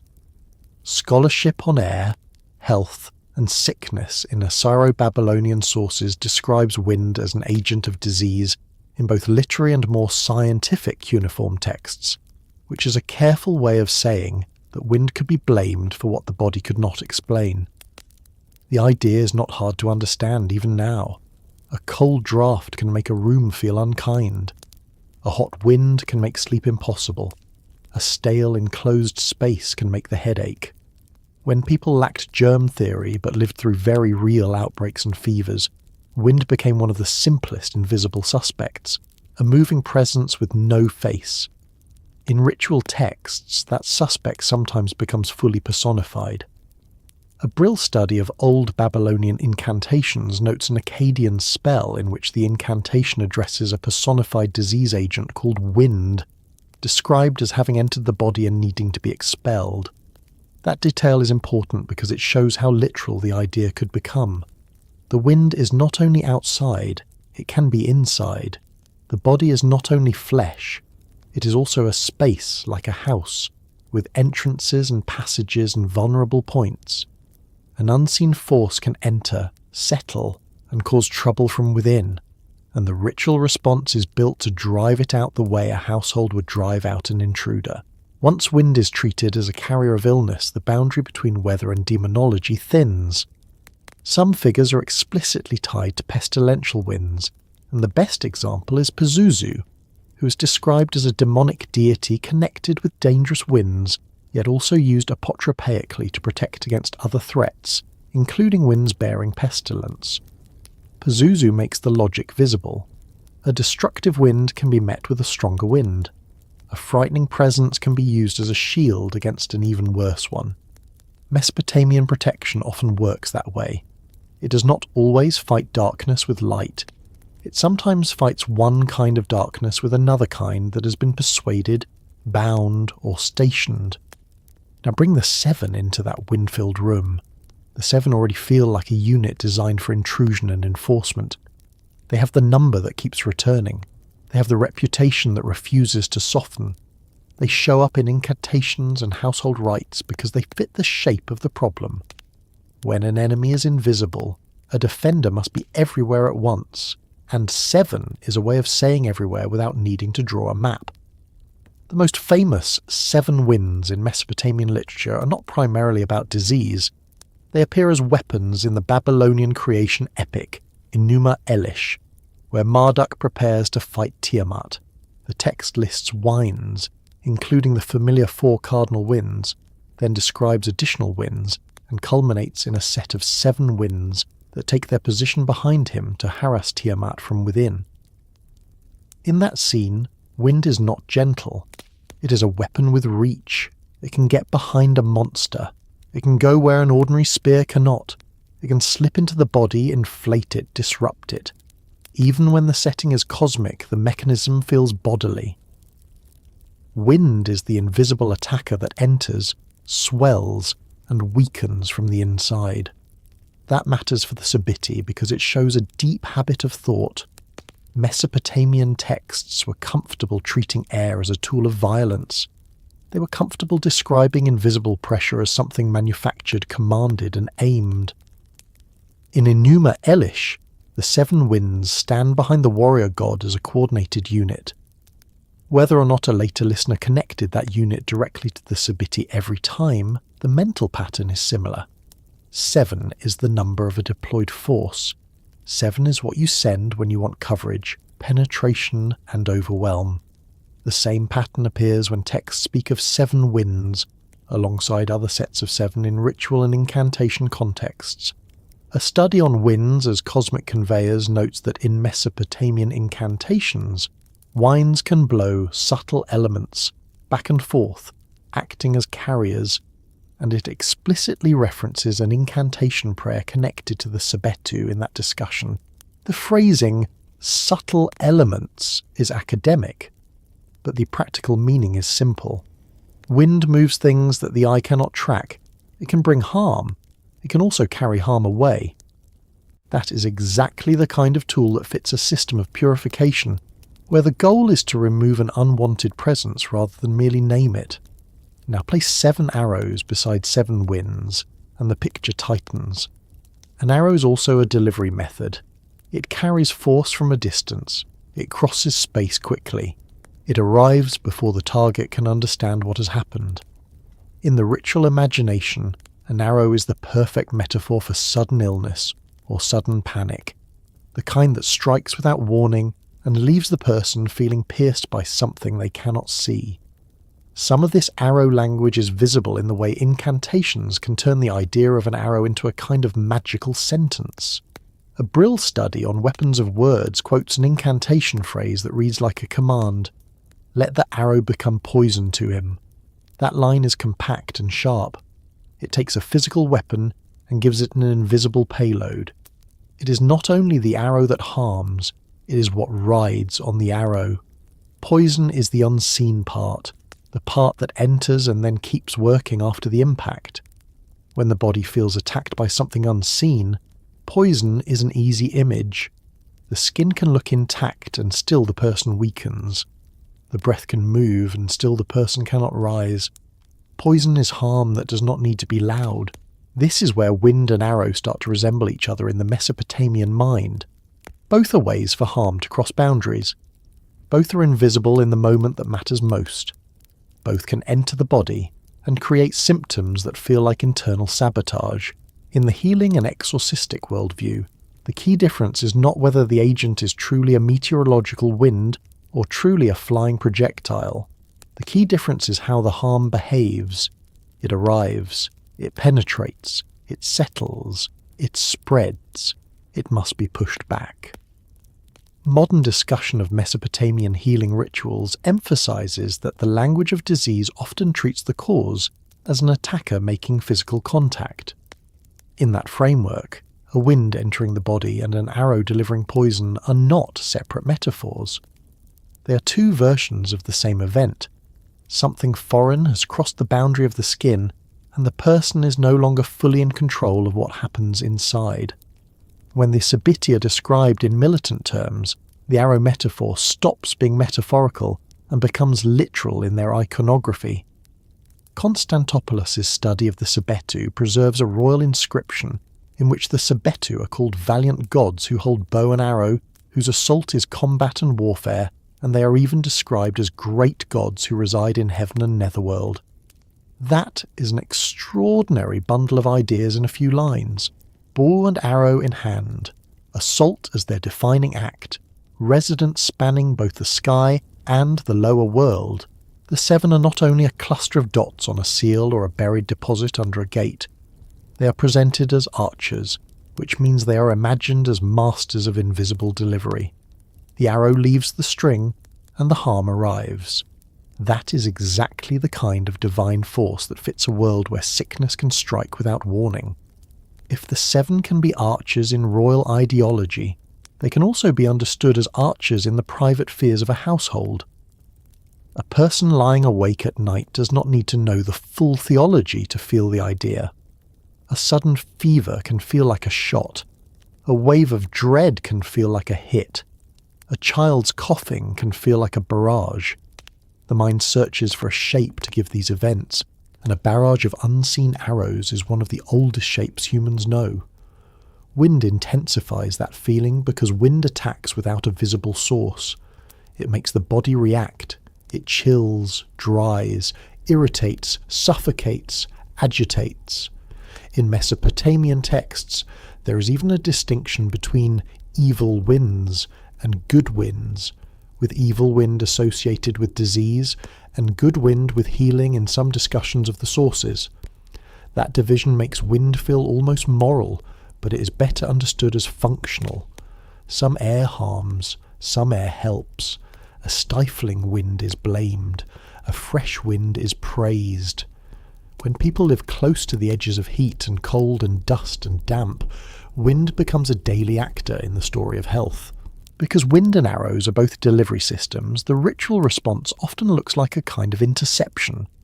The practitioner does not merely ask the gods to be kind, he tries to stop the trajectory, he tries to block the draft, he tries to reverse the movement, he uses smoke to change the air, he uses water to cleanse surfaces, he uses spoken commands to define what may enter and what must leave. In this logic, purification is not only cleaning, it is traffic control. The seven fit into that as enforcers. When something attacks invisibly, the defense must also operate invisibly. A household guardian that stands only where the eye can see it is not enough, because the attack is not only at eye level. It is in breath, it is in sleep, it is in cracks, it is in the space under the door. That is why placing the seven under the gate makes such sense. A wind comes low, an intruding force creeps, a buried guardian meets it where it tries to pass. It also explains why the underworld angle keeps returning. A wind that brings pestilence does not feel like a normal breeze.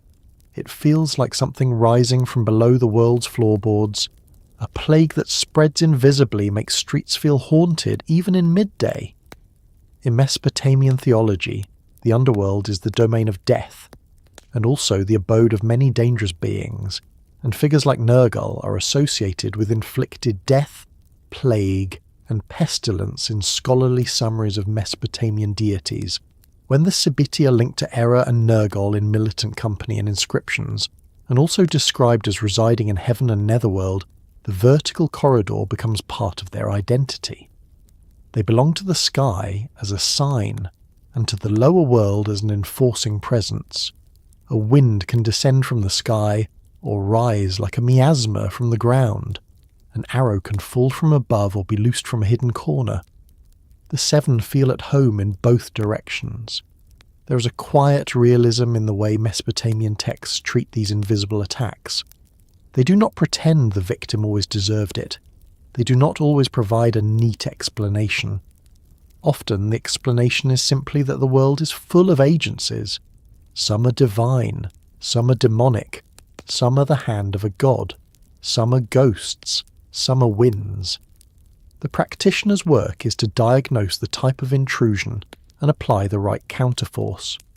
Modern summaries of Mesopotamian medicine emphasize that treatment could involve identifying the offending supernatural power, appeasing angry gods with offerings, using amulets or incantations, and exorcising evil spirits, alongside practical therapies aimed at symptom clusters. The mixture is not confused. It is comprehensive. It uses every tool available. Within that comprehensive tool set, the images of wind and arrow help the practitioner and the patient agree on what is happening. Agreement matters because ritual relies on shared expectation. If the patient believes an evil wind has entered, then a ritual that addresses the wind directly and commands it out can feel appropriate and powerful. If the patient feels pierced by invisible harm, then imagery of arrows and poison can give the sensation a name, which makes it easier to treat as an intruder rather than as a personal failure. This is also why the seven are so adaptable. In one context, the seven winds are Marduk's weapons in a cosmic fight.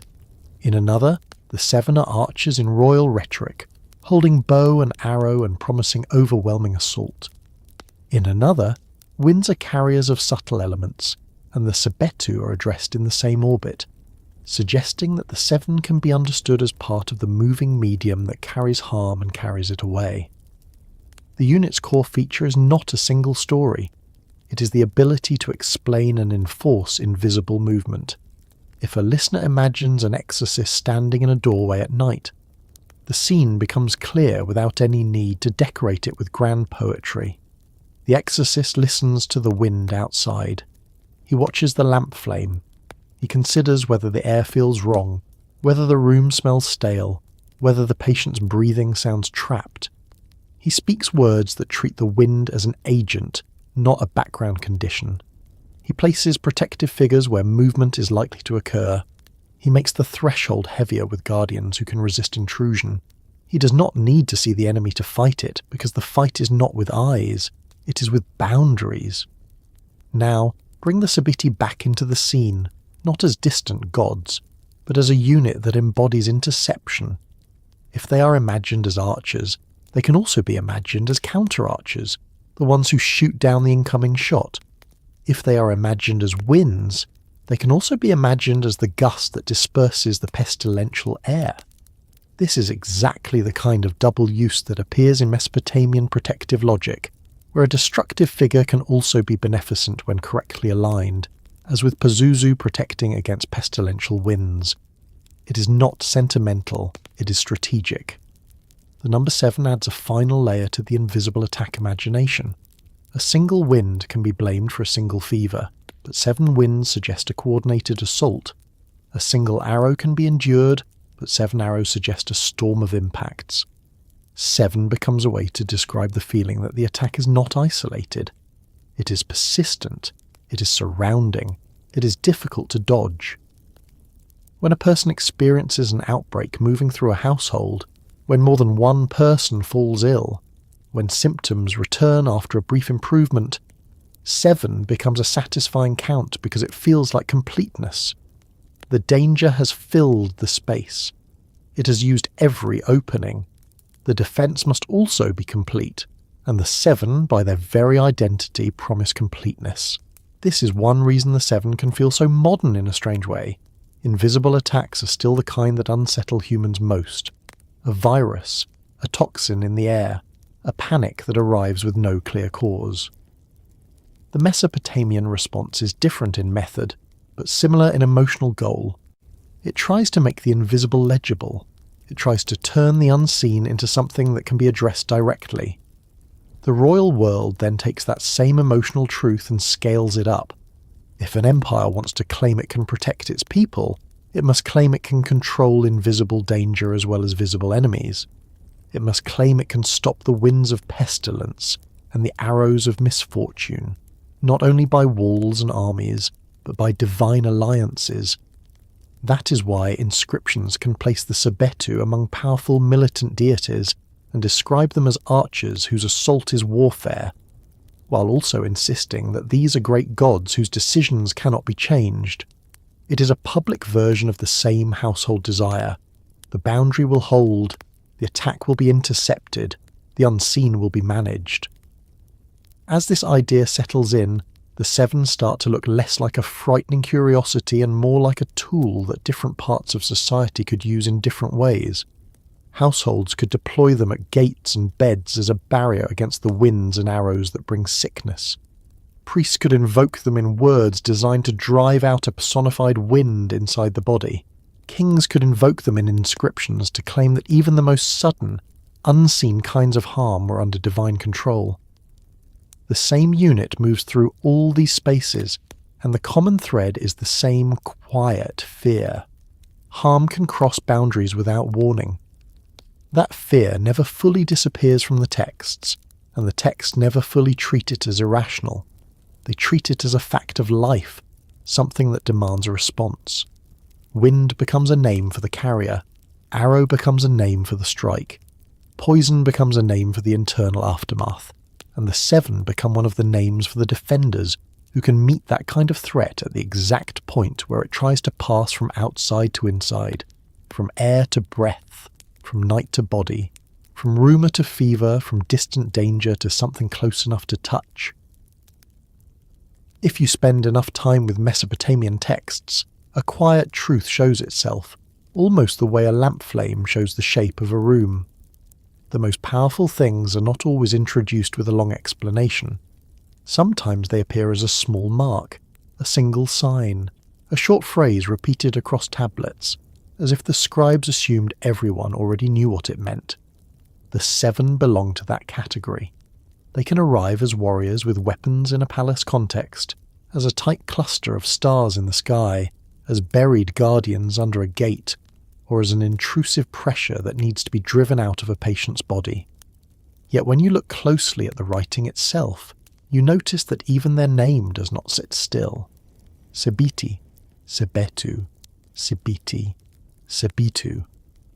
The English spellings shift, and behind the spellings the ancient signs shift too, and the shifting is not a problem that needs fixing. It is a record of how roles blur when a force is used for more than one job. In modern conversation, it can feel natural to treat Sebitti and Sebettu as separate things, as if one label belongs to one tradition and the other label belongs to another. The tablets make that neat split difficult. What you actually see is a group defined first by number and only second by a stable, proper name. In the cuneiform record, the 7 are very often written not as a phonetic spelling you can sound out like a personal name, but as a logographic label, essentially the idea of 7 turned into a divine title. Brill's scholarly treatment notes that the Sebettu are most often written logographically, using the cuneiform sign for 7 preceded by the divine determinative, and often with the pronominal element that makes it the 7 of them. That one habit already explains a lot. When a group is written as a logogram, the tablet is not forcing the reader to hear a single pronunciation. The tablet is forcing the reader to recognize a unit. The unit is the 7. How you pronounce the 7 depends on what language you're thinking in, which school tradition you belong to, and what genre you're writing. A scribe trained to read sumerograms inside Akkadian might see the same sign and speak an Akkadian word. A priest copying an incantation might preserve one spelling because it is traditional in that corpus. A scholar in a later period might normalize the name differently for cataloguing. The signs stay stable enough to identify the unit, while the sounds around them drift. You can see this in the way dictionaries and text databases present them.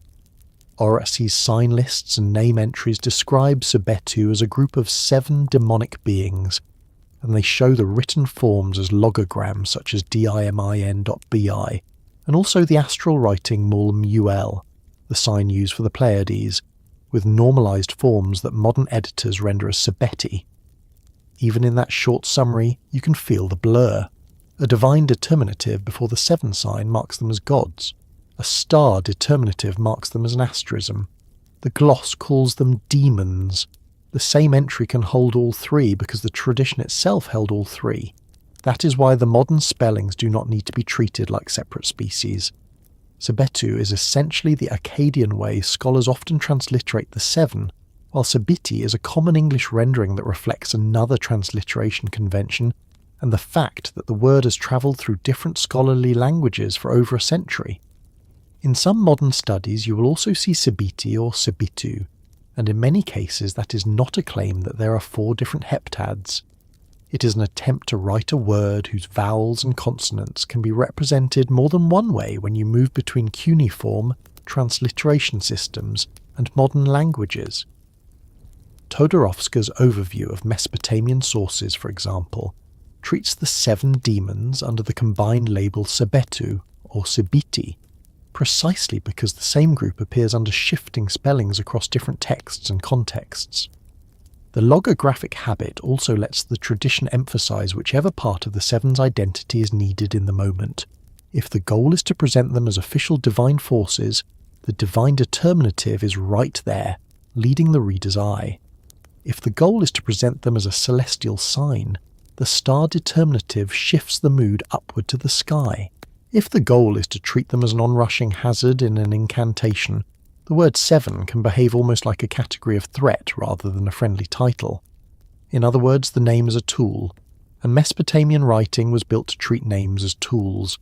This is where roles blur in a way that feels almost modern. In everyday life, people do something similar with institutions and forces. The same word can be used as a compliment or as a warning depending on tone and setting. The same symbol can mean safety on one door and danger on another. The 7 live inside that kind of flexibility, because they were used inside both protective and destructive frameworks.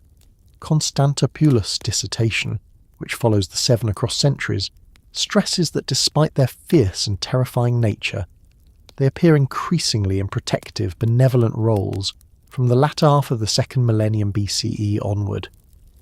That shift does not erase the earlier edge. It layers another use on top of it, and once a being has both uses, names naturally begin to blur. There is also the simple fact that the 7 is not a name that tries to pin down individuality. It is a name that pins down a count, a major deity with a temple, and a long hymn tradition often has a stable name, a stable iconography, and stable epithets. A heptad is different. A heptad can be treated like a squad. Squads can be transferred between commanders in stories. Squads can be stationed at gates in rituals. Squads can be represented as marks in the sky. If what matters most is that they arrive as a set of 7, then the language that names them will always lean toward labels of number rather than labels of personality. That lean makes variations more likely. As long as the count is preserved, the identity feels preserved. The spelling variations also reflect the fact that Mesopotamian culture was not monolingual and not frozen. Sumerian and Akkadian interacted for centuries, and even after Sumerian ceased to be spoken as an everyday language, it continued to live in writing, education, and ritual. A single tablet can contain sumragrams read in Akkadian. A single ritual can preserve older Sumerian phrases inside Akkadian incantations.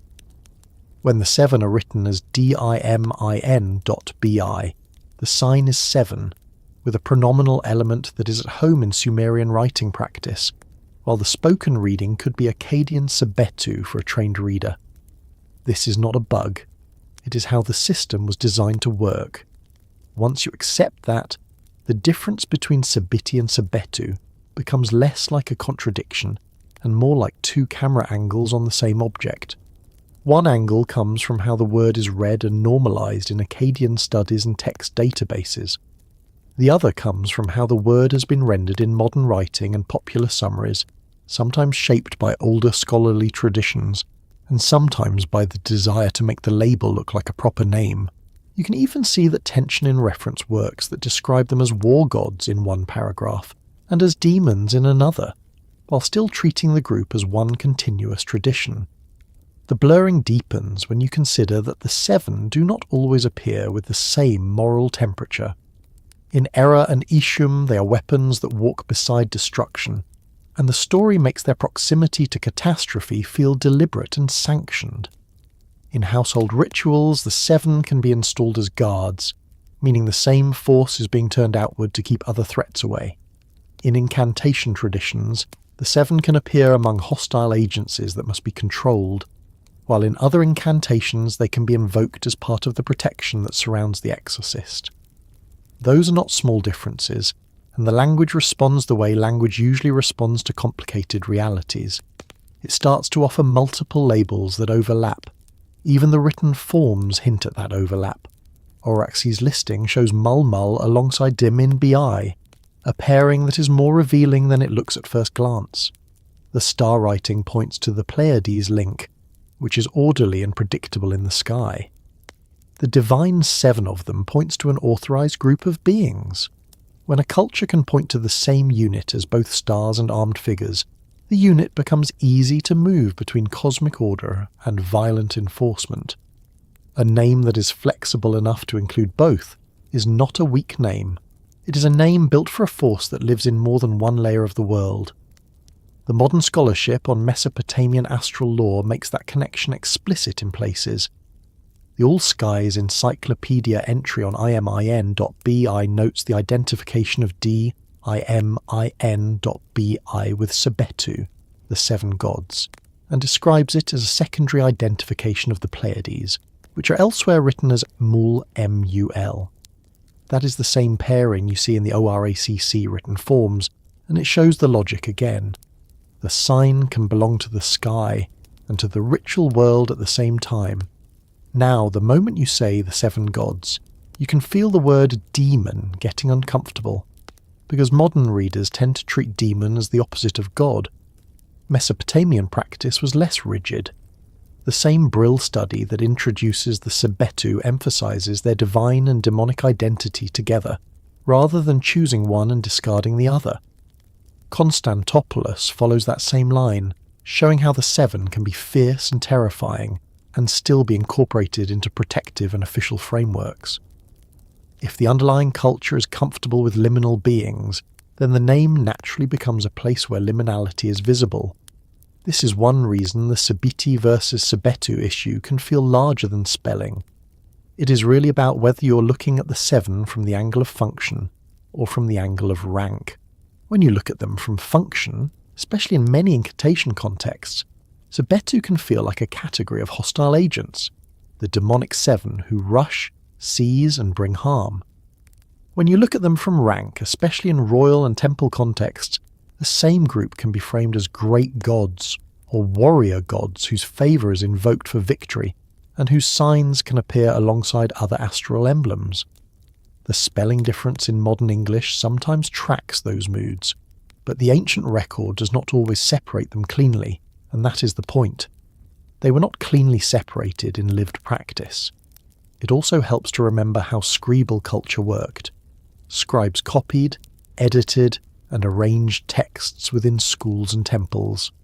A ritual series could preserve older wording because the wording itself was considered effective. An epic could preserve traditional epithets because they were part of the story's authority. Over time, you get layers.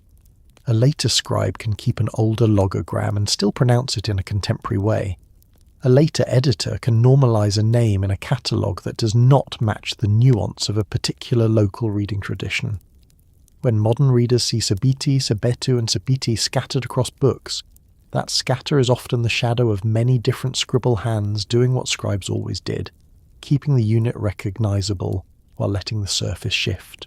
This becomes even clearer when you notice that the seven is not only a Mesopotamian idea. Many cultures find seven useful, memorable and complete. Mesopotamia, however, had a special habit of building heptads into ritual technology. Once a heptad becomes part of a ritual toolkit, the heptad starts behaving like a reusable component. You can plug it into different situations, you can attach it to different commanders, you can interpret it as stars when you need cosmic confirmation. You can interpret it as armed guardians when you need a barrier at the gate. The name does not need to be fixed like a personal biography. It needs to be effective as a switch that turns the unit on in the reader's mind. So the name shifts and the roles blur, because the seven were asked to do contradictory seeming things. They were asked to harm in myth and in the logic of divine punishment. They were asked to guard in household rituals and protective deposits. They were asked to appear as signs of cosmic order in astral symbolism. They were asked to behave like a swarm of intrusion in incantations that name them among other dangerous forces. The writing system supported that by allowing the seven to be written in ways that highlight whichever facet is being emphasized, without requiring a single fixed pronunciation to do the work. There is also a calm, human reason why a culture might prefer such blurring. If a household is frightened, it does not always want a protector that is gentle. It wants a protector that is intimidating. The seven are intimidating. If a state wants to project power, it does not always want a symbol that is comforting. It wants a symbol that makes enemies hesitate. The seven can do that too. If a practitioner wants to drive out an unseen intruder, it helps to invoke a force that knows how to operate in the unseen domain. The seven, through their underworld-adjacent associations and their place in exorcistic corpora, can be imagined as exactly that kind of force. Once a unit serves all these emotional needs, a single tidy label becomes less useful than a family of labels that can slide. That sliding is why you can sometimes read one tablet tradition and come away feeling the seven are almost like demons, while another makes them sound like legitimate divine warriors. Both impressions can be true, and the names reflect that truth without apologizing for it. ORACC can call them a group of seven demons, while Brill emphasizes the logographic writing with divine determinatives, and Constantopoulos traces their increasing benevolent protective roles. And these are not contradictory statements so much as different slices through the same long tradition. If you keep that in mind, the name question stops being a distraction and becomes a clue. The 7 were never meant to be held still in one moral category. They were meant to be deployable. Their identity lives in movement. Movement across languages, across genres, across spaces, across levels of the cosmos. A shifting name is what you get when a culture continues to use the same force for a long time, while also continuing to argue, quietly, about what that force really is. And as that argument plays out, it begins to touch something even more practical than spelling. Once the 7 can be written as stars and also invoked as armed gods, the next thing that naturally follows is the question of how people synchronize those meanings. How calendar time, seasonal markers, and the visible rise and set of star clusters could be tied to ritual timing, war rhetoric, and household protection. Until the 7 are not only a unit you name, but a unit you watch for in the sky, the way you watch a familiar light return at the same point of the year and feel the old protective logic settle back into place. Empires have a habit of rising the way the river rises, quietly at first, then suddenly with a confidence that makes people rearrange their lives around the new waterline. One season the roads belong to local governors and familiar uniforms, and the next season the roads belong to someone else, with different banners, different taxes, different prayers spoken in the same dusty courtyards. In Mesopotamia, those changes could feel dramatic, but they were also strangely repetitive, because the land between rivers kept attracting power the way a lamp attracts moths. Cities grew rich, kings grew ambitious, neighbours grew nervous, and the cycle turned again. What is easy to miss when looking at that cycle from far away is how much of everyday belief was built to survive it. A dynasty could collapse, but a household still needed to sleep. A palace could burn, but a mother still needed to calm a feverish child. A new ruler could rename a month, but the same wind still rattled the door at night. The 7 survived across centuries because they belonged to that durable layer, the layer of protection and explanation that people carried with them when everything else shifted. They were not the sort of presence that required a stable throne to exist. They were the sort of presence that made sense even when thrones were changing hands. Part of their endurance came from how they were defined. Many gods in Mesopotamia were anchored to a city the way a tree is anchored to a particular patch of soil. The god belonged to that place, and the place belonged to the god, and when the city suffered, the god's prestige could suffer with it. The 7 were different. They were anchored to a number and a role. Their identity could travel because it was compact. The 7 could be carried as a name, a logogram, a cluster of dots, a set of little armed figures, a line in an incantation, a memory of a terrifying poem, a quick glance at the sky. When an identity is that portable, it becomes hard to erase. The portability also meant they could be reinterpreted without being replaced. When one era wanted to describe them as a dangerous wave, the language was ready. When another era wanted to recruit them as guardians, the language was also ready. A ruler does not always want to advertise that he depends on wild, liminal forces, yet he still wants the effect those forces have on enemies. The 7 offered a solution. They could be framed as valiant divine warriors rather than as demonic intruders, and the same unit could still carry the old sting underneath the polished titles. That is the trick of survival in a religious landscape. A being that can change its clothing without changing its teeth can keep a place in the world. Their endurance begins long before the Neo-Assyrian kings carved their boasts into stone. It begins in the patient work of scribes and ritual specialists who kept copying the same core ideas because those ideas were useful. Mesopotamian culture had a strong habit of storing power in texts, not only in the sense of literature, but in the sense of effective words. An incantation was not treated like a casual poem. It was treated like a tool that did something when spoken correctly. A tool gets copied again and again, even if the handle style changes over time. The 7 appear in that tool world, and once a being is part of the tool world, it becomes resilient. It does not need a grand festival to be remembered. It needs a practitioner who believes the formula still works. At the same time, the Seven also lived in the story world, especially through the Era tradition that painted them as weapons walking beside a god whose mood could become catastrophe. Stories like that are memorable for the same reason storms are memorable. People do not forget the night the roof shook. Even if the poem was copied in a learned environment, its imagery could seep outward into how people pictured disaster.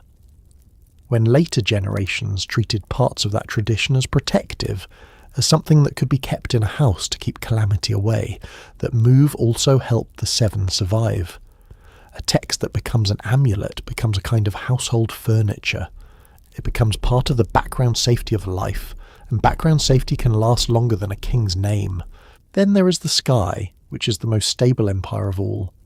Dynasties rise and fall, but the stars keep returning to their familiar positions, and the human mind is drawn to that steadiness the way a tired person is drawn to a steady heartbeat.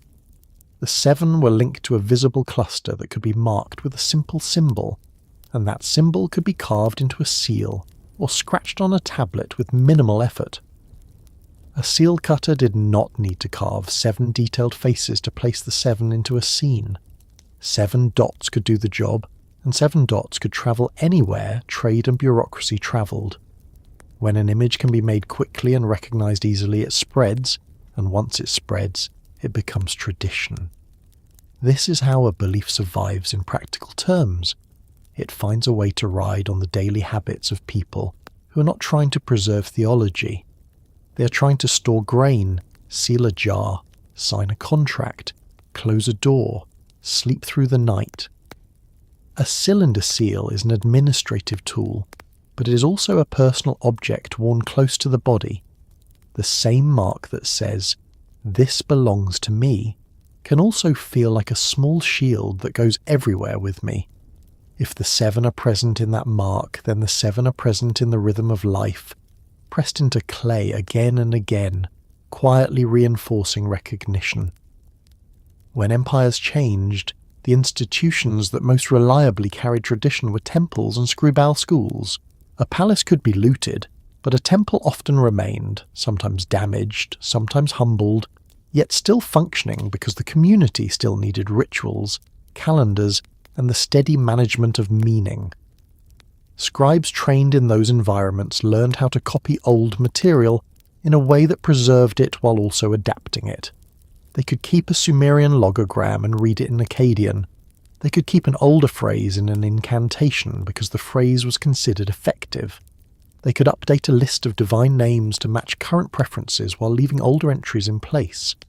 The 7 fit perfectly into that kind of transmission because they did not demand consistency of biography. They demanded consistency of count and function. That is one reason the names shift while the presence remains. The written habit of representing them as the divine 7 of them, rather than spelling a single pronunciation every time, meant the idea could travel across linguistic preferences. A late scribe could recognize the sign and know what unit it meant, without needing to settle the vowels the same way an earlier scribe did. That kind of writing is like a symbol on a map. It is less concerned with how you pronounce the river's name, and more concerned with the fact that the river is there. The 7 were there.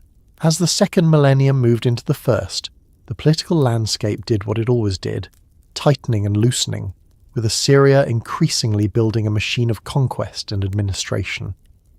Large states have a special appetite for standardized protection. When a kingdom becomes an empire, it has more borders to defend, more roads to secure, more soldiers to send far from home, more fear to manage among conquered populations. Protective traditions thrive in that atmosphere because anxiety thrives in that atmosphere. The 7, already shaped as a militant unit, were easy to recruit into imperial messaging. They could be invoked as part of the king's divine backing, and their terrifying reputation could be turned into a public warning to enemies. This recruitment did not need to erase their older, liminal associations. In fact, the empire could benefit from keeping those associations alive while presenting a cleaner surface. A king could speak of the 7 as valiant gods. the sort of divine allies who march at the front of his troops. That framing makes the Seven sound official, disciplined, part of the right side of order. Yet anyone who also knew the older ritual and incantation world would still feel the darker edge, the sense that these allies were not gentle. The Empire could thus claim protection and intimidation in one gesture. The built environment reflects this strategy in a way that feels almost like a diagram. When a temple or shrine connected to the Seven is placed near gates and threshold zones, rather than deep in the inner sanctum of the citadel, the placement reads like a careful decision. The Seven are valuable for defense. The Seven are also intense. They are kept near the boundary, where intensity is useful and where any spiritual turbulence is less likely to disturb the ceremonial heart of the city. In other words, the Seven are treated like a guard dog, honoured and fed, placed close enough to bark at strangers, not invited to sleep on the king's pillow. At the same time, the Empire's scribal culture was gathering and preserving enormous libraries of texts. When learned collections bring together myths, hymns, ritual instructions, omens, and incantations, they create a kind of memory warehouse. Even if particular rituals waxed and waned in popularity, the texts remained, ready to be consulted, copied, re-edited, used again. The Seven benefited from that warehouse effect. They appear across genres, and any genre that survives in a library can serve as a bridge for the others. A myth can keep a name vivid. A ritual can keep a function vivid. An astronomical list can keep a symbol vivid. Put all three into one learned ecosystem, and the unit becomes very hard to lose. Political change also has a strange side effect. When a new power takes over, it often tries to legitimize itself by borrowing familiar symbols. Conquerors do not always want to be seen as strangers. They want to be seen as rightful inheritors. One of the easiest ways to claim inheritance is to claim the gods. That does not mean every conquering regime adopted every local tradition equally, but it does mean that certain flexible, useful figures could persist through transitions because they were convenient.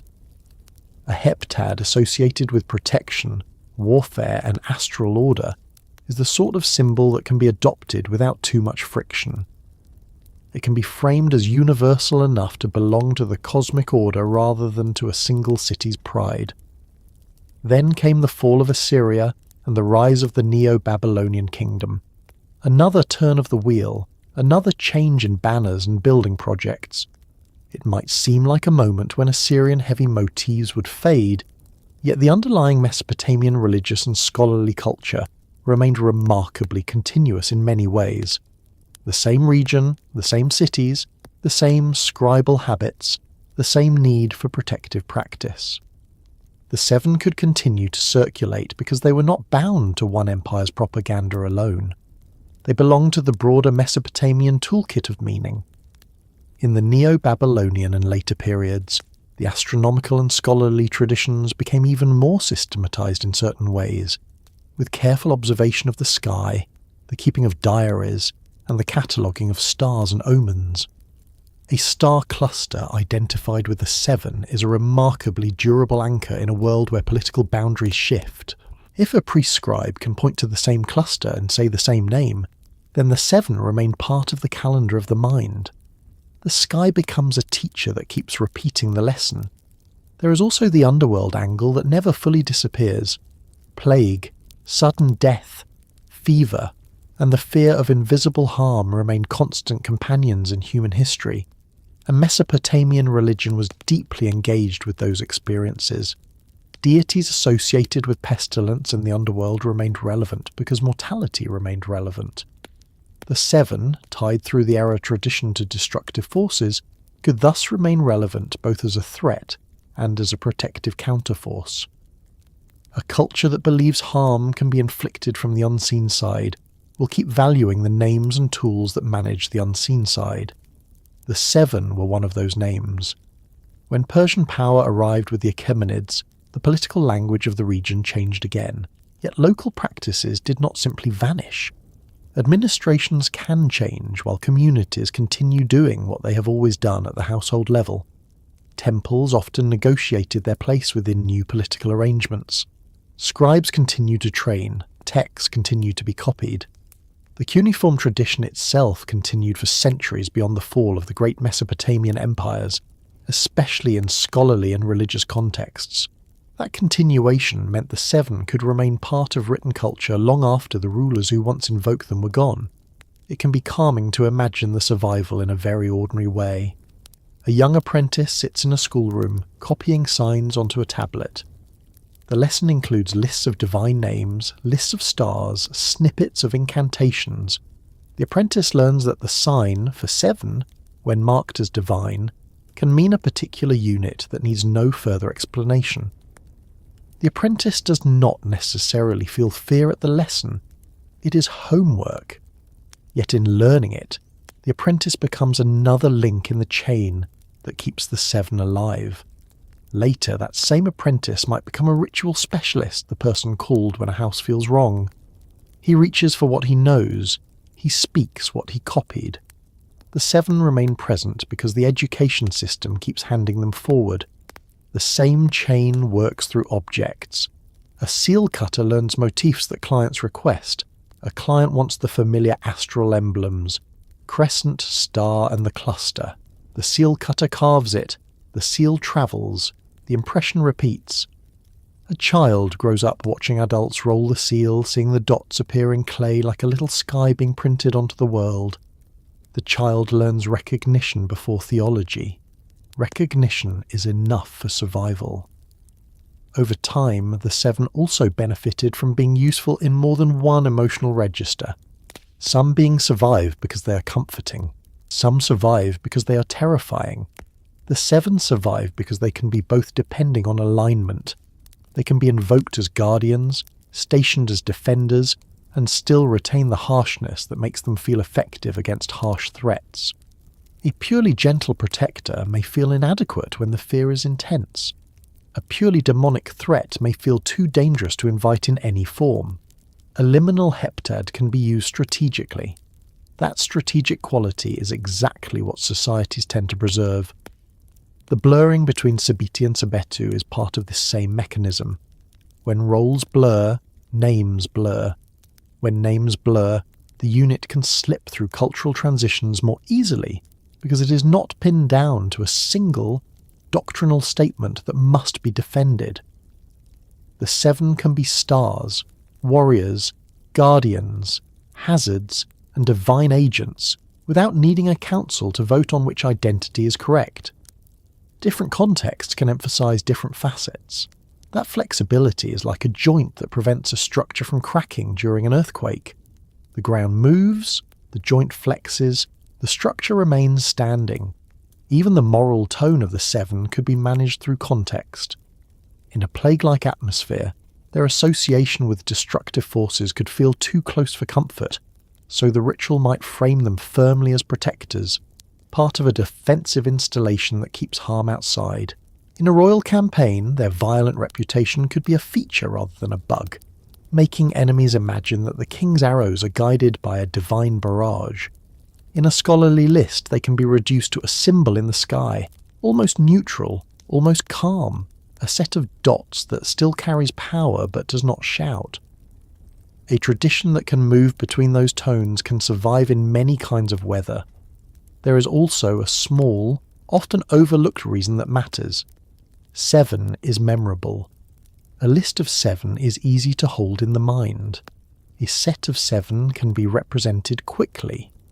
A ritual that calls on 7 can feel complete. Human memory likes such shapes. When an empire collapses, people do not always have access to libraries. They have access to what they can remember.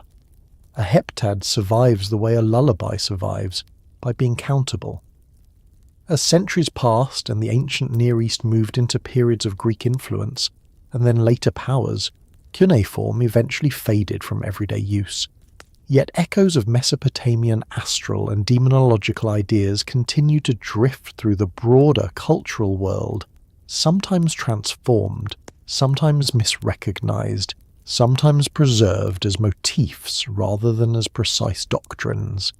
Even when a name stops being pronounced in its original form, a symbol can persist. A cluster of stars can still be called the Seven in some manner. A protective logic can remain even when the vocabulary changes. The Seven are especially suited to that kind of afterlife because their identity is already partly symbolic and partly functional. A symbol survives translation more easily than a biography. In the end, the survival of the Seven across centuries is not a single miracle of continuity. It is a bundle of small survivals stacked together. A scribe copies a sign because it belongs in the series. A priest places a protective figure because the ritual demands it. A king invokes a militant Heptad because intimidation works. A seal cutter carves 7 dots because clients recognize them. A child learns that the dots mean something powerful without needing to define it. Each act is small. Together they form a bridge that carries the Seven across one political shoreline after another. It also means the Seven never freeze into one final form. They keep moving because the world keeps moving. They drift between being a unit in the sky and a unit under the gate, between being an omen and being a guard, between being the companion of a destructive god and being the defender against destruction. That drift is not a flaw. It is the secret of their endurance. From here, the story naturally leans toward the moments when people looked up and tried to time their lives by the stars, not as a hobby, but as a necessity. When planting depended on seasons and festivals depended on calendars and omens depended on precise observation, the Seven in the sky could become more than a symbol. They could become a marker of when to act, when to purify, when to prepare, and when to take seriously the feeling that invisible forces were on the move, carried on wind, carried on rumour, carried on the simple fact that the year had turned again and the familiar cluster had returned to its place. There is a certain kind of idea that refuses to stay politely in its own century. The Sabitti begin their life in the clay and reed world of Mesopotamia as a tight bundle of 7, described again and again as a set, as if the writers felt calmer when the count came out right. They belong to the old habit of naming powers in groups, because a single force feels manageable, but a set feels like a system. When the tablets describe them as a heptad of warlike beings, sometimes minor gods, sometimes closer to dangerous spirits, they are not only giving you characters for a story, they are giving you a template, 7 as a complete squad, 7 as a full hand of blades, 7 as the right number of presences to make a room feel crowded. Once a template exists, it tends to travel. It travels in the simplest way first, by becoming familiar. A merchant from one city hears a priest in another city recite a line about 7 fierce ones who go before a king. A soldier hears a hymn that names 7 as if the word itself were an amulet. A scribe copies a list, not because it is thrilling, but because lists are how memory survives. When that happens long enough, the idea of 7 together becomes something that can be picked up and used elsewhere, even when the names change and the costumes change. In Mesopotamia, the Sabitti could be tied to the sky as well as to the battlefield. Some traditions treat them as a stellar group, often discussed in connection with the Pleiades, that small cluster that people across many cultures insist on counting as 7, even when the eye tends to see 6 without effort. That stubbornness matters, because the sky is the oldest shared library human beings have. City walls and dynasties come and go, but the same bright knot of stars returns, season after season, hovering above very different languages. When a group of 7 is imagined as moving with you through the year, it is easy for it to become more than a pretty pattern. It can become a band, a patrol, an omen, a set of watchers. The Greeks, for example, inherited a sky full of names, and they told stories to match. Their most famous 7 in the sky became the Pleiades, a set of 7 sisters placed among the stars, daughters of Atlas and Pleione in the most familiar telling. They are not warriors at all, and that is important, because it shows how the same number can be used to carry different moods. Mesopotamia could look at a heptad and feel the clink of weapons. Greece could look at a heptad and feel the hush of a family turned into light. Yet both are doing something similar, using 7 to mark a complete set that belongs together, a set that is easier to remember as a unit than as individuals. Even when Greek stories turn toward war, the number 7 follows them like a shadow. One of the clearest examples is the tale of the 7 against Thebes, the 7 champions who march on a city with 7 gates, each man paired with an entrance like a living piece on a board. The old play of Aeschylus builds its tension by naming each attacker, naming each gate, and letting the audience feel the uneasy order of the arrangement, as if war itself becomes more frightening when it looks organised. 7 is doing its usual work there. It makes the expedition feel complete, deliberate, almost ritual. It is not just an army, it is a set of 7, and that gives it a special weight, the way a row of 7 lit torches looks more intentional than a crowd with random flames. It is tempting to imagine a straight line from Mesopotamia to Greece, as if an Assyrian scribe handed a Greek poet a list titled, 7 fearsome ones please reuse. History is rarely that neat. What can be said, gently and honestly, is that the Eastern Mediterranean was never sealed off into separate jars.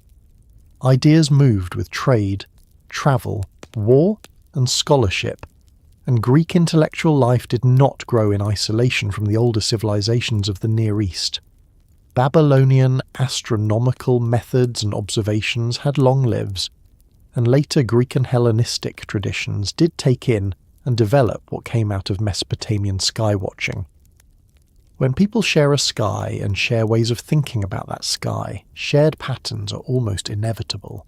A story about 7 champions at 7 gates can arise from local Greek themes, and at the same time feel comfortable in a wider world where 7 together already carries a familiar kind of completeness. That 7 together idea grows even more striking when you move from myths of cities to myths of heaven. In Jewish and Christian tradition, there is a recurring image of a special group of 7 angels who stand in the presence of God. In the Book of Tobit, Raphael identifies himself as one of the 7 angels who stand ready and enter before the glory of the Lord. In Revelation, a vision shows 7 angels who stand before God, and they are given 7 trumpets. Here, the number 7 is again doing what it has always done. It creates a complete set. It also creates hierarchy. Not every angel is part of this inner circle. 7 marks a small, powerful group close to the throne, a cosmic staff, a heavenly guard. In many popular depictions, angels are gentle and glowing, more like floating lanterns than fighters. But in the texts and the traditions that grew around them, angels can be intensely martial. Michael is a clear example, depicted as a prince and a combatant, and the imagery of heavenly conflict becomes part of the broader imagination. If you place that beside Mesopotamian images of the Sebitti, something clicks into place. A set of 7 that stands near the highest power, that moves as a unit, that can bring disaster or protection, that can be imagined as both weapon and presence. Feels like a cousin of the earlier Heptads, even if the family tree is tangled and the names have changed. The connection becomes more interesting when you notice how often these 7 angelic figures are linked, in later interpretation, with the 7 classical planets, the 7 bright wanderers visible to the ancient eye: Sun, Moon, Mercury, Venus, Mars, Jupiter, Saturn. Whether one believes in the astrological reading of that link or not, the pattern shows a shared habit. 7 as the number that gathers the sky's most important moving lights into a single roster. And once the sky is organised as a roster, it is easy for the roster to be imagined as a team. A team can be guardians, a team can be messengers, a team can be warriors. Zoroastrian tradition adds another layer to this long echo. It speaks of a heptad of divine beings or aspects associated with Ahura Mazda, often counted as 7, clustered around the highest god as ministers against the destructive spirit. The details are different from Mesopotamia, and the moral world is different too, but the structure is familiar. a small group of 7 that helps govern creation, that stands as a complete set around a central power. In the Jewish Encyclopedia's discussion of angelology, there is even a note that the notion of 7 eyes or 7 principal angels may have been affected by ideas like the Parsi 7 Amsha spans, meaning the Zoroastrian 7. That is not a neat one-way arrow, but it is an honest acknowledgement that these traditions lived near one another in time and space, and their images could brush against each other. In other words, the Sabitti sit inside a broader human habit of organising invisible power into Heptads. Sometimes those Heptads look like warriors, sometimes they look like ministers, sometimes they look like stars.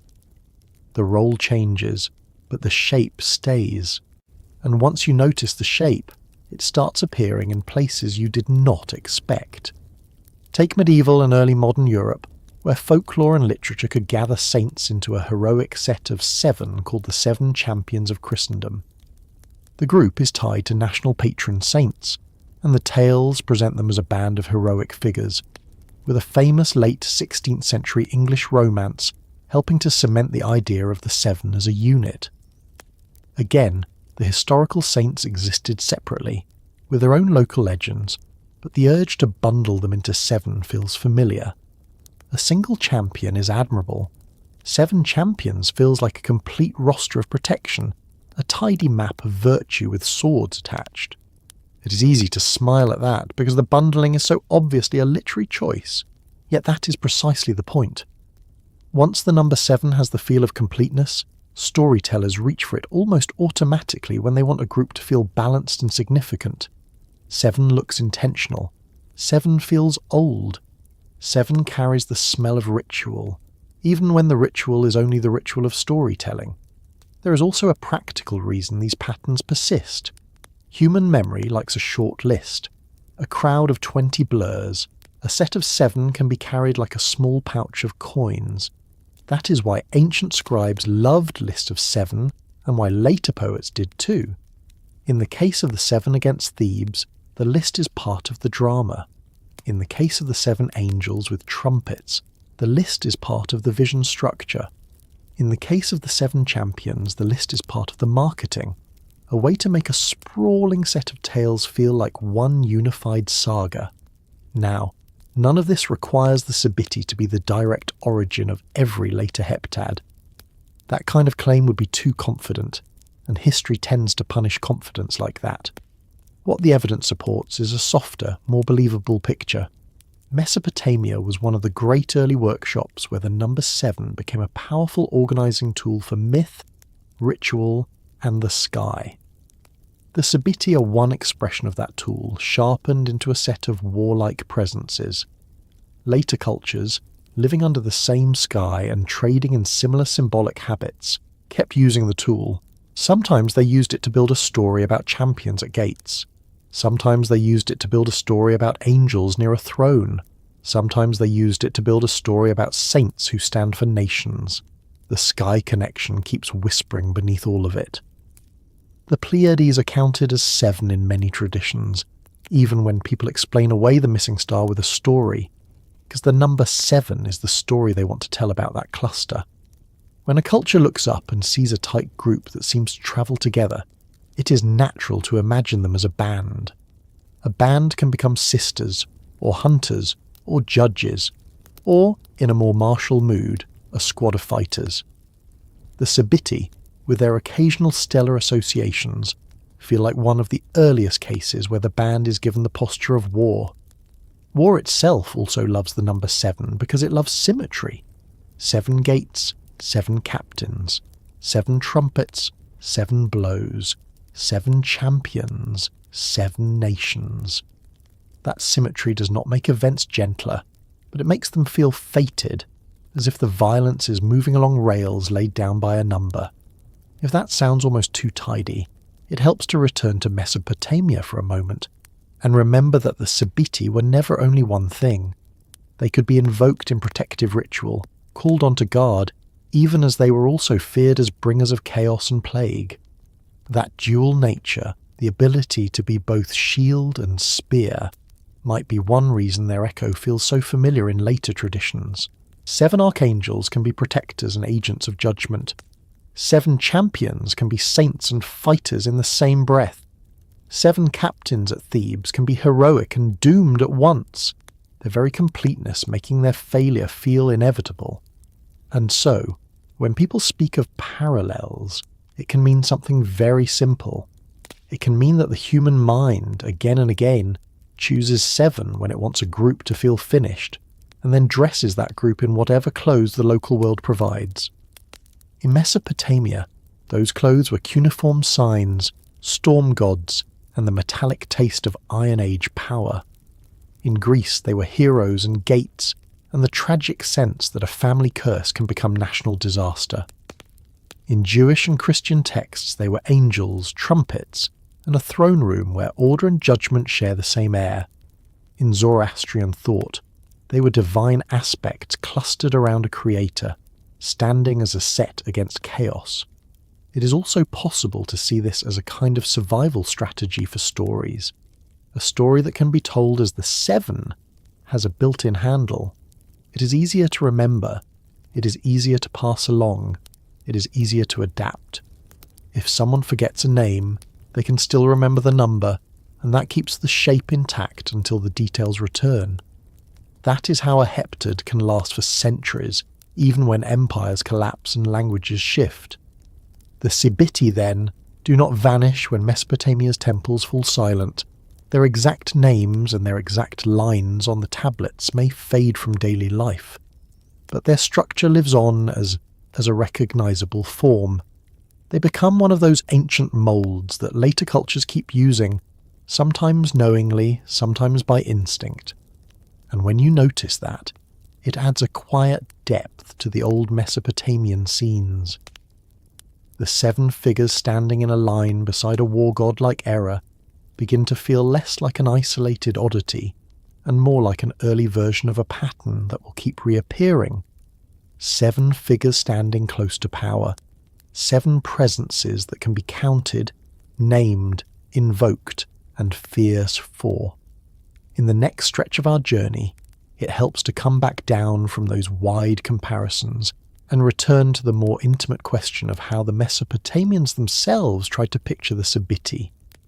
The echoes in Greece, in angelology, in later folklore, can make the 7 feel almost universal, but the clay tablets remain stubbornly specific.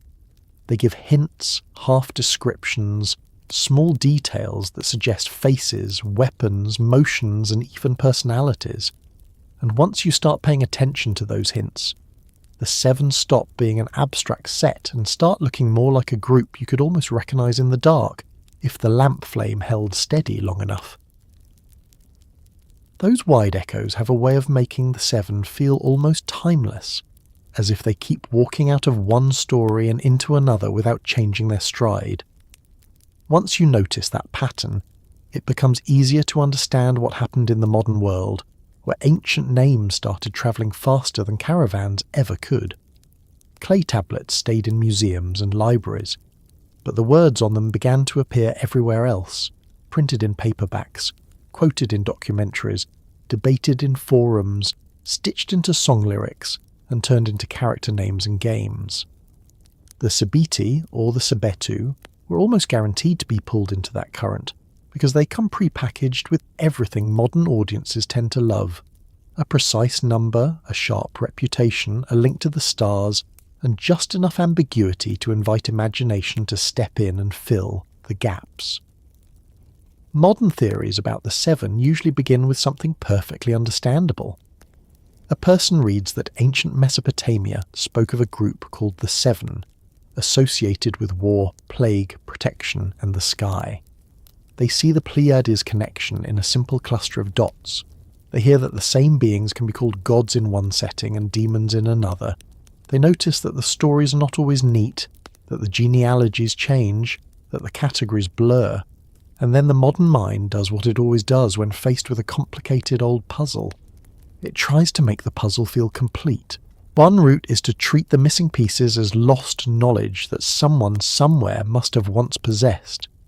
Another route is to treat the ambiguity as a deliberate cover a kind of coded message waiting to be decoded. A third route is to treat the whole thing as a mythic language for natural forces, psychological fears, or social tensions, which is closer to the way many scholars approach it. All three routes exist at the same time in the modern landscape, and the Sabitti tend to sit right in the middle of the traffic because they are easy to repurpose. In academic work, the seven are approached with a certain careful patience. Scholars compare spellings, contexts, genres, and time periods. They pay attention to whether the seven are written as a logogram, whether they are linked to an asterism, whether they appear in a ritual instruction, a royal inscription, or a literary epic. The result is not one simple identity, but a layered one, with real historical change over time. That kind of layered identity is faithful to the evidence, yet it can feel unsatisfying to a modern reader who wants a single clean answer. Modern reinterpretations often offer that clean answer, and they do it by choosing one facet and letting it swallow the others. If the reader comes from a background that loves warrior mythology, the seven become an elite squad.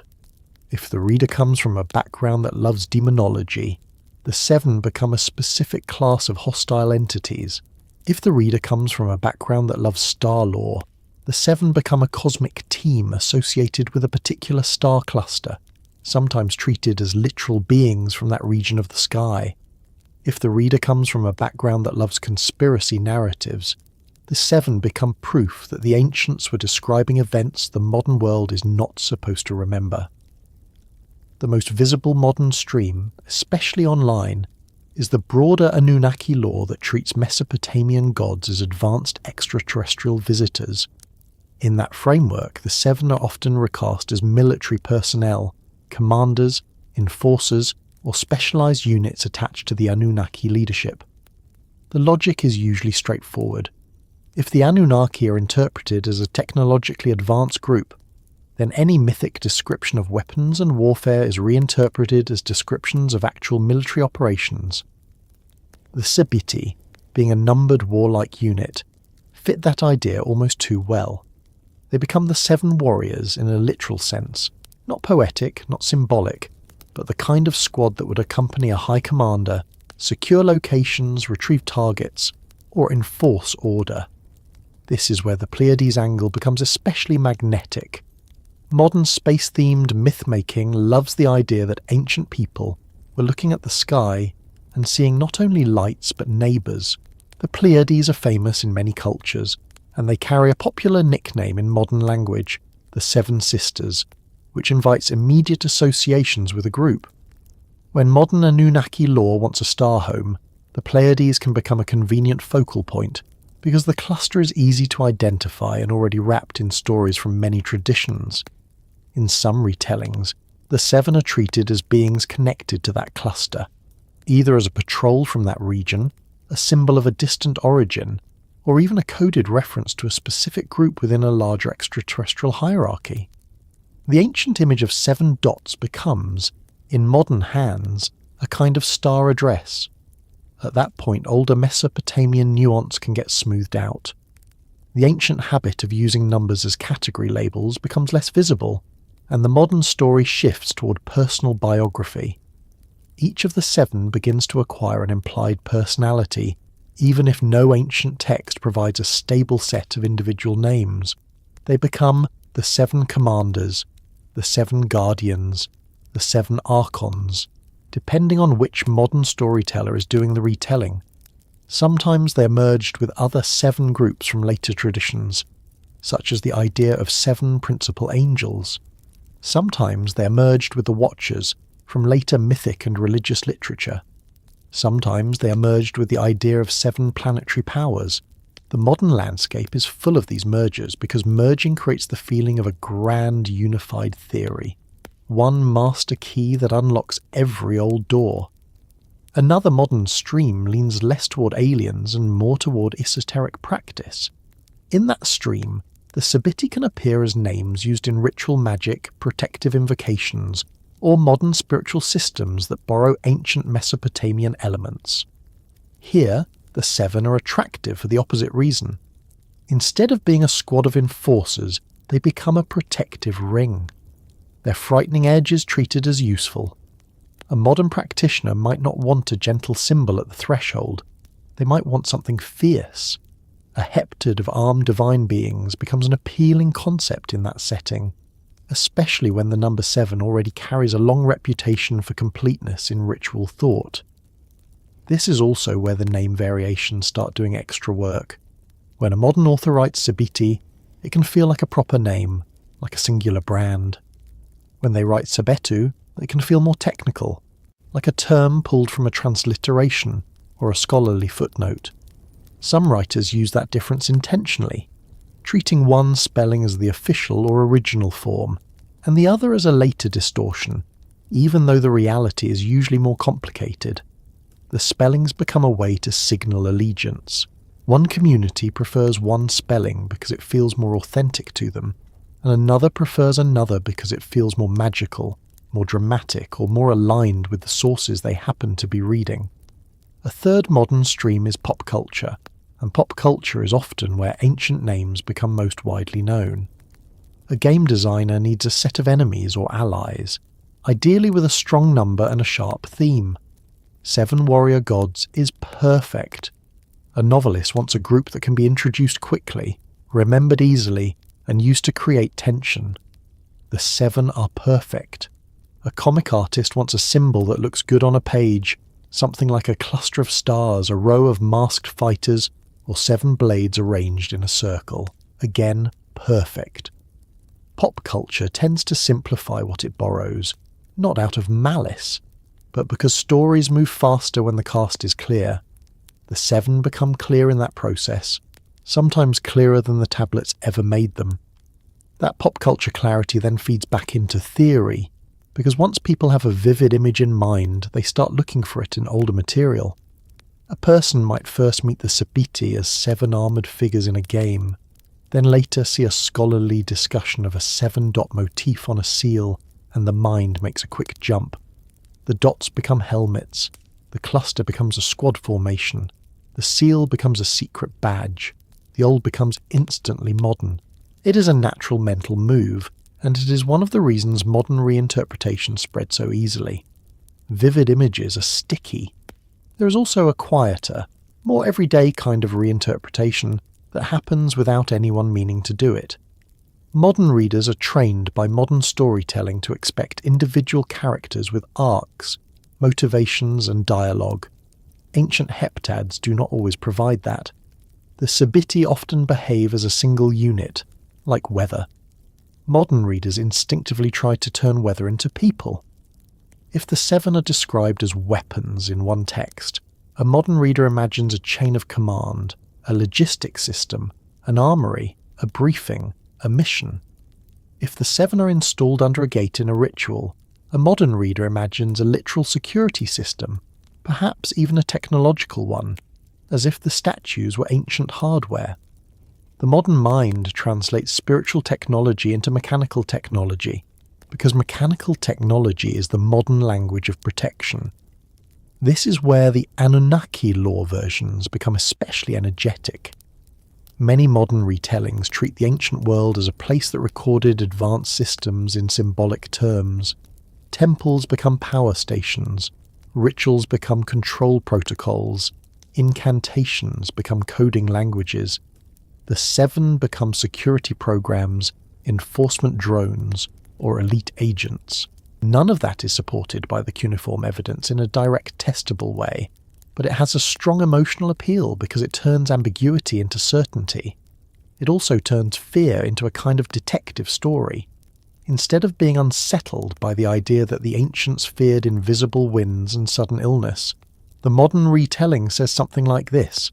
The ancients were describing real technology, and the fear was rational. The 7 in that story become less like myth and more like an explanation for why ancient people treated boundaries so seriously. A related modern habit is to treat the 7 as proof of a hidden system of control that spans eras. In that mode, the 7 are not only ancient, they are still active, still watching, still influencing. The idea usually works by selecting a handful of parallels, then stacking them until the stack feels too tall to ignore. 7 in Mesopotamia, 7 in later angelology, 7 in heroic legends, 7 in modern secret societies, 7 in symbolic architecture, 7 in corporate branding, 7 in films. The number becomes a thread that appears everywhere, and the thread is presented as evidence of a single underlying plan. The Sabitti are then pulled into that plan as an early named example, as if they are the original template for all later 7s. It can be soothing, in a strange way, to notice why that narrative is attractive. A world full of randomness can feel exhausting. A world with patterns can feel manageable, even if the patterns are ominous. When people feel modern life slipping out of control, they often become more sensitive to pattern, and older mythic patterns offer a ready-made language for that sensitivity. A heptad of warriors is a strong pattern. It feels organised. It feels intentional.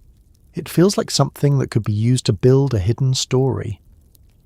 Another modern reinterpretation appears in discussions that merge the 7 with later Watcher traditions, turning the Sebitti into a kind of ancient police force, sometimes aligned with underworld enforcement, sometimes aligned with celestial oversight. In that kind of telling, the 7 become a surveillance unit. They are described as guardians of thresholds not only in houses but in reality itself. This retelling usually leans heavily on the underworld angle and on the ancient habit of placing guardians under gates.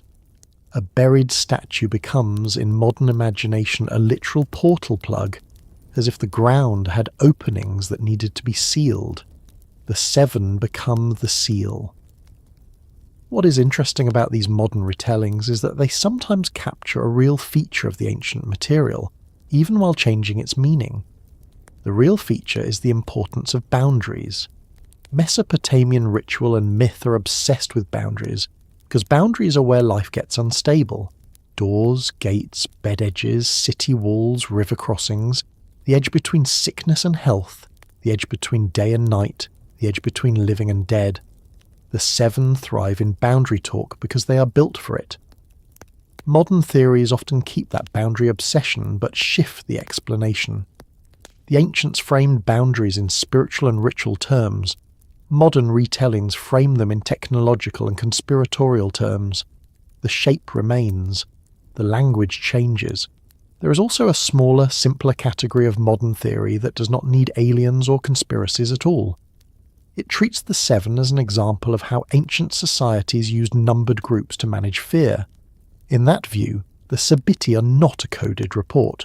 They are a psychological tool. They let people name a complex set of experiences as one manageable unit. Plague, panic, war, and the feeling that the night is full of movement. Calling it the 7 turns it into something that can be addressed, invoked, repelled, or recruited. That interpretation can feel less thrilling than the idea of star soldiers, but it has a quiet strength, because it respects how ritual works in human life. It also explains why the 7 can be both harmful and protective without needing a hidden explanation. A force can be feared and also used as protection when correctly controlled. The same way fire can burn a house down and also keep a family warm when kept in the hearth. The modern world often struggles with that kind of both and thinking. It prefers clear sides, heroes or villains, truth or lie, real or fake. The Sabitti do not cooperate with that preference. They live in the middle, and that middle is exactly where modern reinterpretations keep trying to plant flags. Some modern writers insist the 7 were always benevolent guardians, and that calling them demons is a mistranslation. Others insist the 7 were always destructive, and that using them protectively is a later corruption. Others insist the 7 were literal extraterrestrials, and that everything else is a cover story. The arguments can become intense, partly because the 7 feel like they should have one true answer, and partly because the number 7 itself has a way of making people feel they are touching a deep structure. A calmer way to hold the modern theories is to treat them as a second life of the 7, rather than a correction of the first. In that second life, the Sabitti are doing what old names often do. They become containers for modern anxieties and modern hopes. The ancient world worried about disease, invasion, and the fragile safety of the home. The modern world worries about control, hidden systems, surveillance, and whether history has been edited. Both worlds are full of invisible threats. Both worlds create stories that make the threats feel nameable. The Seven, being already a named unit of invisible attack and invisible defense, slide neatly into both moods. This does not mean every modern claim deserves equal weight. Some claims are careful, grounded in translations, and honest about uncertainty. Others cherry-pick lines, mix languages, and treat speculation as if it were a recovered fact. A person can enjoy the imaginative versions while still noticing the difference. The tablets, even when fragmentary, have a certain stubbornness. They show the Seven in specific contexts, with specific writing habits, within a culture that had its own priorities. Modern retellings often reorder those priorities. They might place the Seven at the centre of an Anunnaki drama that the ancient texts never tell in that exact form. They might turn a ritual deposit into an alien device. They might turn a star symbol into a spaceship coordinate. Those moves are creative. They are also moves away from the evidence. What remains genuinely fascinating is that the Sabitti are flexible enough to survive both kinds of attention. They can sit in a scholarly article as a difficult shifting heptad with multiple roles. They can sit in an internet thread as a set of Star Warriors. They can sit in a novel as a group of antagonists. They can sit in a modern spiritual system as guardians of a boundary. The fact that they can do all of that says something important about them, and it also says something about us. We keep returning to the idea of a small numbered group that can protect and harm, because it mirrors how we experience risk. Risk feels like it comes in waves. Safety feels like it needs layers. Seven is a layer count that feels complete. All of this makes it even more worthwhile to return, gently, to the earliest layer again. Modern reinterpretations can be entertaining, and they can even be emotionally useful, but they can also blur the original outlines until the Seven become whatever a storyteller needs them to be. The clay fragments pull in the opposite direction. They resist being made too tidy. They keep reminding us that ancient people were practical, frightened, hopeful, and inventive. They built protective systems out of words and objects because they needed to, not because they were hiding a science fiction manual in plain sight. And there is still one detail that modern theories often skip because it is not flashy, yet it might be the most revealing. The ancient material leaves a lot unsaid. The Seven are named as a unit again and again, but individual names are rarely pinned down in a way that satisfies modern expectations. Their biographies are not consistent the way a modern character sheet would be. Their genealogy changes, their category shifts, their story appears in pieces rather than as a single smooth narrative. That silence is not a failure of the tradition. It is part of how the tradition worked, and it's also part of what gives modern imagination so much room to move. As the night goes on, it becomes useful to sit with that silence instead of rushing to fill it, because the silence itself tells you what the ancient writers cared about. They cared that the Seven were seven. They cared that the unit could be invoked, stationed, or feared. They cared about what the Seven did at the boundary. They cared less about giving each one a tidy identity that could be pinned to a single interpretation forever. When you take that seriously, the modern theories begin to look like what they are, not a final answer, but a modern attempt to provide the kind of completeness that the ancient material never promised in the first place. And that brings us naturally toward the question of what, if anything, the tablets let us say about the Seven as individuals, and what remains deliberately, stubbornly out of reach even when the lamp flame holds steady. When people say, if the Seven were real, they rarely mean it in only one way. Sometimes they mean physically real, as in flesh and blood, as in beings who walked through cities and left footprints in dust. Sometimes they mean historically real, as in memories of actual groups of fighters that were later dressed in divine language. Sometimes they mean psychologically real, as in forces that existed in the human mind and shaped behaviour even if no armoured figures ever stood at a gate. The phrase opens a door to several rooms at once, and the Sabitti are strong enough as an idea to stand in all of them without collapsing. Start with the simplest sense. Ancient Mesopotamians believed the seven were real. Not real as metaphor, not real as literary flourish, but real as active presences that could harm, protect, and be addressed in ritual.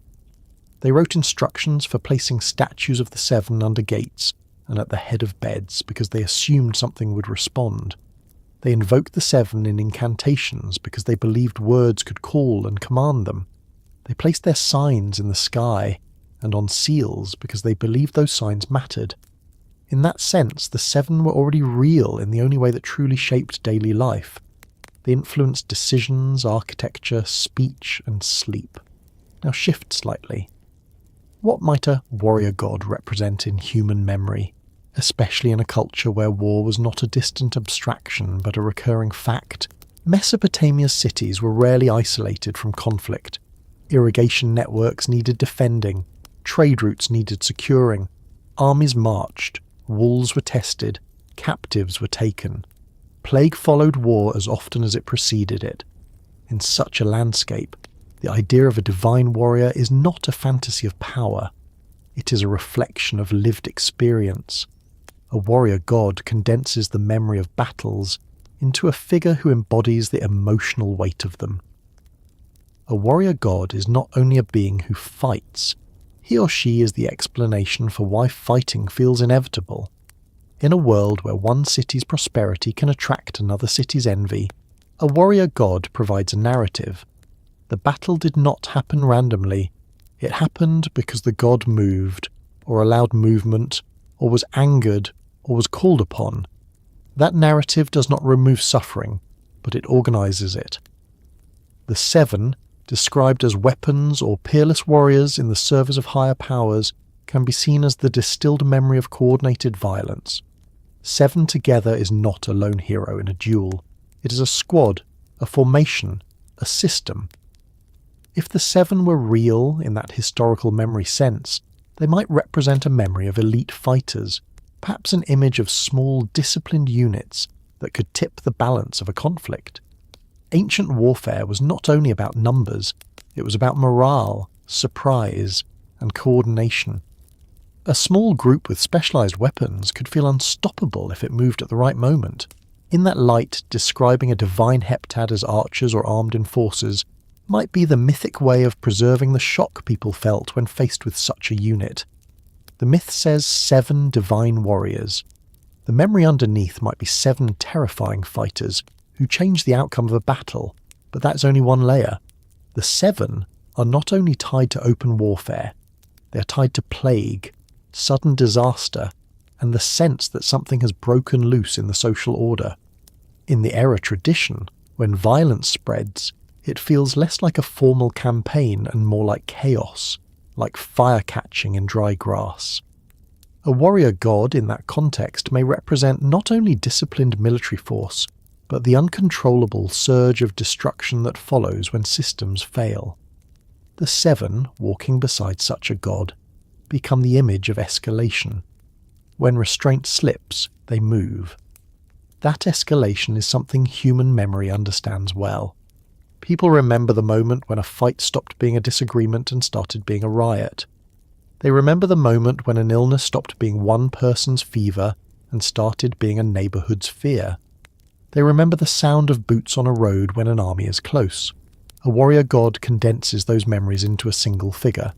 A group of 7 warrior gods condenses them even further, as if saying, when destruction comes, it comes in full measure. There is also the underworld angle that complicates the picture. Warrior gods in Mesopotamia often intersect with death gods, plague gods, and chthonic forces. The line between battlefield and burial ground is thin. If the 7 are sometimes placed at thresholds, sometimes invoked in contexts of illness, and sometimes described as operating in both heaven and netherworld, then a warrior god in their orbit might not only mean a fighter in armour, it might mean the embodiment of mortality's sharp edge. In that sense, the 7 could be a way of remembering that every war is also a door to the underworld, that every clash of weapons opens a path that leads downward for someone. Now consider a psychological sense of reality. Human beings often experience internal conflict as if it were external. Anger feels like an invasion. Panic feels like a sudden attack. Grief feels like being struck. Ancient languages reflect this by describing illness and distress as something that seizes or strikes a person. When a culture uses the language of attack for internal states, it is not being naive. It is being honest about how those states feel. If the seven were real in psychological memory, they might represent the mind's way of visualizing overwhelming emotion. 7 waves of rage, 7 arrows of dread, 7 gusts of despair. A group is easier to confront than a cloud. In that frame, a warrior god becomes a figure for the part of human nature that fights. Not only fights enemies, but fights itself. The 7 could represent the memory of how quickly a group can move from order to aggression. They might encode the lesson that violence is contagious, that once a few begin, others follow. 7 is enough to make a crowd. 7 is enough to make resistance feel futile. Human memory stores that lesson deeply, and myth gives it a shape. There is another possibility that sits somewhere between historical and psychological memory. Ancient societies often organized themselves into groups that had symbolic numbers attached to them. Councils, priestly orders, elite guards, administrative divisions. 7 is a manageable number for a council.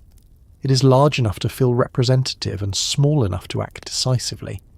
If at some early stage there were actual groups of 7 charged with guarding a gate, protecting a king, or enforcing a law, their image could easily expand into myth. Over time, the memory of a real council of 7 could blur into the memory of a divine heptad. The tablets do not give us a neat historical record of such a council, but the possibility is not absurd. Human institutions often echo in mythic form long after their original structure has changed. Even without a specific historical council, the pattern of 7 as a complete set is itself a kind of memory. Human beings are pattern-seeking creatures. When something works, it is repeated. If 7 guardians at a gate once felt effective, the number could become part of the ritual language. If 7 archers once held a line successfully, 7 could become the image of a strong defensive unit. Myth does not always record events precisely. It records impressions of strength and fear and safety. A warrior god might therefore mean the remembered feeling of standing behind a wall with 7 trusted fighters at your side. There is also the question of authority. A warrior god often serves as a guarantor of a ruler's right to rule. In Mesopotamia, kings frequently invoked divine support for their campaigns. If a ruler claimed the backing of a fearsome heptad, that claim was not only about theology, it was about morale. It was about convincing subjects and enemies alike that the king's violence was sanctioned. In human memory, that can leave a double trace. On one hand, the 7 might be remembered as protectors of the city. On the other, they might be remembered as enforcers of a regime. A warrior god can feel like a shield to some and a threat to others. The ambiguity in the ancient sources reflects that double trace. Now, if someone insists on the most literal reading, if the 7 were physically real beings, what would that even mean in the context of human memory? It would mean that generations of people interacted with something they experienced as autonomous, powerful, and dangerous. Whether that something was a psychological phenomenon, a social institution, a natural disaster, or a being beyond our current categories is a separate debate. The key point is that for the people who wrote the tablets, the 7 were not an empty metaphor. They were part of the architecture of reality. In modern times, when someone asks if the 7 were real, the question often hides a deeper longing. It is the longing for the world to have clear forces again. In a fragmented age, a named heptad feels solid. It feels organized. It feels as if danger and protection both come from identifiable sources. In that sense, the modern fascination with warrior gods may say as much about modern anxiety as about ancient belief. The idea of a warrior god suggests that chaos can be fought, that someone is in charge of the violence, even if that someone is terrifying. Human memory does not preserve only gentle figures. It preserves the harsh ones too, because harsh figures explain harsh events. A flood does not need a goddess of mercy to make sense. It needs a god of storm. A war does not need a patron of peace to explain why it happened. It needs a god who delights in battle or who punishes noise and pride. The seven fit into that explanatory framework. They are not invoked to bless harvests in the same way a fertility deity might be. They are invoked to manage thresholds, repel intrusion, and accompany devastation. They occupy the place in memory reserved for the edge of experience. There is also a subtler layer. In many cultures, seven carries connotations of completeness, wholeness, or cosmic order. When a group of seven is associated with warfare, it may be encoding the idea that violence is not an anomaly, but part of the world's structure. That is not a comforting thought, but it is a realistic one. Human societies have always wrestled with the fact that order and violence coexist. A heptad of warrior gods may be a way of admitting that reality is structured in such a way that conflict is woven into it. The seven, then, become less like accidental demons and more like a structural feature of the cosmos. If that is true, then asking whether the seven were real might be the wrong angle. A better angle might be this. What human need did the seven satisfy so effectively that they were invoked for centuries? They satisfied the need to feel that violent forces were not random. They satisfied the need to feel that thresholds could be defended. They satisfied the need to name the surge of destruction and place it in a framework. They satisfied the need to believe that even the most terrifying powers could be recruited, stationed, and commanded under the right circumstances. In that light, a warrior god is not simply a divine fighter. It is a symbol of controlled aggression. It says that violence exists, but it can be harnessed. The seven embody that harnessing. They are terrifying when unleashed in myth. They are protective when installed under a gate. They are authoritative when invoked in royal inscriptions. They are organized, counted, named. Human memory holds on to them because they offer a model for managing what cannot be erased. If the seven were real in any sense that matters, they were real in the sense that they shaped behaviour. They influenced where statues were buried, which words were spoken at night, which names were carved in stone, which symbols were rolled into clay. They influenced how people imagined danger and how they imagined defence. They influenced how people told stories about why cities fall and why cities endure.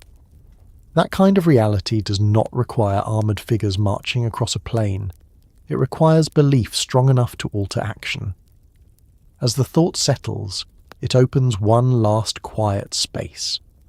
After centuries of invocation, reinterpretation and speculation, after being recast as demons, guardians, stars, warriors, archangels, and even extraterrestrial commanders, what remains of the seven when you strip away the layers? Perhaps what remains is the simple human act of counting forces in order to face them. One danger is chaos. 7 dangers can be lined up and named. One fear is overwhelming. 7 fears can be placed in a circle and guarded against. The 7 may be less about what they were and more about what they allowed people to do, to take the most frightening aspects of existence and give them shape, number, and a place at the edge of the door, where they could be watched, even if they could never be entirely dismissed. Somewhere far from the bright screens and city glare, the night still looks the way it used to. Not perfectly, not exactly, but close enough that the mind recognises it. A dark line of land or rooftops, a clean strip of sky above it, a few lights that do not flicker like lamps, do not drift like lanterns, and do not hurry the way people hurry. They simply appear, and they keep their place. If you stand still long enough, you notice how the sky never feels empty. Even when it seems quiet, it is full of points. Some are sharp, some are soft, some look like they have a small glow around them. A cluster can look like a small handful of lights held close together. From the ground, it can be hard to count them the same way twice. One moment the eye insists there are 6, another moment you swear there are 7. Yet the human habit is to count it as 7 anyway. as if the mind prefers the complete set over the messy reality of a tired gaze. Those 7 lights on the horizon can feel like a promise that something in the world returns when it's supposed to. In the Mesopotamian imagination, that returning mattered. The 7 were not only a line in a story or a name in a list, they were also a way to think about what it meant for danger and protection to be organised. The same number that could describe a group of fierce presences could also describe a stable sign in the sky. A cluster of lights becomes a unit becomes a name becomes something you can speak when you're afraid, or when you want to be less afraid. That is one of the quiet tricks of human life. Naming does not remove danger, yet naming can make danger feel like it has edges. When the old texts talk about the 7 as warriors, it can sound dramatic, like a myth built for a palace hall, the kind of place where people want their gods to look tall and loud. At the same time, the way the 7 show up under gates, near beds, and in protective routines makes them feel much more domestic. The 7 are not only the kind of power you call to win a campaign, they are also the kind of power you place where your child sleeps, because the night is full of things you cannot inspect one by one. A household does not have an army. A household has doors, it has corners, it has wind slipping in, it has the small terror of a cough that will not stop. It has the larger terror of hearing that sickness is moving down the street. It has the unease of living close to other people and realizing how quickly trouble travels when it is invisible. That is one reason the 7 never feel fully distant, even when they come wearing old names. The core problem they answer is not ancient. It is human. People fear what they cannot see, and they fear what they cannot predict. People fear sudden change, especially when it comes from outside the walls, outside the body, outside the familiar routine. A warrior god, in human memory, is often the shape we give to the moment when order breaks and force enters. The 7, as a heptad, are the shape we give to the feeling that force is not arriving in a single blow, but in a coordinated wave. For a moment, it helps to imagine a very ordinary night in an ordinary ancient house. Not a palace, not a temple, not a literary scene, just a home. The air is warm, then cool, then warm again. Someone hears a sound in the alley. Someone thinks about locking the door twice. Someone remembers a story about spirits, because stories are what minds reach for when the lamp is low and the body is tired. The person does not need to believe every detail to feel the weight of the idea. The idea is simply that the world has layers, and some layers push upward when the night is deep. A guardian placed under the threshold feels sensible in that mood, not because it guarantees safety, but because it makes the boundary feel real. That is what a warrior god can mean in memory. It can mean the boundary itself, imagined as a fighter. A boundary is not gentle. A boundary says no. A boundary is the difference between inside and outside, and the world is always trying to blur that difference. Wind blurs it. Dust blurs it. Disease blurs it. Fear blurs it. War blurs it most of all, because war takes the outside and forces it inside, without asking permission. Still, the 7 are not a lesson that tells you to live in panic. They are almost the opposite. They show what people do when they want to stop panic from spreading. Panic is also a kind of invasion. It enters through the ears and the imagination. It turns small noises into warnings. It turns ordinary aches into disasters. A culture that builds protective systems is often trying to guard not only the body but also the mind. A ritual is a way to give the mind something to do besides spiral. You speak the words, you place the figure, you mark the threshold, you make tea, you wait. Even the act of waiting becomes easier when it feels like you have done something. Modern life has its own versions of that, and they can be hard to notice because they wear different clothing. We lock doors, we check weather apps, we look at news alerts, we read about distant danger until it feels close enough to touch. We do this partly because we want to be prepared, and partly because our minds dislike uncertainty. Some fears are useful. They keep us from stepping into traffic. They keep us from trusting every stranger. They keep us from ignoring a fever that needs care. Other fears are noisy and hungry, and they eat sleep. The old 7 can help separate those two kinds, not by offering a modern instruction manual, but by reminding you what fear looked like when it was given a face, a number, and a job. Fear becomes less wild when it is turned into a role. A warrior god is not a cloud of dread. A warrior god is a figure you can address. A group of 7 is not a vague threat. It is a count you can hold in the mind. The ancient world did not remove uncertainty. It arranged it. It tried to place it at the gate instead of letting it roam through the house. What we choose to fear often depends on what we believe can cross our boundaries. The Mesopotamian boundary was not only physical, it was cosmic. Heaven above, underworld below, the living world in the middle, and the feeling that forces could travel between layers. Whether those layers exist in a literal sense is not the point here. The point is that living people felt pressure from directions they could not control, and they made a map that explained why the pressure arrived. That map included gods who punished, spirits who wandered, winds that carried harm, and protectors who could be stationed like guards. The 7 lights on the horizon take on a special meaning in that map, because they are one of the few things that look steady. A cluster returns. It rises when it rises. It sets when it sets. It does not care about the local king. It does not care about the tax collector. It does not care about the gossip that a plague is coming. It appears anyway. In a world where so much could change suddenly, that steadiness was a form of comfort, even if the comfort came wrapped in a fierce name. There is a gentle irony in that. The same 7 could be imagined as destroyers in one story and guardians in another. The same 7 could be linked to a plague-like god in an epic and still be buried under a gate to keep plague away. This is not confusion. It is a realistic approach to power. Power is dangerous, and power is also what you use to resist danger. Fire can burn a home and also keep a family alive in winter. A sword can murder and also protect. A heptad of warriors can be feared and also recruited depending on how it is handled. In modern reinterpretations, people often want the 7 to become one clean thing.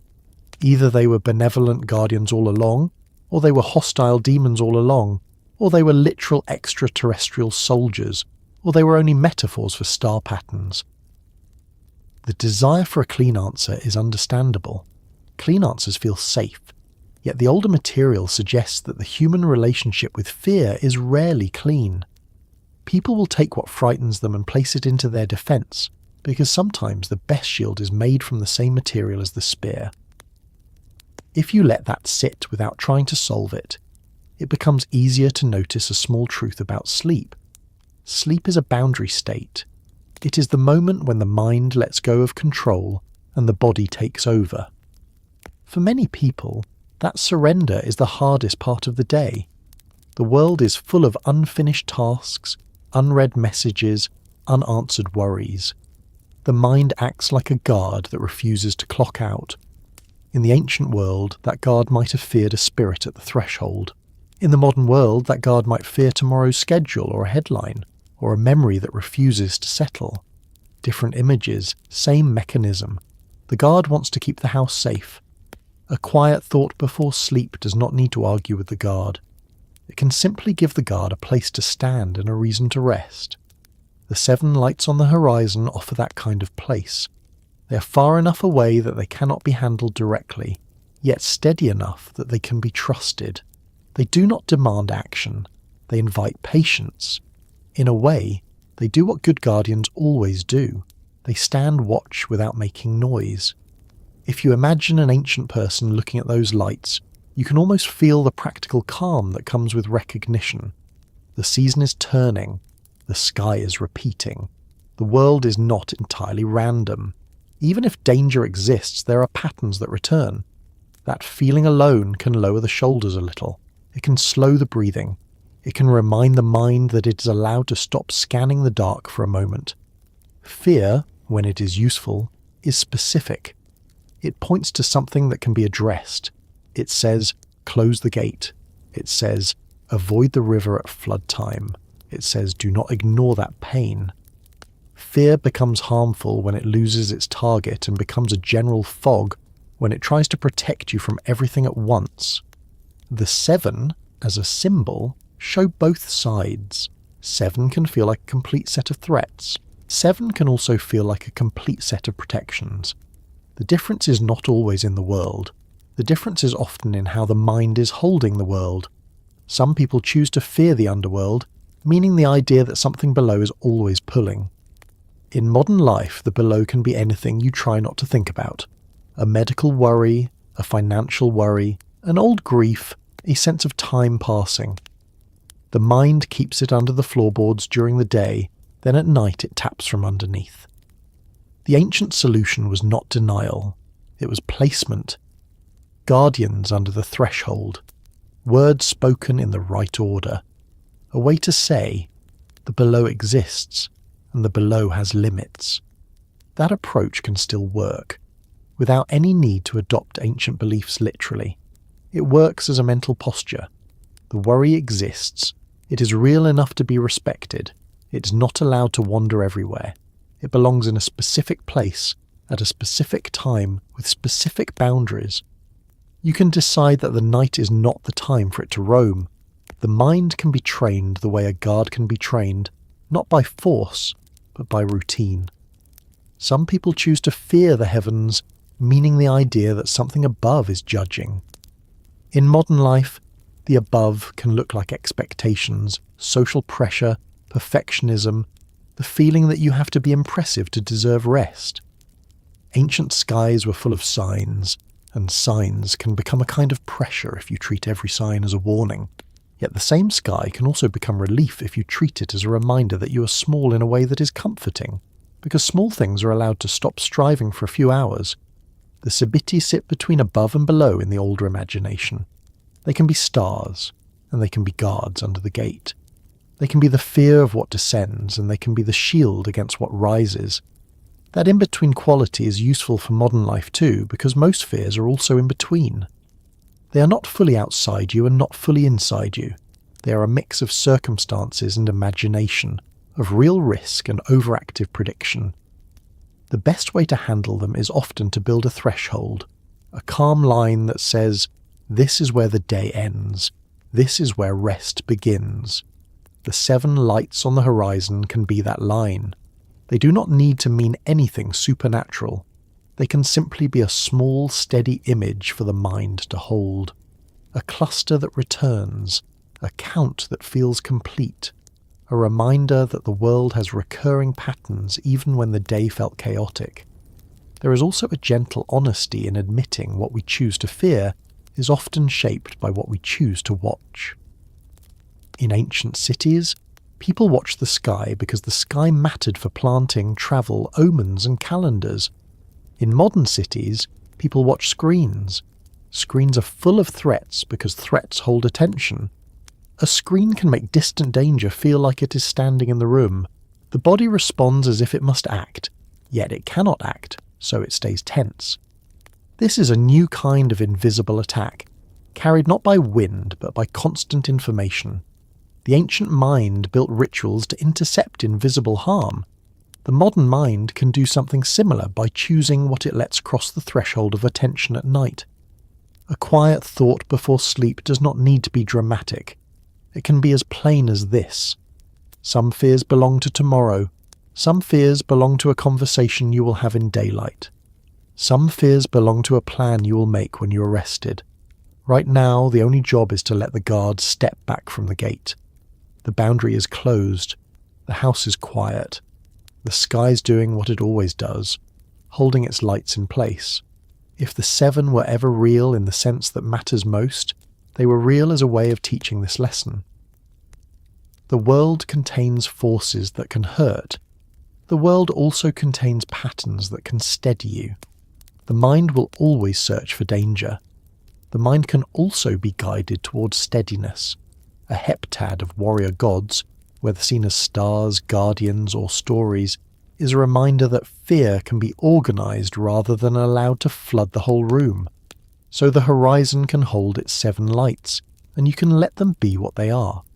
Not a demand, not a warning, Not a puzzle to solve, just a small proof that some things return without requiring your effort. The night can be a place where the old watchmen stand down for a while, where the imagination stops patrolling every corner, where the body remembers its own quiet skills, and where the mind can drift the way the sky drifts. Slowly, steadily, without needing to reach a conclusion before it allows itself to rest, while those 7 points keep their place and the world continues moving in its familiar, patient way.